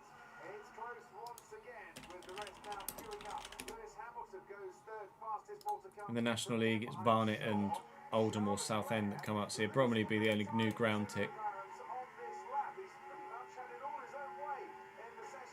Charles goes P3 with the first run. It's Lando from Piastri, from Leclerc, from Hamilton. No, I wouldn't have thought it'd be a TV game, Jamie. I mean, it might be a Sky Sports Plus game, maybe. I don't support a specific team or a specific driver, Anthony, in all honesty, in F1. I just enjoy the sport.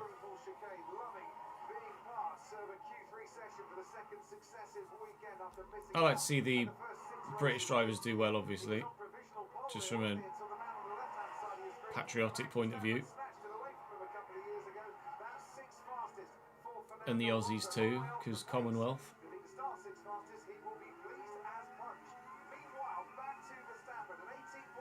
But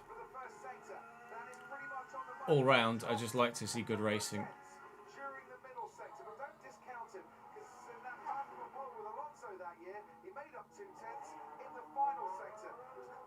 He shot out of Raskas there.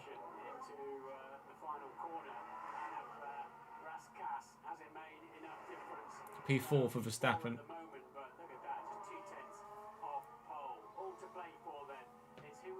Grimsby versus Cambridge on a Tuesday night, yeah. Yeah, Garnacho's seemingly going to leave Man United. Is there a feeling that here in Monaco, not for the first time in the Principality's history, things have changed on the spin of a wheel? Leclerc and Verstappen look like they were the favourites for pole, and McLaren have now pushed themselves right into the fray. Oh, Max was on old softs, was he? Albon's out on the mediums again.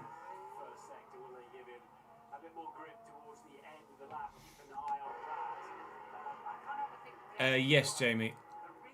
I've got the game. I can play it. I just can't publish any content on it.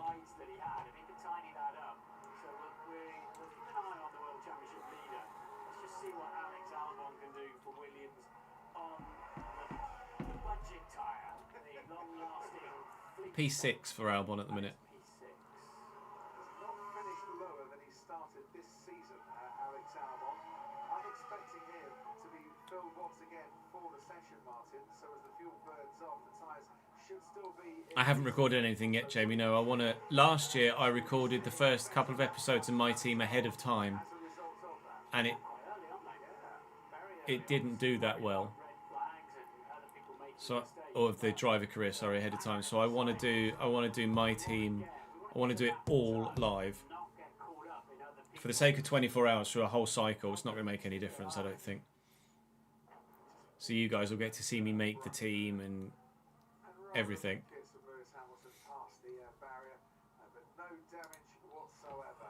So Norris and Piastri, 1 and 2. Leclerc and Verstappen, 3 and 4. Norris, Piastri, Verstappen, the only drivers to reach Q3 in every round this year. George Russell was on that list before today. He didn't make it out in Q2 when his car broke down on him. Kimi Antonelli was another that hit the barrier. We've had a couple of red flags and we've just under 5 minutes to go before we get on pole here this afternoon. St. Kravitz, down to you. It's so weird, Crofty. I was busy getting myself all psyched up, all tensed up for the last moment of the best qualifying session of the season. And the two McLarens passed me in the pit lane. They just completely gone very early, as you say, just to avoid any of the red flag shenanigans later on. Alex Albon went half a second quicker on the soft tyres in Q2 than that medium tyre run. So he's just pitted right in front of me and will go again, looking for that better lap time. So what's it going to be? Lando Norris actually found his best braking through turns 1 and smaller corners as well in Q2. So he's absolutely on it, Lando Norris. Plenty around there, and not least Charles Leclerc ready to take it away. So Norris and Piastri are going to get absolutely clear outlaps. They can prepare it how they want, and a clear hot lap as well. I want Sunderland to go up, Jeffrey, but I don't think they will. Is the track going to be at its best when the last car out there is trying to go for pole position.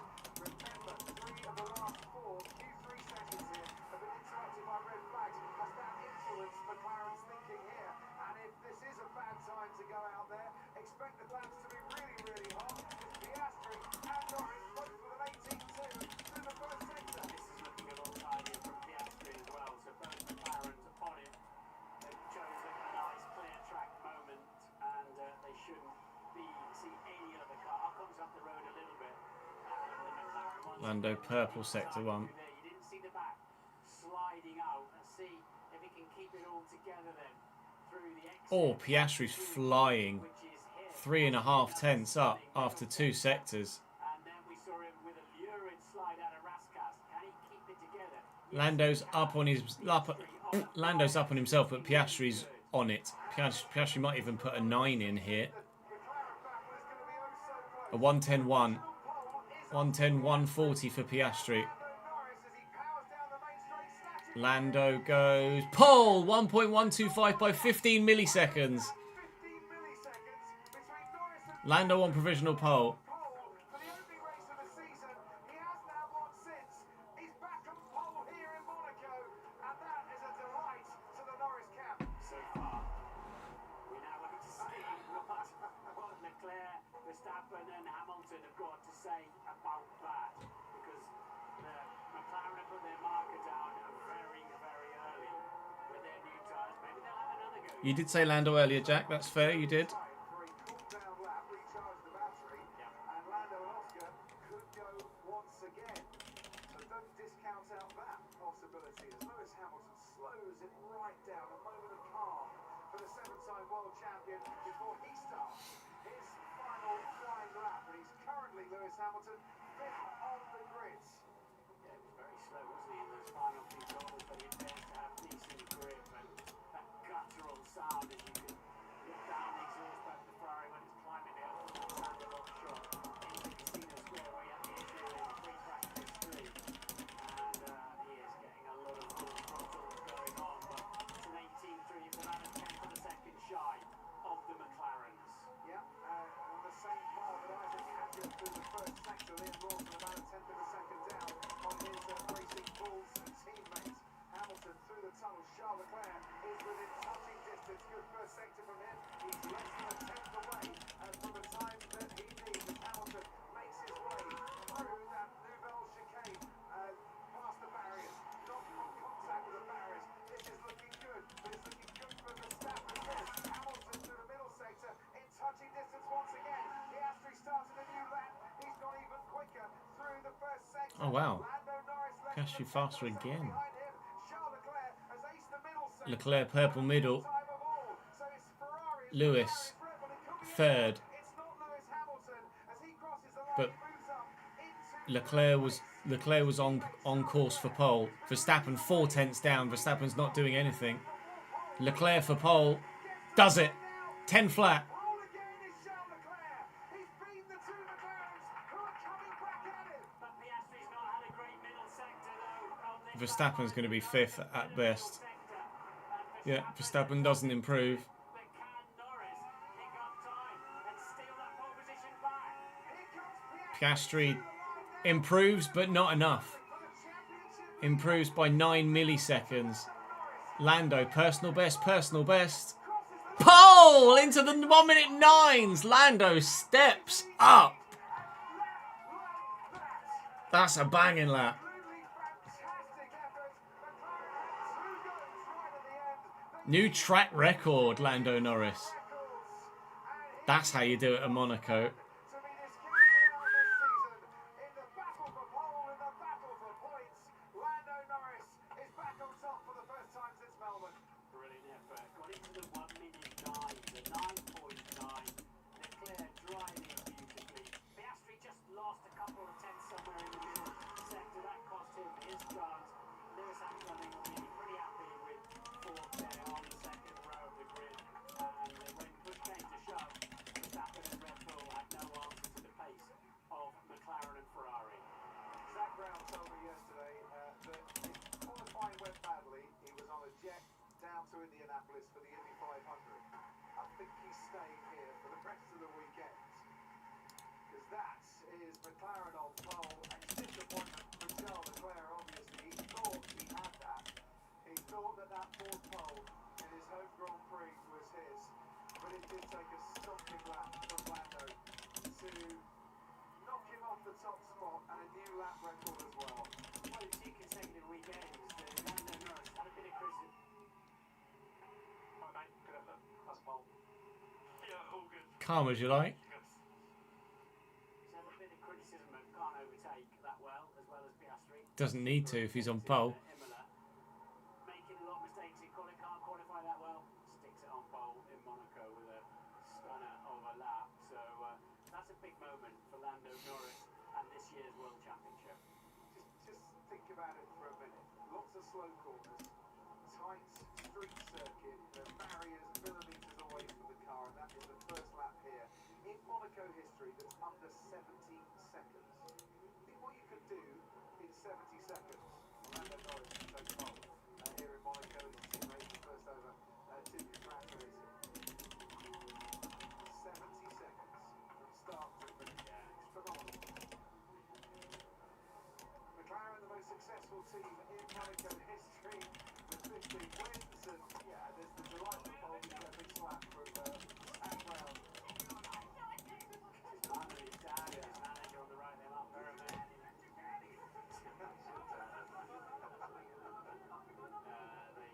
recognise just how important a lap that was from Lando Norris. And he's talked, hasn't he, about how qualifying is so tricky, this car. Stunning lap. Having to relearn a few things. It's not quite there for him. Was today. Well, there's the two that might have thought they were in contention. And they had to settle for fourth and fifth, and they're talking about that impeding incident, I think. There was considerably less than a tenth of a second between Norris and Leclerc through Q1, Q2 and Q3 with their relative times in each session. They were hundreds apart all the way through. Well, he looks fairly calm. And tomorrow's race, well, who knows how that's going to pan out. Playoff final in Scotland is 2 legs. Once upon a time, yeah, you get pole That's at weird. Monaco, you go on to win, but there's a strategic element to tomorrow's race that might just shake things up a little touch. But his last 4 wins have all been from pole. Have Lando Norris. This is the moment that he got there. His first pole in Monaco. So a calculated risk. Penalty for who, Jamie, potentially? A lot of fuel on board because they're going for 2 flying. Wonder how Zach feels about it. Bit nonplussed. So they've taken a gamble there that's paid off beautifully in the end for one of them anyway, in terms of get the lap on the board, and then if there is a red flag, we're there. You've got to recharge your batteries, but now you've got a bit Seeing less what Twitter fuel, says. less mechanical grip from the tyre, and give it another final effort, and it just paid off. So there's your Monaco qualifying, ladies and gentlemen. The stewards will be looking at an incident where did Lewis Hamilton impede Max Verstappen? They'll be looking at an incident where did Lance Stroll impede Pierre Gasly? And they'll have their adjudications before we set the grid. Stroll's already got a 1-place penalty. Ollie Behrman has got a 10-place penalty. And Lando Norris has got his 11th pole in his career and his first around the streets of Monte Carlo. Mercedes have got it all to do tomorrow. George Russell, Jimmy Antonelli starting 14th and 15th. Sonoda didn't make it into Q3 either. No, maybe not, ads. Piastri, the championship leader. Leclerc, the hometown driver, and Norris second in the championship, all going into battle in tomorrow's race. Jolyon Palmer, who knows what it's like to race around these streets, has the mic in his hand, and he's waiting to... Not a penny won the ball. Just seeing the replay, looked worse from far away. Fairs. Oscar, it was an amazing lap, an amazing session, but you've just come up short in 3rd position. How was it for the cockpit? Intense, as it always is around here. Quite reminiscent of last year, to be honest. My first lap felt good, and then the second lap, a mistake in the chicane, in the harbour chicane, and yeah, left a little bit on there. I think to beat Lando today was going to be tough. So well done to him. But no, still pretty happy with it. It's been a pretty mixed weekend so far. So to come out with a lap that I thought was pretty good and third is a bit. You say enjoyed you getting really friendly with the barriers the whole way through, including a big tap in Q2 as well in the Rascals. Looks like it's just been difficult to find the grip and find a lap together for you overall. Yeah, exactly. I mean, I think I've hit more walls this weekend than I have in my whole career, so it's been untidy, but yeah, just been struggling to get into the groove a bit. I think in qualifying was much happier with things, and I felt pretty good. But yeah, we've been doing some digging this weekend, and to come out with this result is a decent effort. Yeah, great effort. And tomorrow it's a two-stop race. You got 2 McLarens in the top 3. Have you been thinking about that already, or focusing on qualifying? We have thought about it, but a lot depends on where you qualify. So we're in good positions, obviously, but yeah, it's still going to be an exciting race tomorrow with the 2 stops. So let's see what happens. All right, well done, Oscar. Good luck tomorrow. Thank you. Oh, huge lap by Lando, Harry. Huge lap. I do really like those white Ferrari overalls. Monaco Master, you had a bigger cheer than that when you came across the line and had provisional pole position, but in the end it's just second place. Was there anything more in there for you, or did you give it everything? Well, there's always something more to be done, no? I mean, but at the end of the day, this was the best we could do. I think the lap was really good. The first lap was a little bit of a shame because that gives you a bit more confidence for the second run when you have a first good lap. I couldn't have that. I had saved 2 traffic, but it's the way it is. Just obviously very frustrated. We know that we don't quite have the car to go for wins this year, but this weekend the car felt good, and starting second here is going to be tricky to then take that first place. I mean, you're still on the front row, you'll still have a clear view to the first corner, but what is it about this track that just suits you? Because watching your laps through practice and through qualifying, you've been lighting up the timing screens. I know you haven't quite got pole, but it's been a pleasure to watch, and you really do seem to have something with your history here as well. Yeah, I don't know. I like city tracks in general. I like to really go all into qualifying and take maximum risk. Yeah, they were obviously just talking about it. Lewis was explaining to Max what happened from his perspective. But yeah, I'm proud anyway of the result we've had today. As on paper, it was going to be a very difficult weekend for us. At the end of the day, it's not that bad. Well, hold on. You've still got a Ferrari onto the front row. You've kept a lot of fans very happy here, and hopefully can give us a great race tomorrow. Well done, Charles. Thank you very much. Thank you.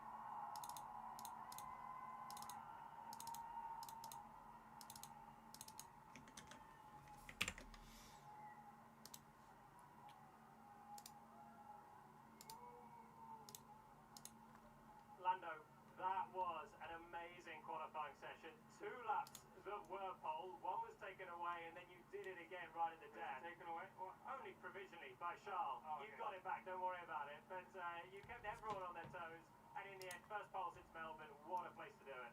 Yeah, it's been a long time coming, you know, so I feel good. I don't think Oh yeah, no, I'm sure it's fine, Daniel. It's just a case of whether Lewis will get a penalty for it or not. I don't know whether anything was said at the time. It was noted, wasn't it? Up against the hometown hero as well, you know, so I'm very proud of the whole team. We've worked a lot this week, actually the last few months, to get to a day like today, so I'm very pleased. And the run plan was different for McLaren than it was for anyone else. 2 flying laps at the end. Feels like a little bit of a risk, but it obviously paid off. No risk from our side. It's what we believed was best before quali, and it's what was proven to be best after. So Apparently Ruben Amorim has told the Man United squad that he'll be in charge next season and has told Garnacho to find a new club. Because these days don't come easy, you know, and of course proud to give something back to them. And how has it been the Oof. focus for you today? Because I saw your first flying lap in practice, and you looked on it from the word go today. The mentality, the difficulty of driving around this circuit, 19 corners, putting them all together, and getting pole. How do you keep the focus? That's the tricky part, you know. Trying to consistently find lap time, because you know is what the other's going to be doing is improving more and more, and you got to take the similar amount of risks. But I mean, when you get So it was to play the Ev, play final West lap, Ham, it's just about play Braga, wasn't it? in a sense, you can risk a little bit more, and who can commit a little bit more. But it was a nice lap, you know. It was a well put together lap, and it feels very good when you cross the line, and you know it's all paid off. So I'm very happy. It was brilliant. brilliant. You have got a two-stop race tomorrow. Lindelof so leaving as well, yeah, I'm not you know surprised. that's going to come in as the mandated new rule. How does that change things? Do you think you're going to have to push from the word go? Honestly, I have absolutely no idea, and at the minute, I don't care. I'm going to enjoy today. You know, I've worked hard for today. Yeah. Yeah, we'll throw Grabauer in for Simmers. I think that makes most sense. I'm just very pleased with today. I'm happy with quality. I'm going to live the moment for a little bit, and then I'll focus on tomorrow. Absolutely fair news. Enjoy Orlando. Well done you so much. Thank you. Thank you. Lando's got his mojo back. How important will that session prove to be in the context of this championship? We'll only find out at the end of the year, but with the struggles that he's been having in qualifying, that was huge. We know that Saturday is all important. I wasn't cringe at all. 3 goals in the fucking balcony. Successful Sunday. Lots to look forward to in the build-up tomorrow. Right. Let's mute that and then we'll record an episode of The RTG. I need to swap top though. I'm going to have a quick toilet break so that we don't need to take any breaks whilst we're in the recording, and then we will record an episode of the RTG, and I will be back in uno momento.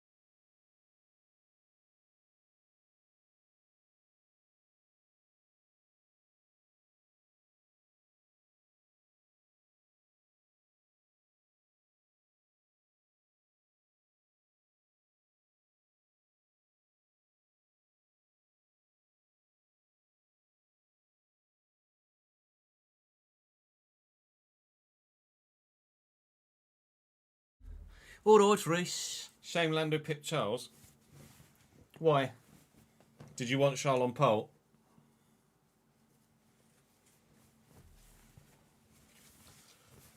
.109, mate. 109.9 is a mighty lap around Monaco. Bloody hell, mate. That's well quick.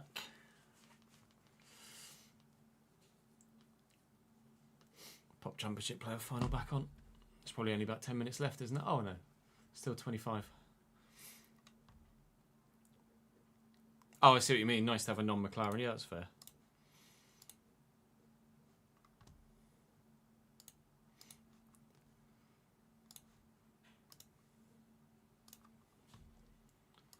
These are the current... Pardon me, these are the current stats in the...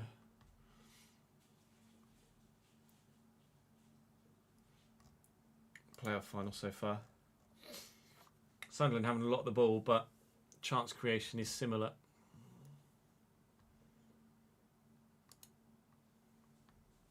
Sheffield United are in their home kit, Sunderland are in their away kit.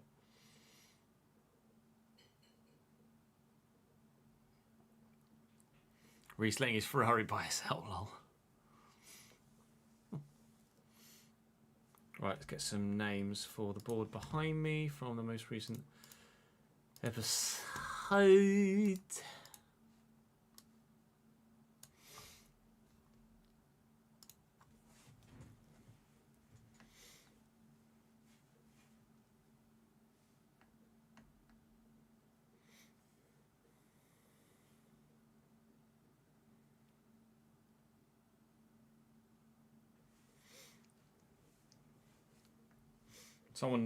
Someone recommended that I buy David De Gea.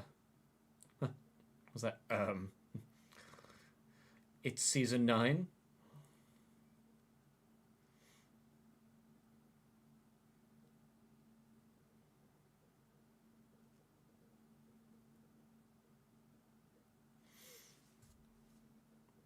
David De Gea is definitely retired by 2032 or whatever we're in. 2032?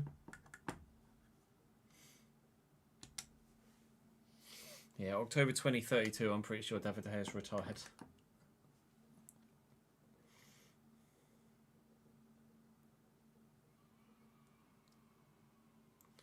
Thank you for the subscription. I can't quite see that at the minute, but I shall read it in a moment.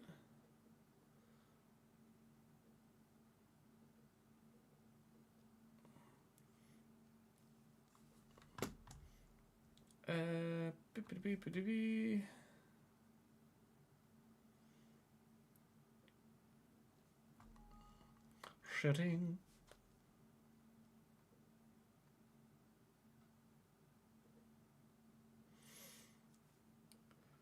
Just changing the colour of the names on the board behind me.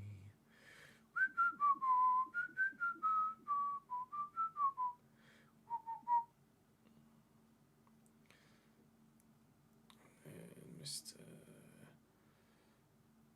Music. There we go. Right. Close that. Danny! 77 months in a row. 77 months total. 62 in a row. My guy. Thank you, mate. It's over 5 years consistently. Mwah. Beautiful. Beautiful. Here comes Ben Brereton Diaz for Sheffield United, like. Chat, got any suggestions for Luke for any realistic Spurs signings? 77 months is the equivalent how many times Arsenal have bottled a trophy. Oh! Would have been more if someone didn't chase the bag and move to Mixer. That's the only reason we were able to buy a house.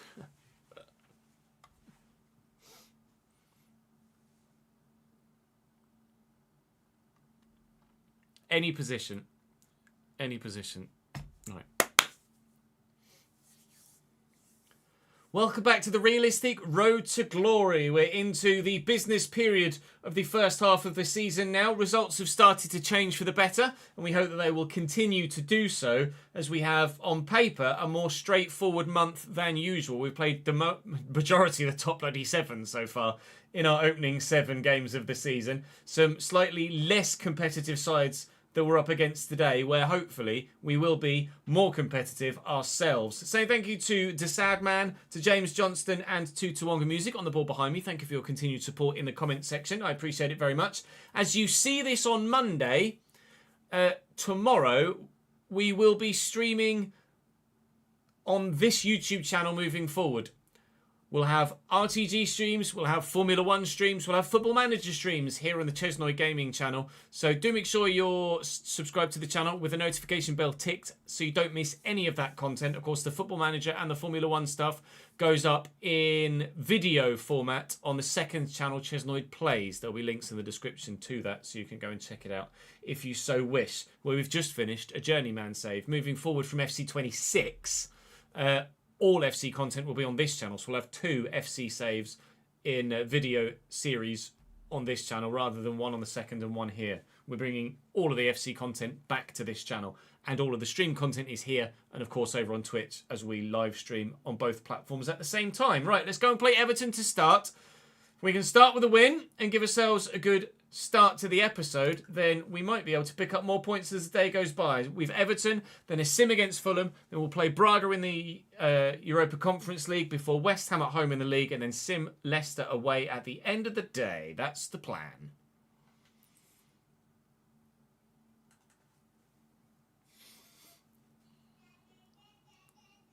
Gahey, I'd say, is a realistic one, and Burmo was quite realistic as well. No worries, Danny. Appreciate you dropping by, mate. Thank you, pal. Hope the rest of your work day goes okay, mate.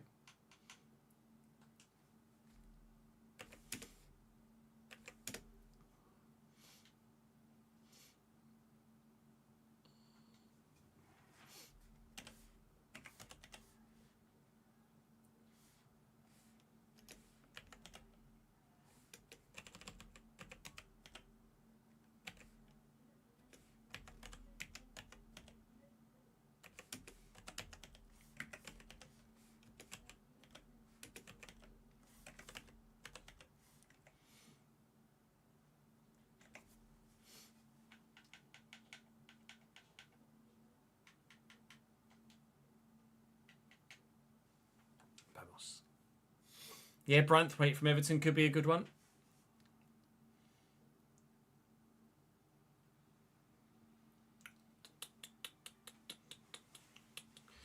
B.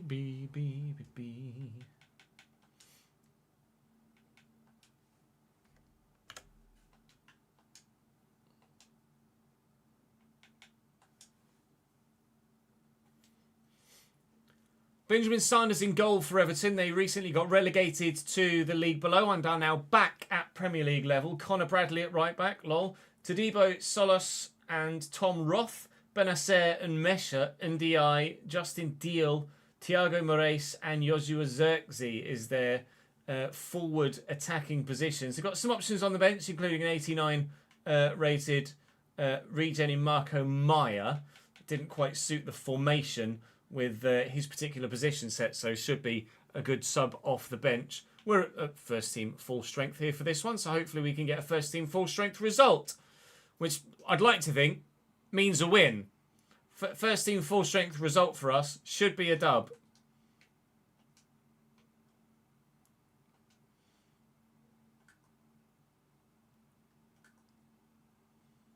Moraes to Zirkzee. Back to Moraes again. And Zirkzee. So that dub. Harder to come by when you go 1-0 down inside 4 minutes, isn't it, really? Joshua Zirkzee, Moraes, all linking up. Everton lead. And Sunderland are level.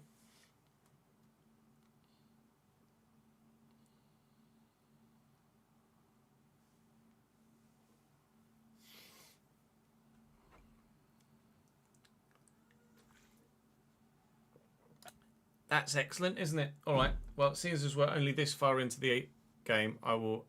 do I restart it? I feel a bit cheaty by restarting. We'll just have no game sound for that one clip.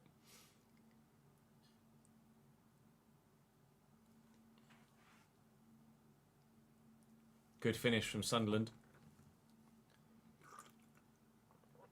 At the minute, it says 76, 38, 9, 40, 1, etc.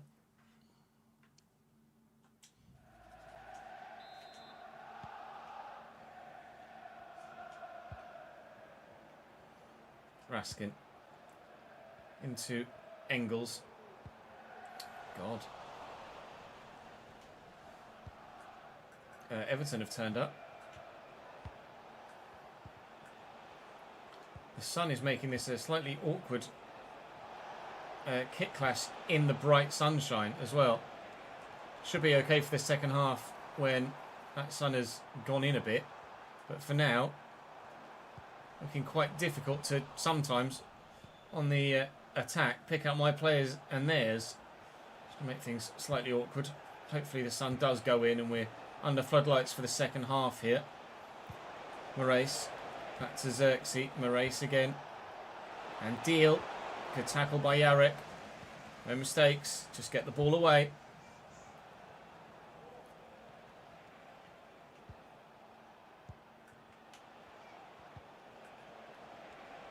And Mesha.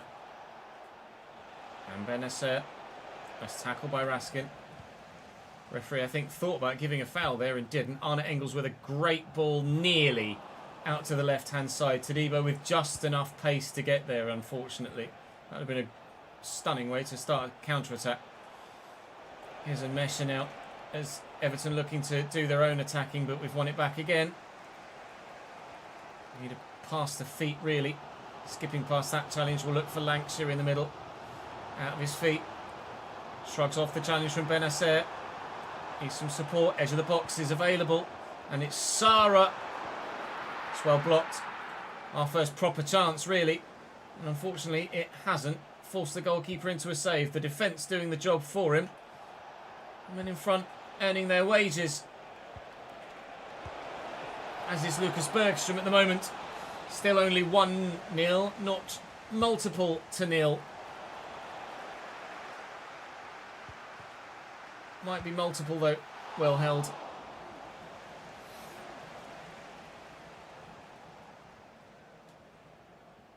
Oh, that was supposed to go out there to the left back, thank you.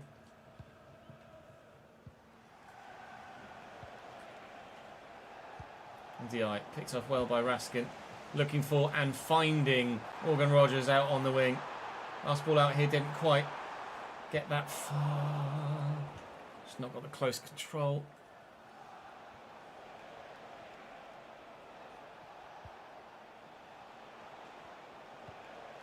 Can we win that?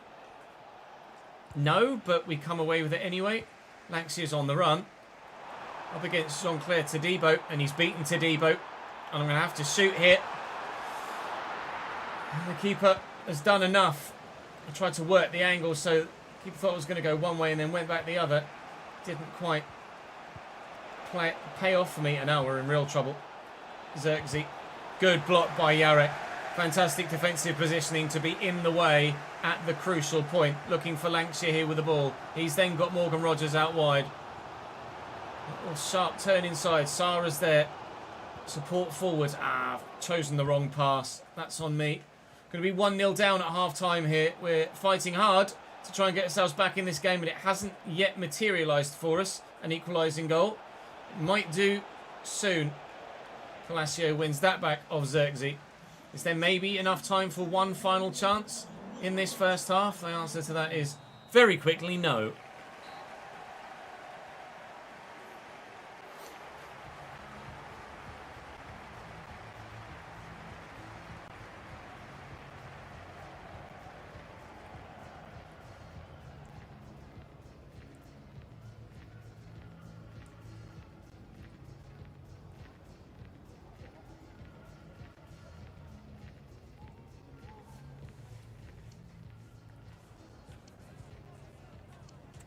Please be under the lights. Good. Right. Less of a kick clash now. See if our second half performance improves as a result. Gets a little bit lucky with the way the ball breaks from there. And Xerxes and Deal. Bergstrom makes the stop. Well done. Benacer to deliver. Yarrick gets up above the man that was initially there. Benacer does keep that in play. And Roth finds Moraes shot blocked to keep us back to his feet. Benacer, this is dangerous. Xerxes available there. Oh, how's he squeezed it underneath in there then? Everton 2, Bradford 0. Should never score from there like that. But he has. Oh, Aberdeen equalised, did they, Joe?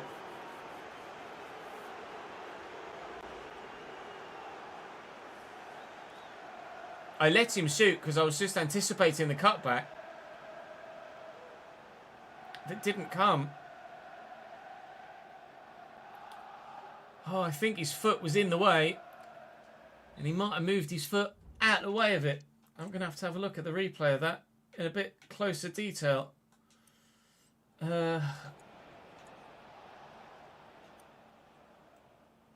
Orbit, please. Let's have a look.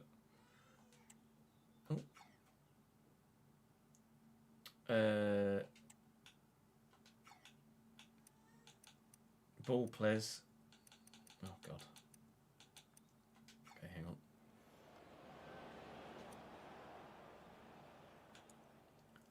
Let's have a look at that in slow motion. Moraes has the shot. Oh, I've stepped in there and his leg.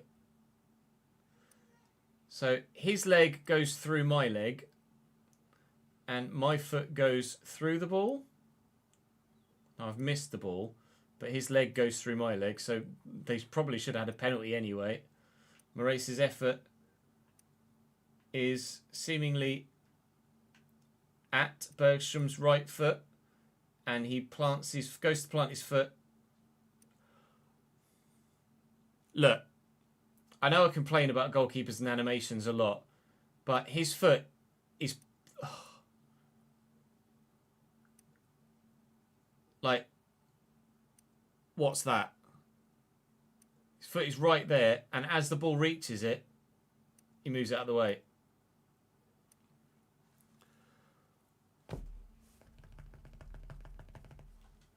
I'll bite my tongue, but you know what's going through my head, because it'll be going through yours as well.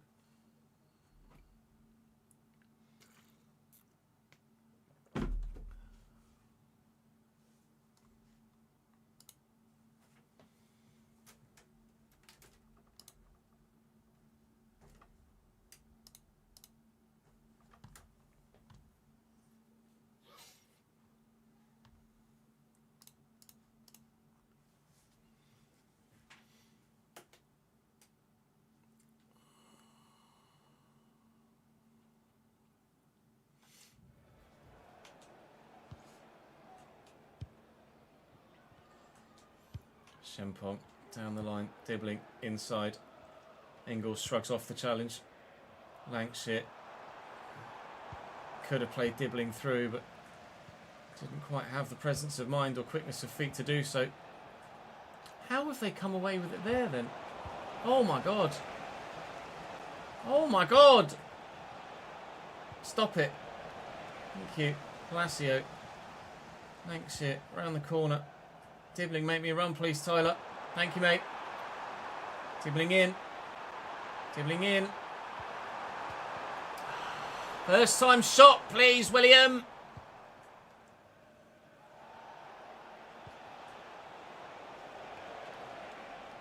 Connor Bradley. It's down the line. Xerxes towards the back post.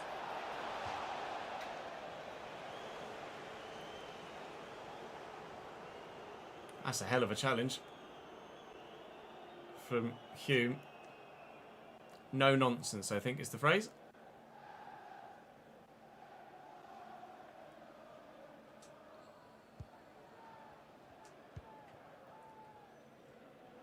Shempong Through the gap.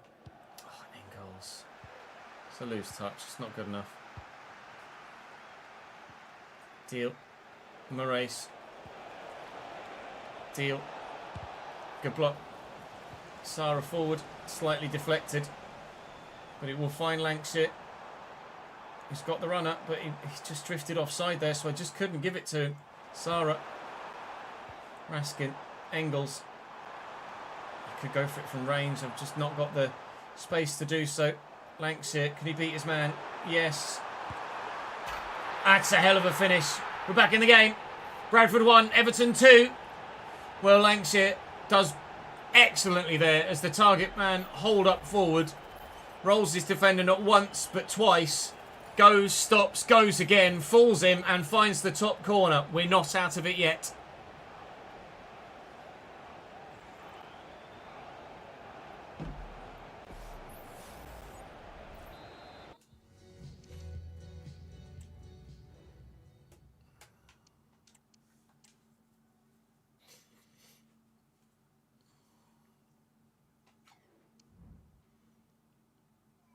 Did Luke O'Nien break his arm or something?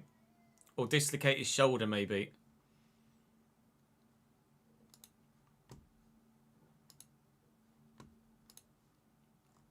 Jordan Henderson in the crowd.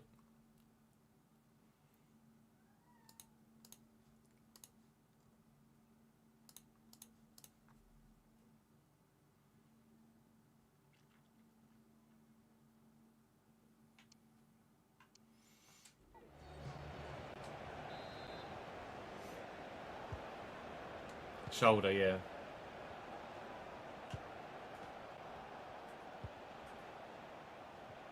Well in the Champong. Looking to turn defence into attack quickly. Clarkson's just off the bench here for Gabriel Sara, who's had a poor game thus far. That was a poor ball for sure from me, but hopefully we can win it back. And we have done. It's not much time to try and turn this back round. Raskin squeezing it and finding Engels. And Mesha catches him. That'll be a yellow only, or should be a yellow only. But it's a free kick in a decent position to try and work something, if we can. Short to Palacio. In that channel there is Leighton Clarkson. Oh, who was winding up the shot. It's a great run inside the channel. And was pulling the trigger then and there. That's not where that ball was supposed to go. But thankfully we've kept hold of possession. Rogers into Clarkson. Forward to Dibbling. Dibbling. 2-2. If that was Lancashire, I might not have had the confidence to have the close control to turn the man. But with Tyler Dibbling, you know you've got it. We've pulled it back level. It's 2-2 at the Stuart Derby Arena.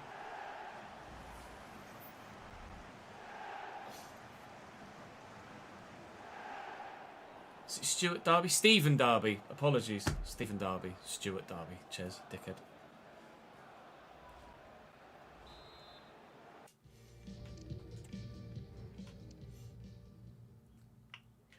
I'm going to move Rogers there and bring Agbin on out wide.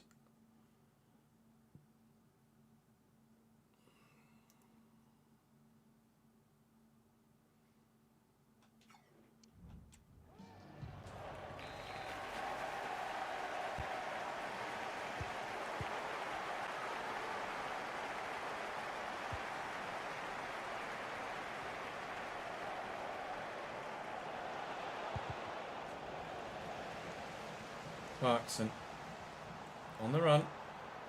Lancashire in the channel.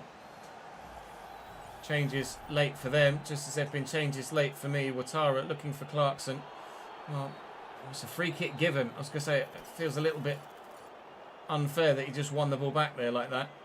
But I don't have that. What I want is someone short, and I have got that short option now. Clarkson inside to Palacio. Back to Clarkson. Into the space. Drill it into the middle. Lancashire, his touch lets him down. If he gets that under control and keeps it next to him, we have a great chance of turning and finding an opportunity on goal. Yoza Zirkzee here.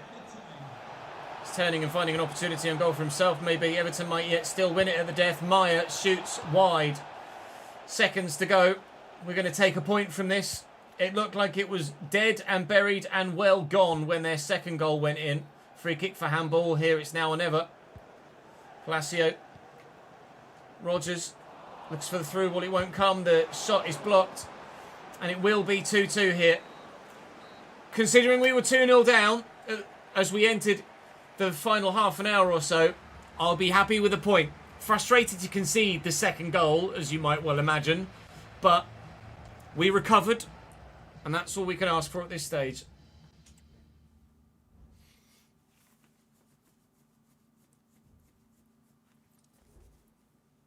He was supposed to be a big thing at Ev, you're right.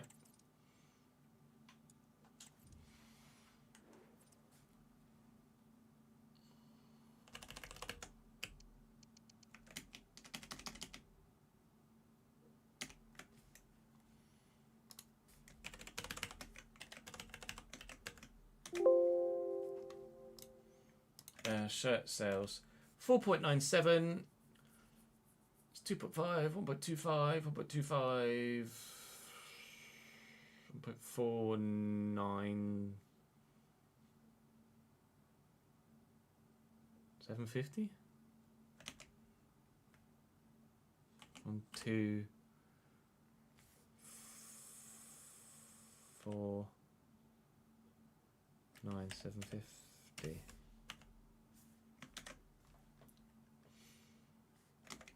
Wages is still wages. And match tickets was 24872. 24872 is 28051. 28051 is 1018251. 18251.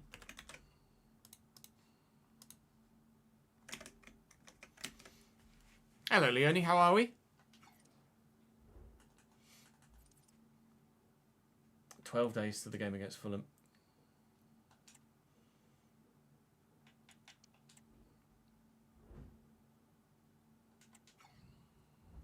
Yeah, all good, thank you.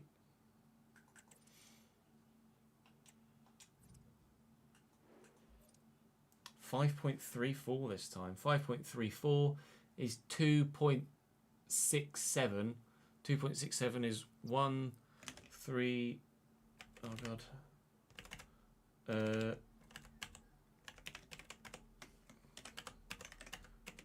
1,335,000. I want to see. 2.67 is 1.3. 1,335,000. Take a zero off, maybe.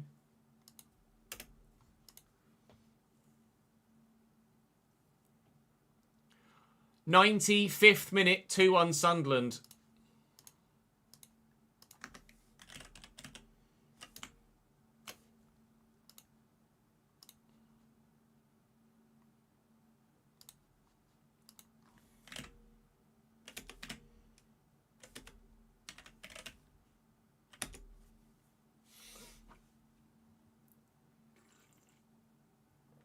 Love that.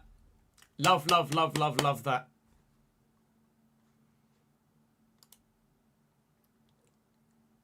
Sunderland limbs again.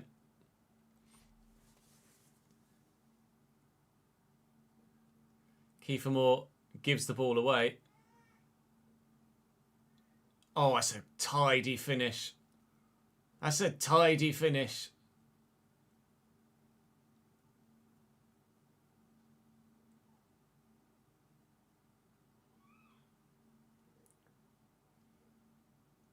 That's beautiful from Watson. Absolutely stunning.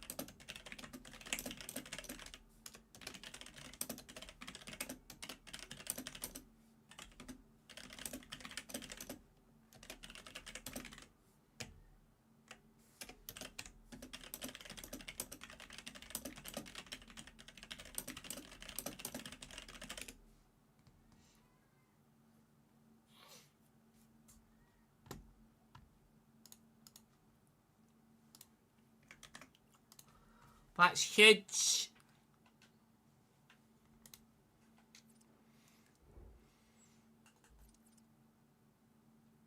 Leeds, Burnley and Sunderland, it seems, yeah.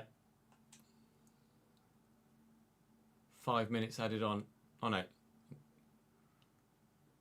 It was signaling they're going 5 at the back, I think.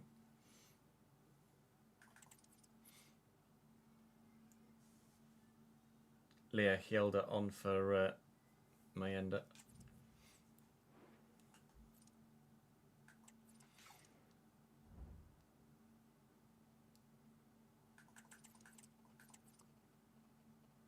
You'd be surprised if it's less than 5-0.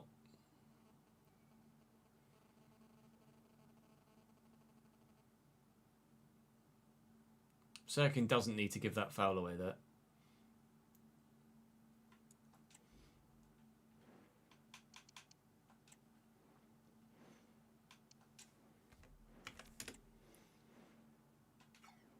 Oh no, we're simming this one, aren't we?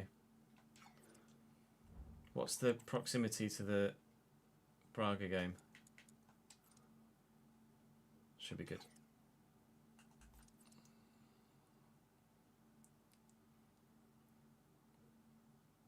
Final seconds at Wembley. Offside. Right, we're going to sim this one against Fulham, but we are going to put Grabara in goal for the simmer just to have a slightly higher rate, or slightly higher, four levels higher rated goalkeeper in goal.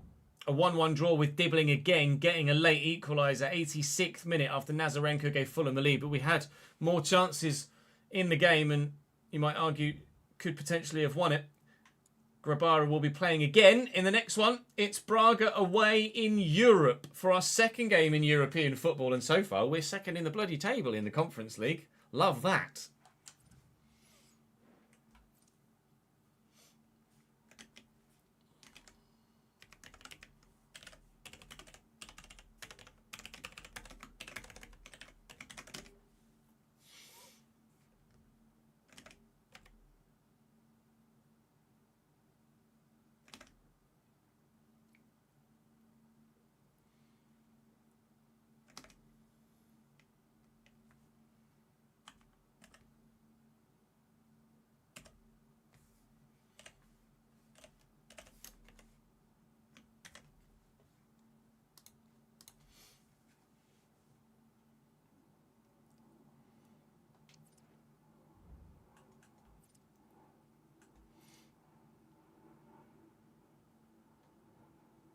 Play still, we're about to tick over into 100 minutes here.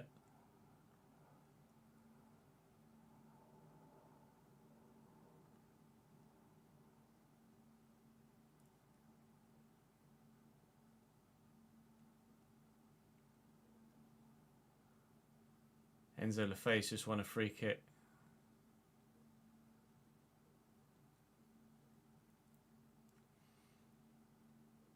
There were 2 minutes of celebration post-goal. That's not a surprise, really, is it?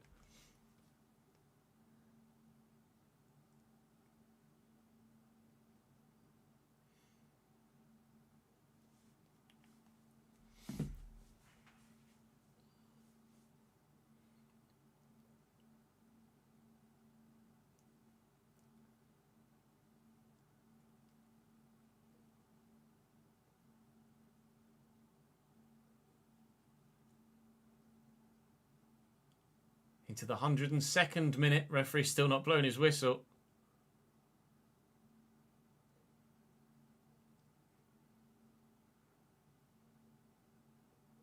Big pump.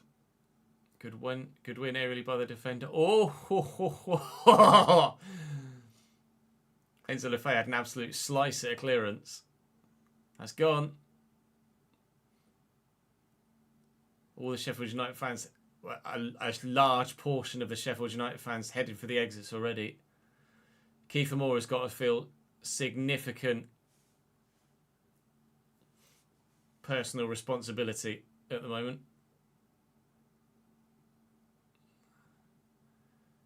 That will haunt him for a while.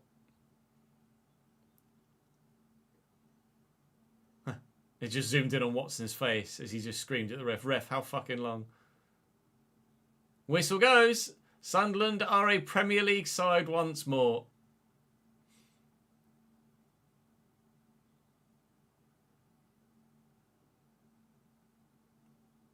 GG's.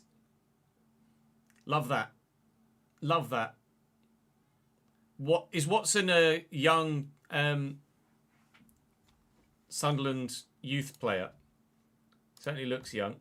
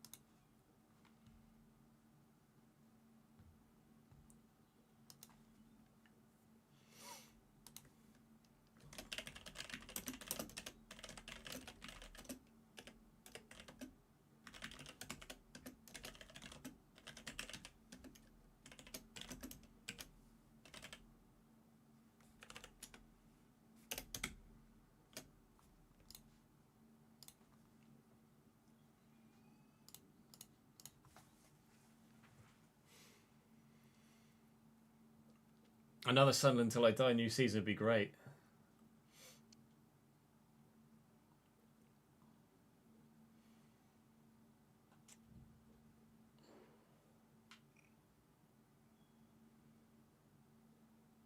Yeah, fuck it.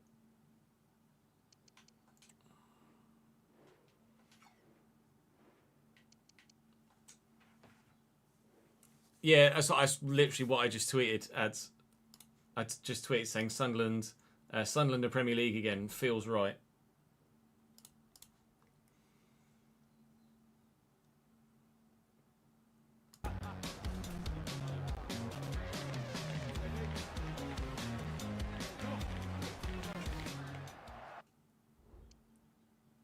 Of course they'll need to invest heavily, but so does every side that comes up from the Championship.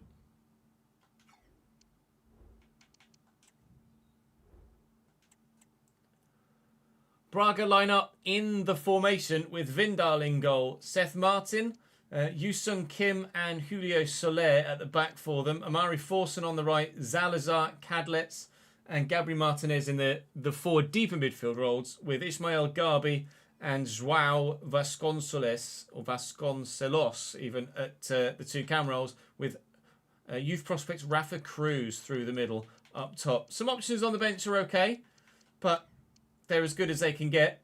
We're obviously, as you might understand, against a side like Braga, playing some fringe players so that they get some more first team football, but we absolutely could do with the result to help ensure that we go through as soon as possible to the knockout stages of the Europa Conference League. It's a great opportunity, probably not to win the trophy, but it's a great opportunity to earn a decent amount of money that could certainly go into improving the quality of the ground.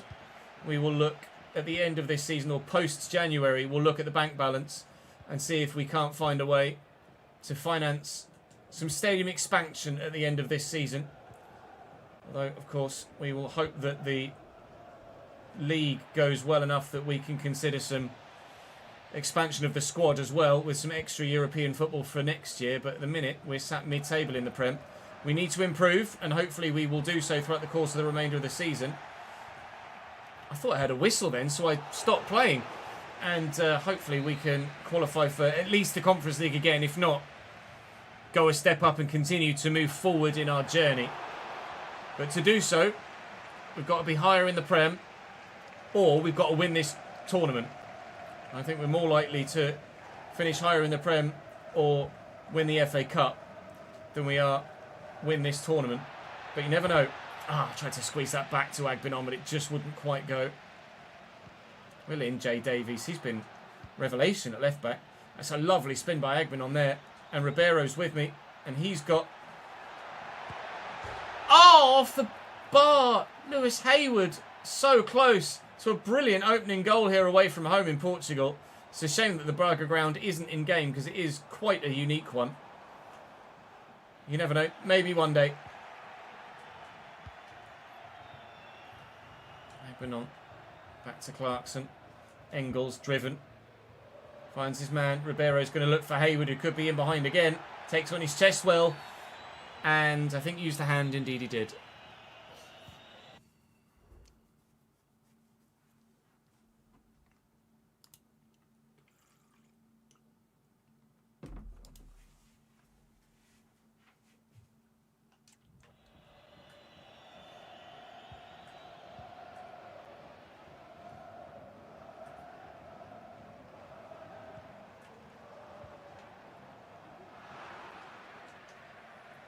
Also with a quick throw. Longos half gets there, but Davies will clear. Ribeiro could win this header and has done brilliantly to get it to Agbenon, who will look for Ribeiro again, who's beyond his defensive man. And he's got the legs, and Ribeiro is proving to be quite the backup striker signing, isn't he? He's scoring very well at the minute. Very well indeed. We lead in Europe.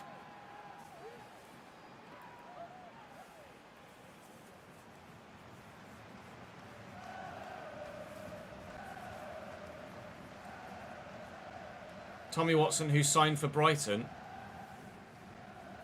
He's a Sunderland player that has signed for Brighton for the summer.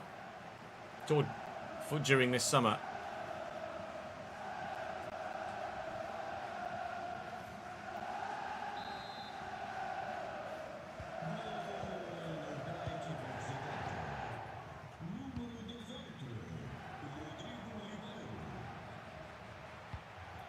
That's not a bad ball, you know. Longos gets up to it. That just kind of hit Engels. We've been able to get it away. Smith Rowe. Just keep it calm. There's no point to rush. No need to rush things, especially now we've got ourselves a 1-0 lead. Lovely turn by Hayward, though. Needs the support. Here it arrives from Smith Rowe. Hayward's there again. Needs the support. Here it arrives from Ribeiro, who will just go solo and force the save out of Vindal. Nearly a second. Engels in, trying to flick this on. Can't quite. Can Smith Rowe win that foot race? No, but he can win the tackle. It wasn't supposed to go there. It was supposed to go the man that was rushing through, which I think was Leighton Clarkson. Oh, and Longos can't get his foot to it. And cruises away. And Berries and Braga are level. That's really lucky.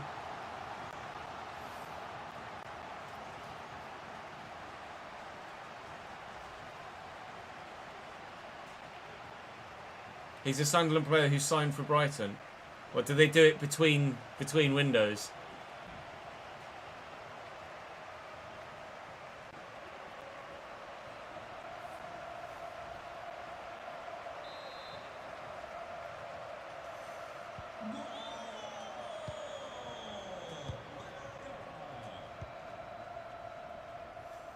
Hoya. Smith Rowe.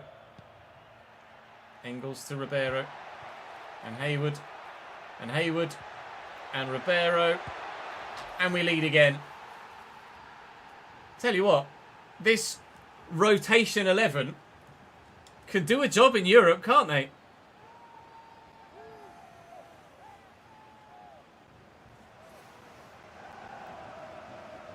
It's 17,500 mark, not 1,750.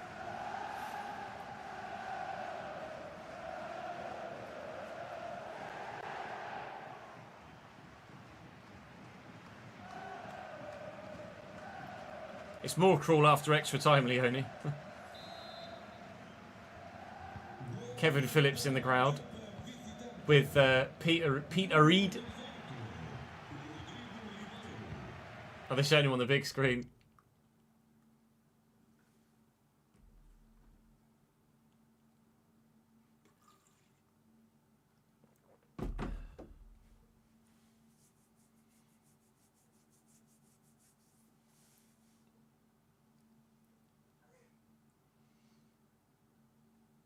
You missed a 0 off mark.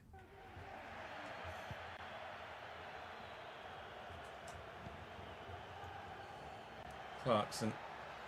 We'll go out wide. Agbenon there. Clarkson again. Hayward. Cadlex was always in the way of that, wasn't it?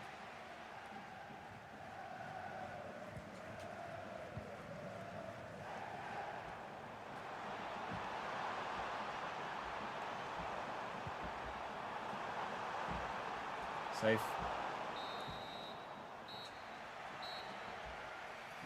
We do indeed have a Bellingham in the Premier League. Unless, of course, someone signs him in the summer.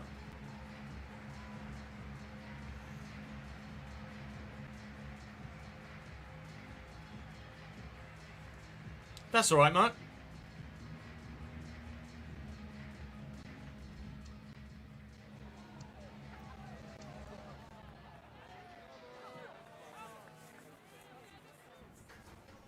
We all make mistakes at the best of times, regardless of autism or not.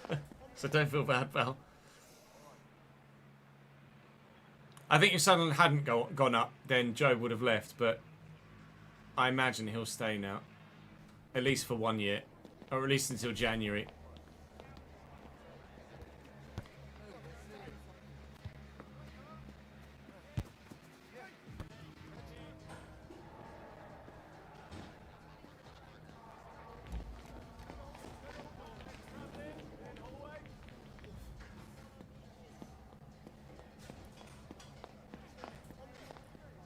Well, Dortmund are always going to be the rumour, aren't they, because of Jude.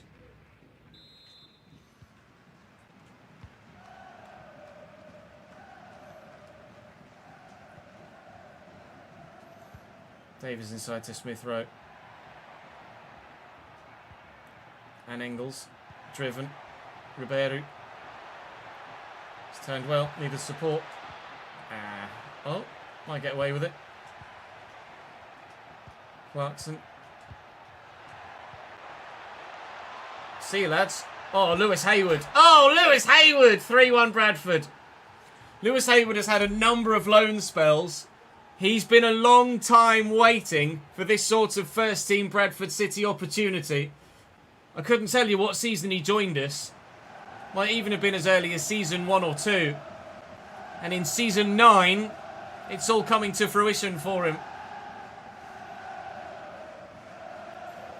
Youngest team in playoff history to win a game and promotion. Wow.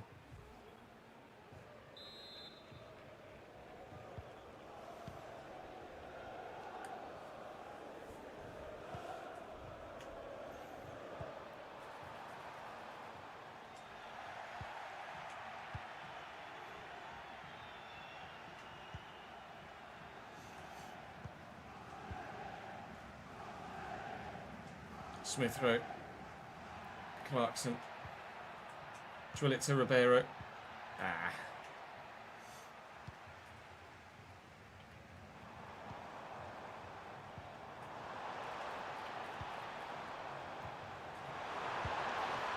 Good save, Ribeiro.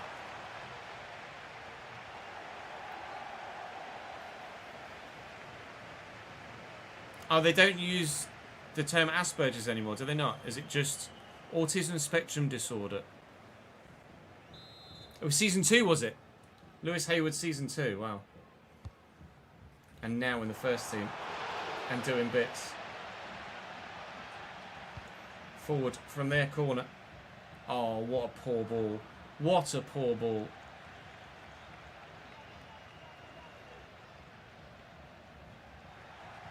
Sunderland are a massive club, mate. Massive club. Garvey.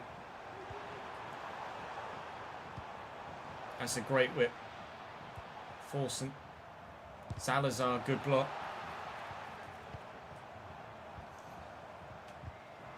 It's getting feisty in the middle. Really feisty. Hayward looking to get away. Can't. Free kick. It is a long away day for Bournemouth, then. Yeah, you're right.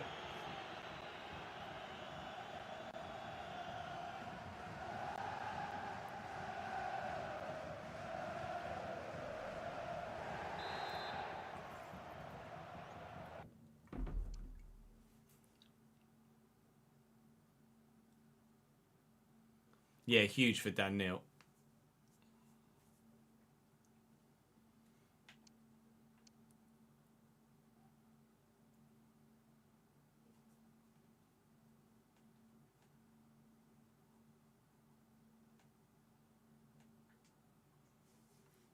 Yeah, it's going to be great to see the time weird derbies again, isn't it?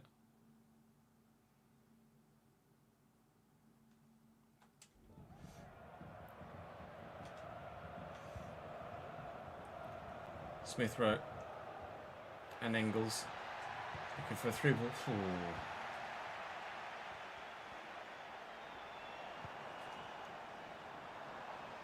Marino, nice ball around the corner. Big save, Grabara.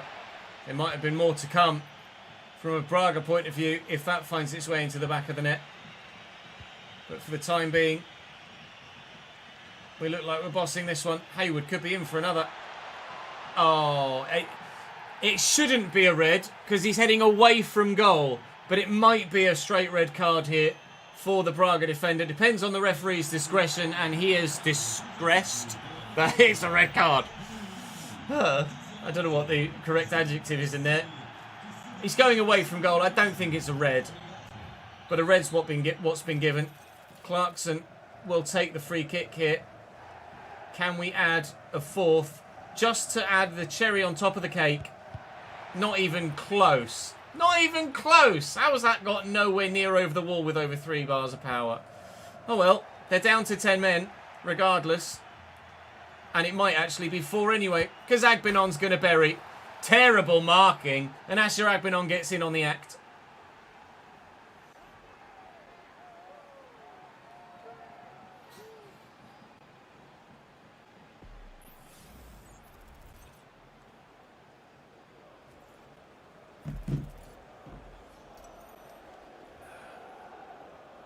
Your uncle had his wedding reception at the Stadium of Light in 2003. Wow. I've only been once with Chelsea, like 15 years ago or something. Marino stood up, flicked away, got there just. Looking for the runner, Ribeiro.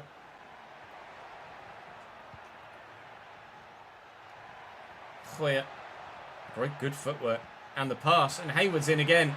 Had it confirmed in live chat that it was... Oh, was he handballing it in there? He was.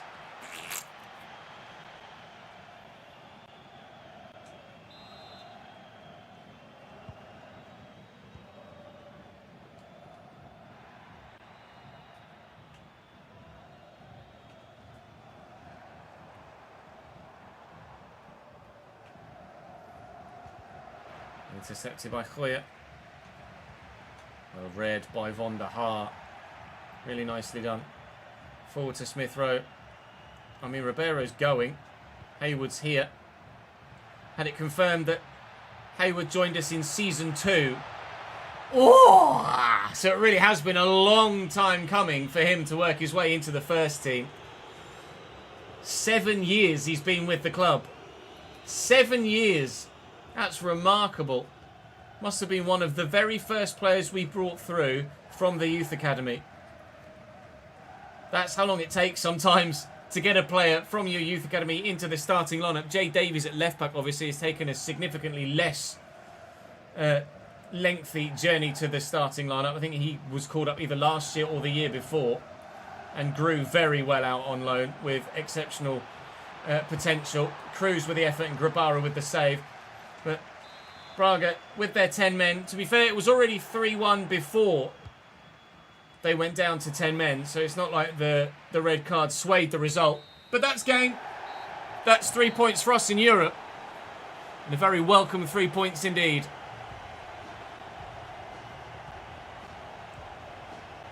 Yeah, I think you might be right there, Leone.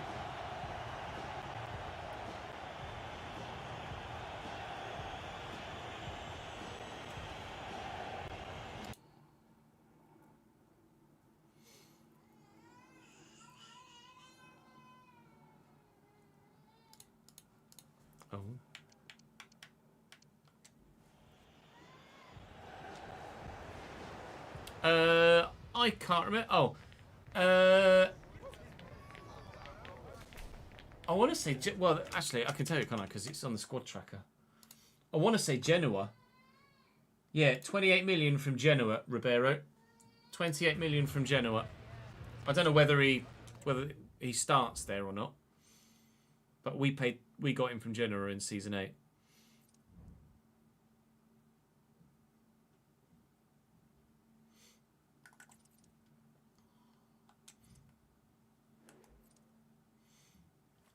Travel costs £76,000. There you go. I wondered what travel costs would be like in Europe. Still not that much, actually. Although Portugal's not that far, in theory, is it really?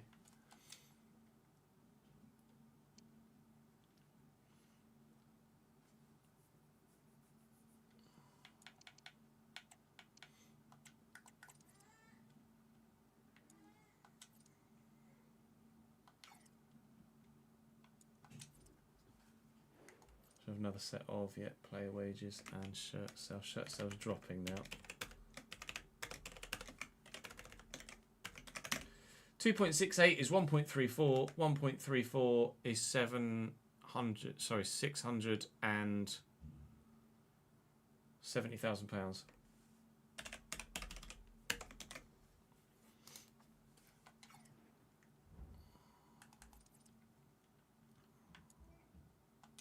West Ham we were going to play.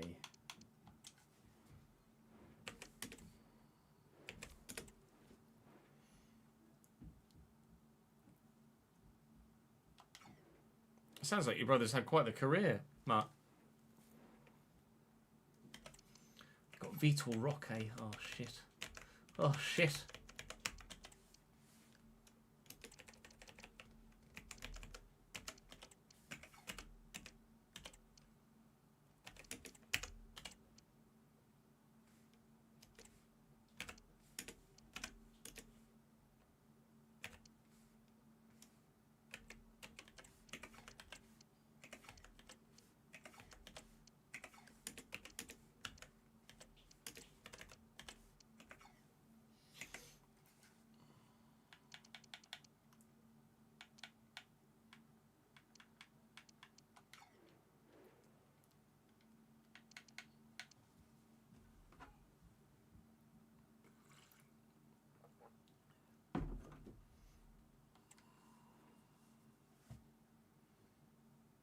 City is 18th in your league, are they, Daniel? That's a very poor start.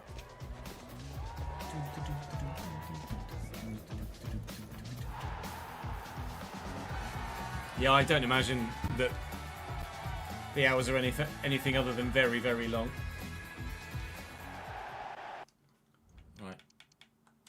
Not performance sketches. You want to go to settings first. There we go.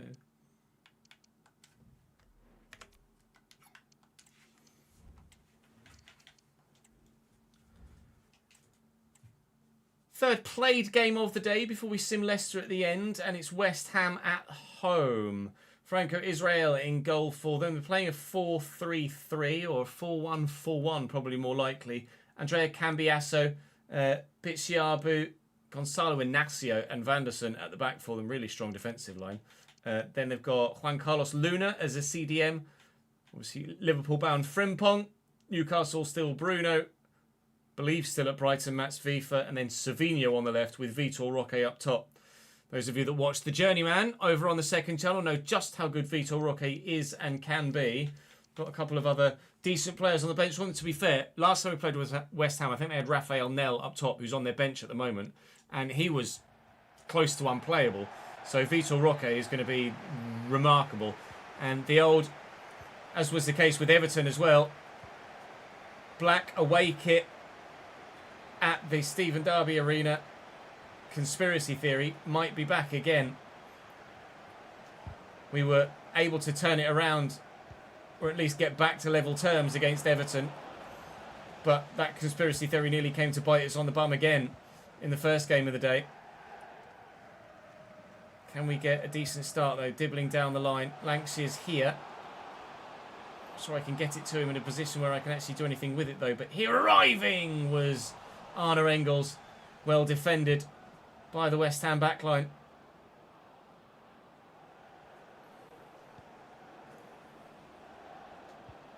Well in, Arne. Can't get to the loose ball, unfortunately. Frimpong. Oh, he's quick. Oh, he's quick. And he can finish too. Jeremy Frimpong makes it West Ham 1, Bradford 0. Black away kit. Need a tinfoil hat, don't I, really?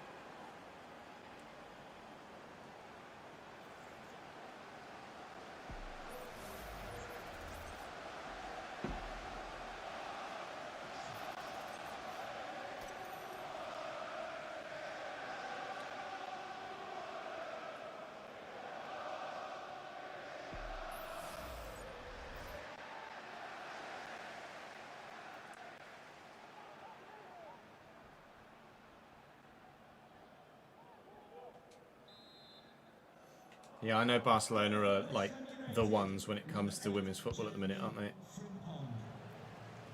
Sarah. Forward to Lancashire. Gets away well. Looking for and finding Morgan Rogers. Who can't beat the man. Raskin's won it back. Always. Patience, Ches. Patience is what works.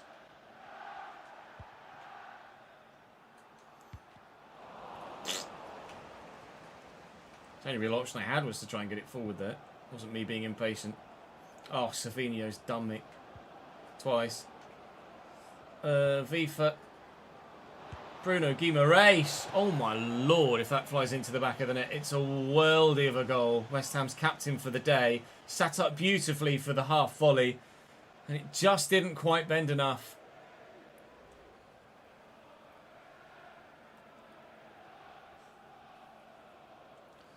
I was going to say Chelsea. Chelsea are, like, how many women's Premier Leagues have Chelsea won in a row? Is it 5?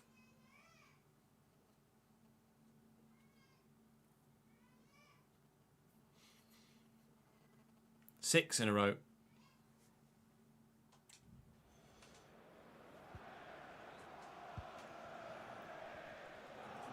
Even without Emma.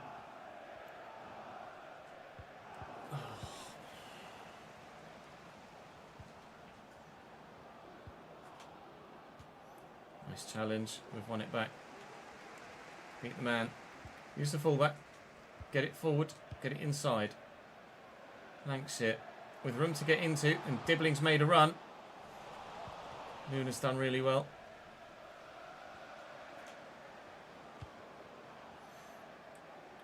FIFA. Into Savinho. Don't like it. Safe. Safe enough. Action with a relatively comfortable stop. The effort from Savinho's right foot. It's been tough so far. West Ham really hard to break down at the minute. Lanxey's not really had much of a sniff. A lot of the players come down this side with Morgan Rogers. But the support just hasn't really gotten forward for him so far. So he's lost the ball a couple of times. We'll look to float this in, and Dibbling's going to be there at the back post. Try and recover possession and build something from it. Lancashire, Jesus Christ, that man flying at me just kind of put me off there. I've misplaced the pass. Struggling. Struggling against the Hammers. Placia's done well. Savinho throwing himself at a challenge that was never going to go very well for him. Dibbling down the line, maybe. He went going down the line. I committed to the pass, and he ran a different bloody way. Engels has done well to win that back, really well. In there to Sarah. Nice turn by Engels. Getting away from Savinho. Just allowed him the opportunity to get back at me. It's not good enough from me.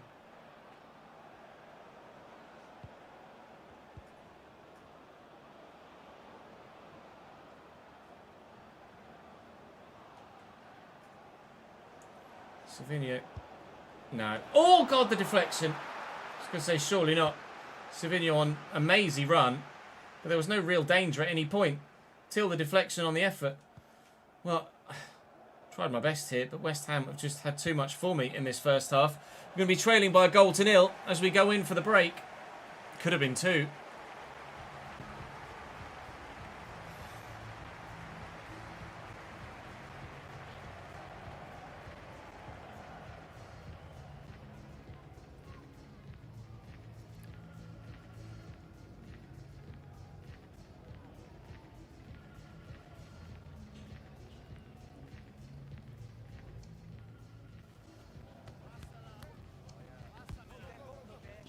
I haven't had a single shot in that first half.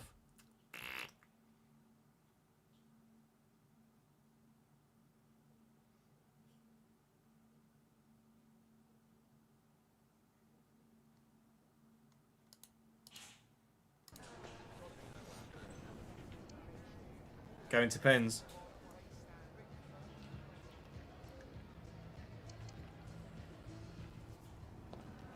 What channel is it on? There you go, TNT. No, still 0-0.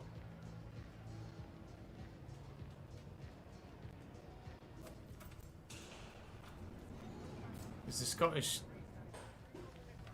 Cup final on the English telly? I can't find it. Doesn't look like it. No.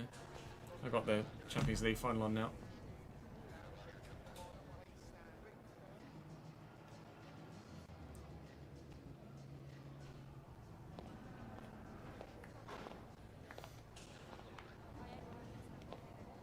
Oh, it'll be on Premiere, is it, Fez?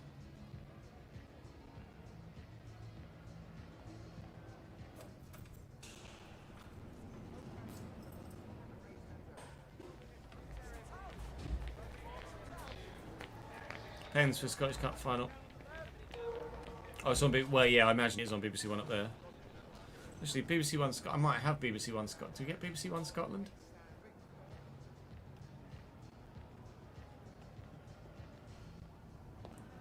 Scottish Cup final.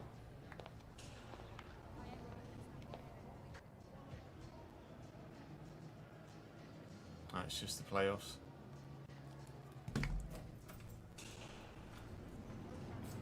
Women's Champions League is going to Disney Plus next year. Wow.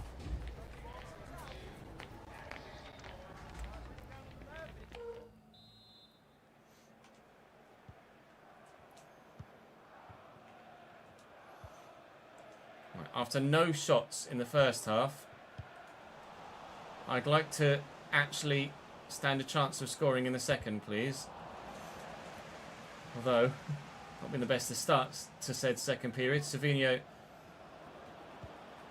showing Erling Haaland-esque strength. Get this up to Ouattara as quickly as I can.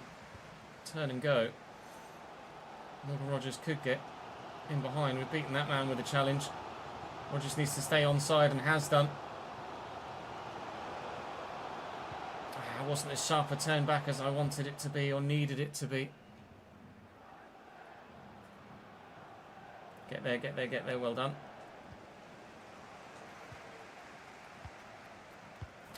Just marking Lancashire out the game.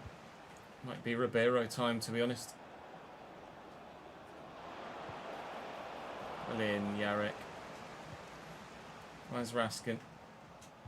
And Engels. Engels still a little tired from the European game midweek, despite his excellent stamina. Ashempon rides his luck there to get away. And if we can find this ball inside, Dibbling could give us an equaliser, but it's well stopped by Israel. And it went so far away from goal. A brilliant save.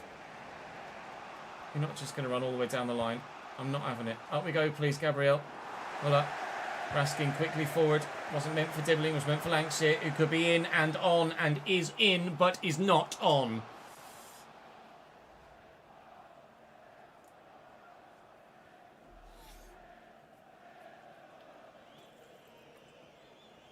Dimi Mitov already is a hero, Cole.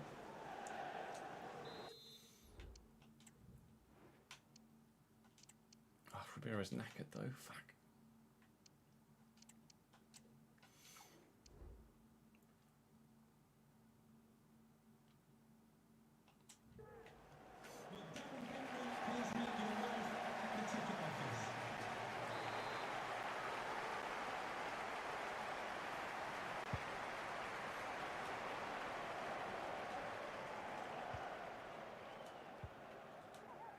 Yarek to Sara. Holds off the challenge. And breaking forward well. And look at the run that Lancashire is making. In the box. Will Lancashire... I wish Finesse's worked. Because that would have been a brilliant goal. Da Costa on for Frimpong. Da Costa, I believe, is a Savinho pre-gen. So he's 88 rated as well.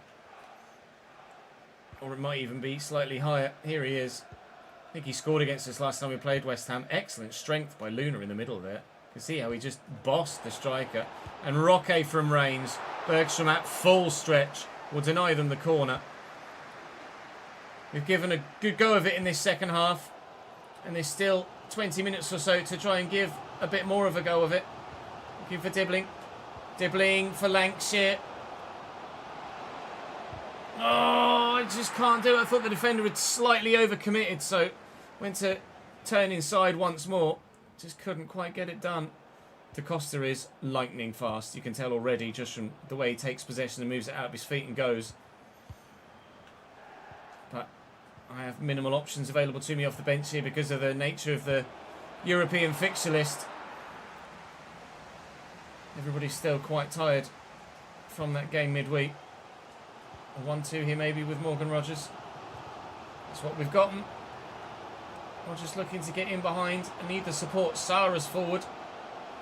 There's Clarkson on the edge of the box. Leighton Clarkson trying to channel his best possible Emil Smith-Rowe finesse, but he can't quite do it. I think we're going to lose this one here at home, unfortunately. Just not quite had enough against West Ham. The early goal going to be enough to sink us.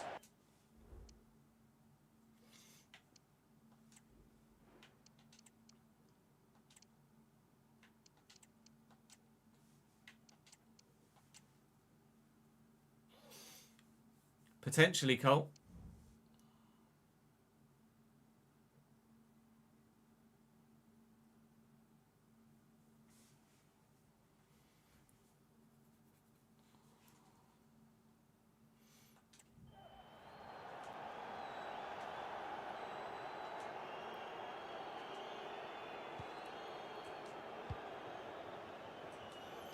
Ouattara, Agbenon, Ribeiro showing, Smith-Rowe on the overlap, all three substitutes involved here.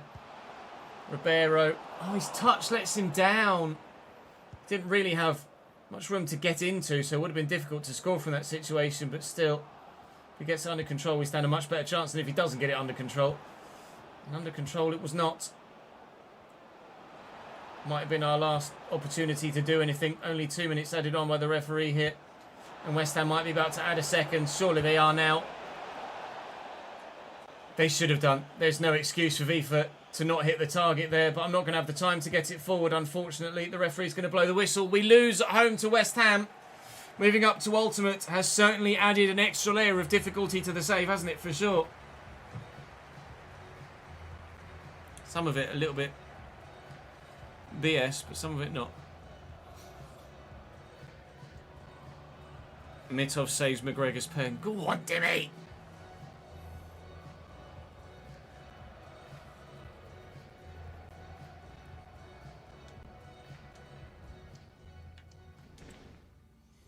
Mario Bear, thank you for the follow, mate. Welcome to the channel, pal.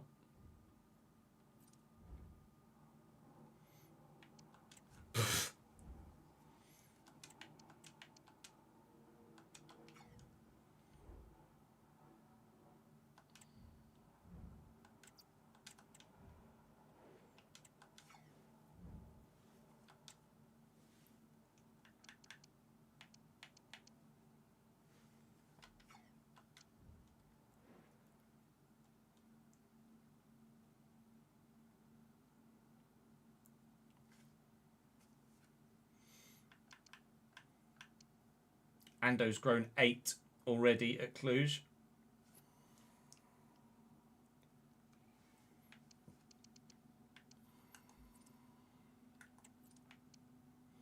Rizzo's up 5. Nothing for Young. 1 for Noguchi. 2 for Mancini. Nothing for Alves. Some of the youngsters growing really, really, really well, and some of them just not. 3 to Aberdeen after 3 penalties apiece.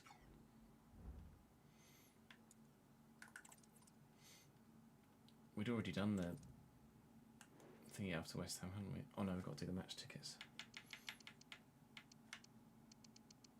We'd already done the 2.68 million.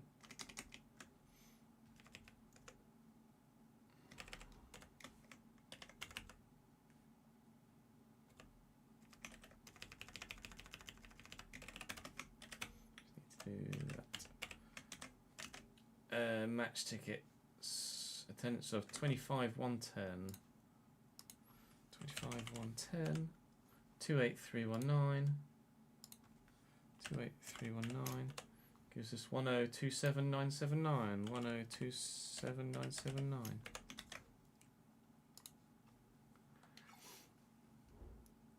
Ando was not the one with loads of play styles. No, that was a kid, D'Agostino. D'Agostino's got all the play styles. Finesse shot, chip shot, ping pass, tiki-taka trickster.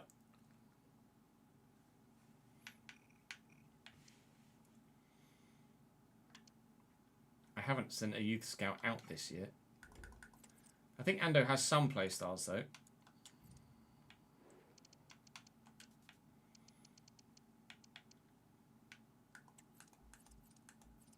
Yeah, 4. Finesse shot, trickster, relentless, acrobat.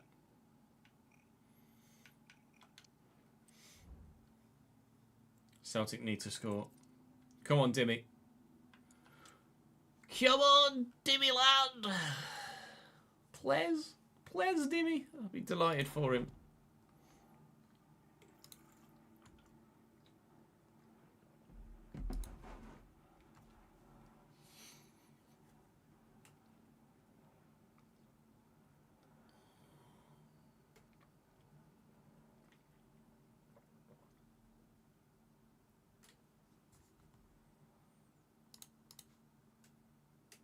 Aberdeen Scottish Cup champions.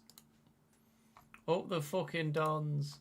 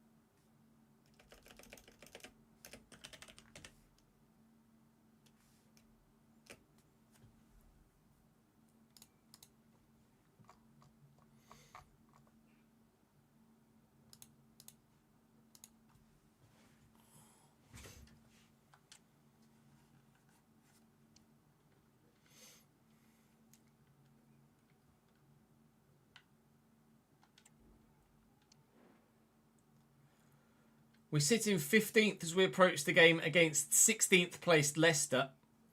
At the minute, we've only got 1 win in our first 9 games. Not ideal. Not ideal at all at the beginning of this season. Leicester City away, I would ordinarily have said, is a game that we absolutely should be getting the result from. But given the form of the side, not sure at the minute. Not sure at all. We do get it. And perfectly timed a subscription on Twitch. Thank you, Ronald, for the 14th month in a row and 15th total. Sarah with 1, Sarah with 2, and Anna Engels with the 1 in the middle. We get 3-1 win away from home at the King Power to hopefully take us significantly higher up the table. We are in now 12th. So 15th to 12th isn't a massive jump.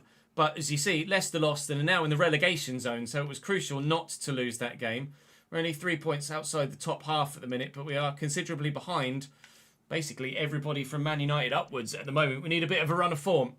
We could do with a run of form to help turn things back around. But a draw against Everton, a draw against Fulham, West Ham the only game we lost today. So I can't be too disheartened. And as we move into November with Villa, Brighton and Burnley, Villa and Brighton are very good. Burnley hopefully will be 3 points, but can't take anything for granted. Heerenveen away and Cluj at home in the Europa Conference League. Given how strongly we started the Conference League and how our league form needs adjusting, we'll probably play the 3 league games in the next episode before obviously playing pretty much every game in the month of December, other than most likely that game against St. Pat's, you would have thought. But that is us for now.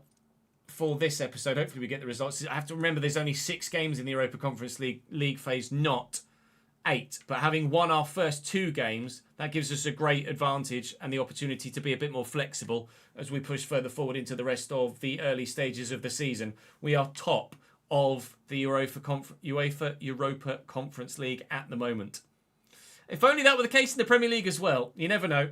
Who knows how the season will end? I don't think we'll win the league, but hopefully we can get ourselves back up to those European spots. For now, though, that's all for me for today. Thank you very much for watching. Like I say, streams are back on this YouTube channel from Tuesday. So make sure, well, tomorrow as it is, because you'll see this on Monday. So make sure you subscribe with the notification bell ticked and you won't miss them. Make sure you subscribe to the second channel so you don't miss all the F1 stuff in terms of videos if you don't want to watch the longer form stream stuff. But for now, that's all from me for today. Thank you very much for watching. Enjoy the rest of your Monday. I'll see you later. There's about 7 different accents in there, and I don't care. I'm going to sim the Europa Conference League games, yeah. We'll play Ajax, of course.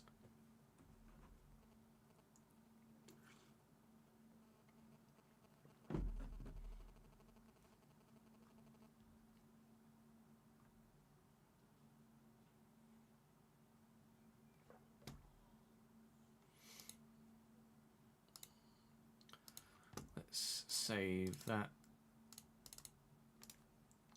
as RTG S9 4. There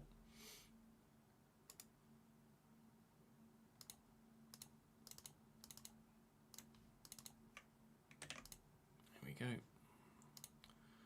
Both those Journeyman episodes have rendered, so we can upload those a little bit later on. That is going to bring me to a close for today, gentlemen. Let me see if there's anyone we can send you to with a radio. Is anyone else streaming Career right now?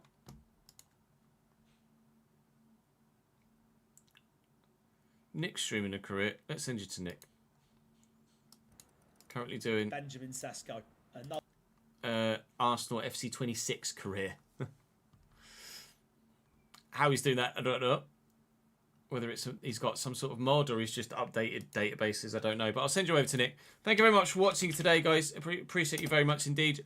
Tomorrow will be iRacing. Very much looking forward to it. We could well be racing some extra cars tomorrow.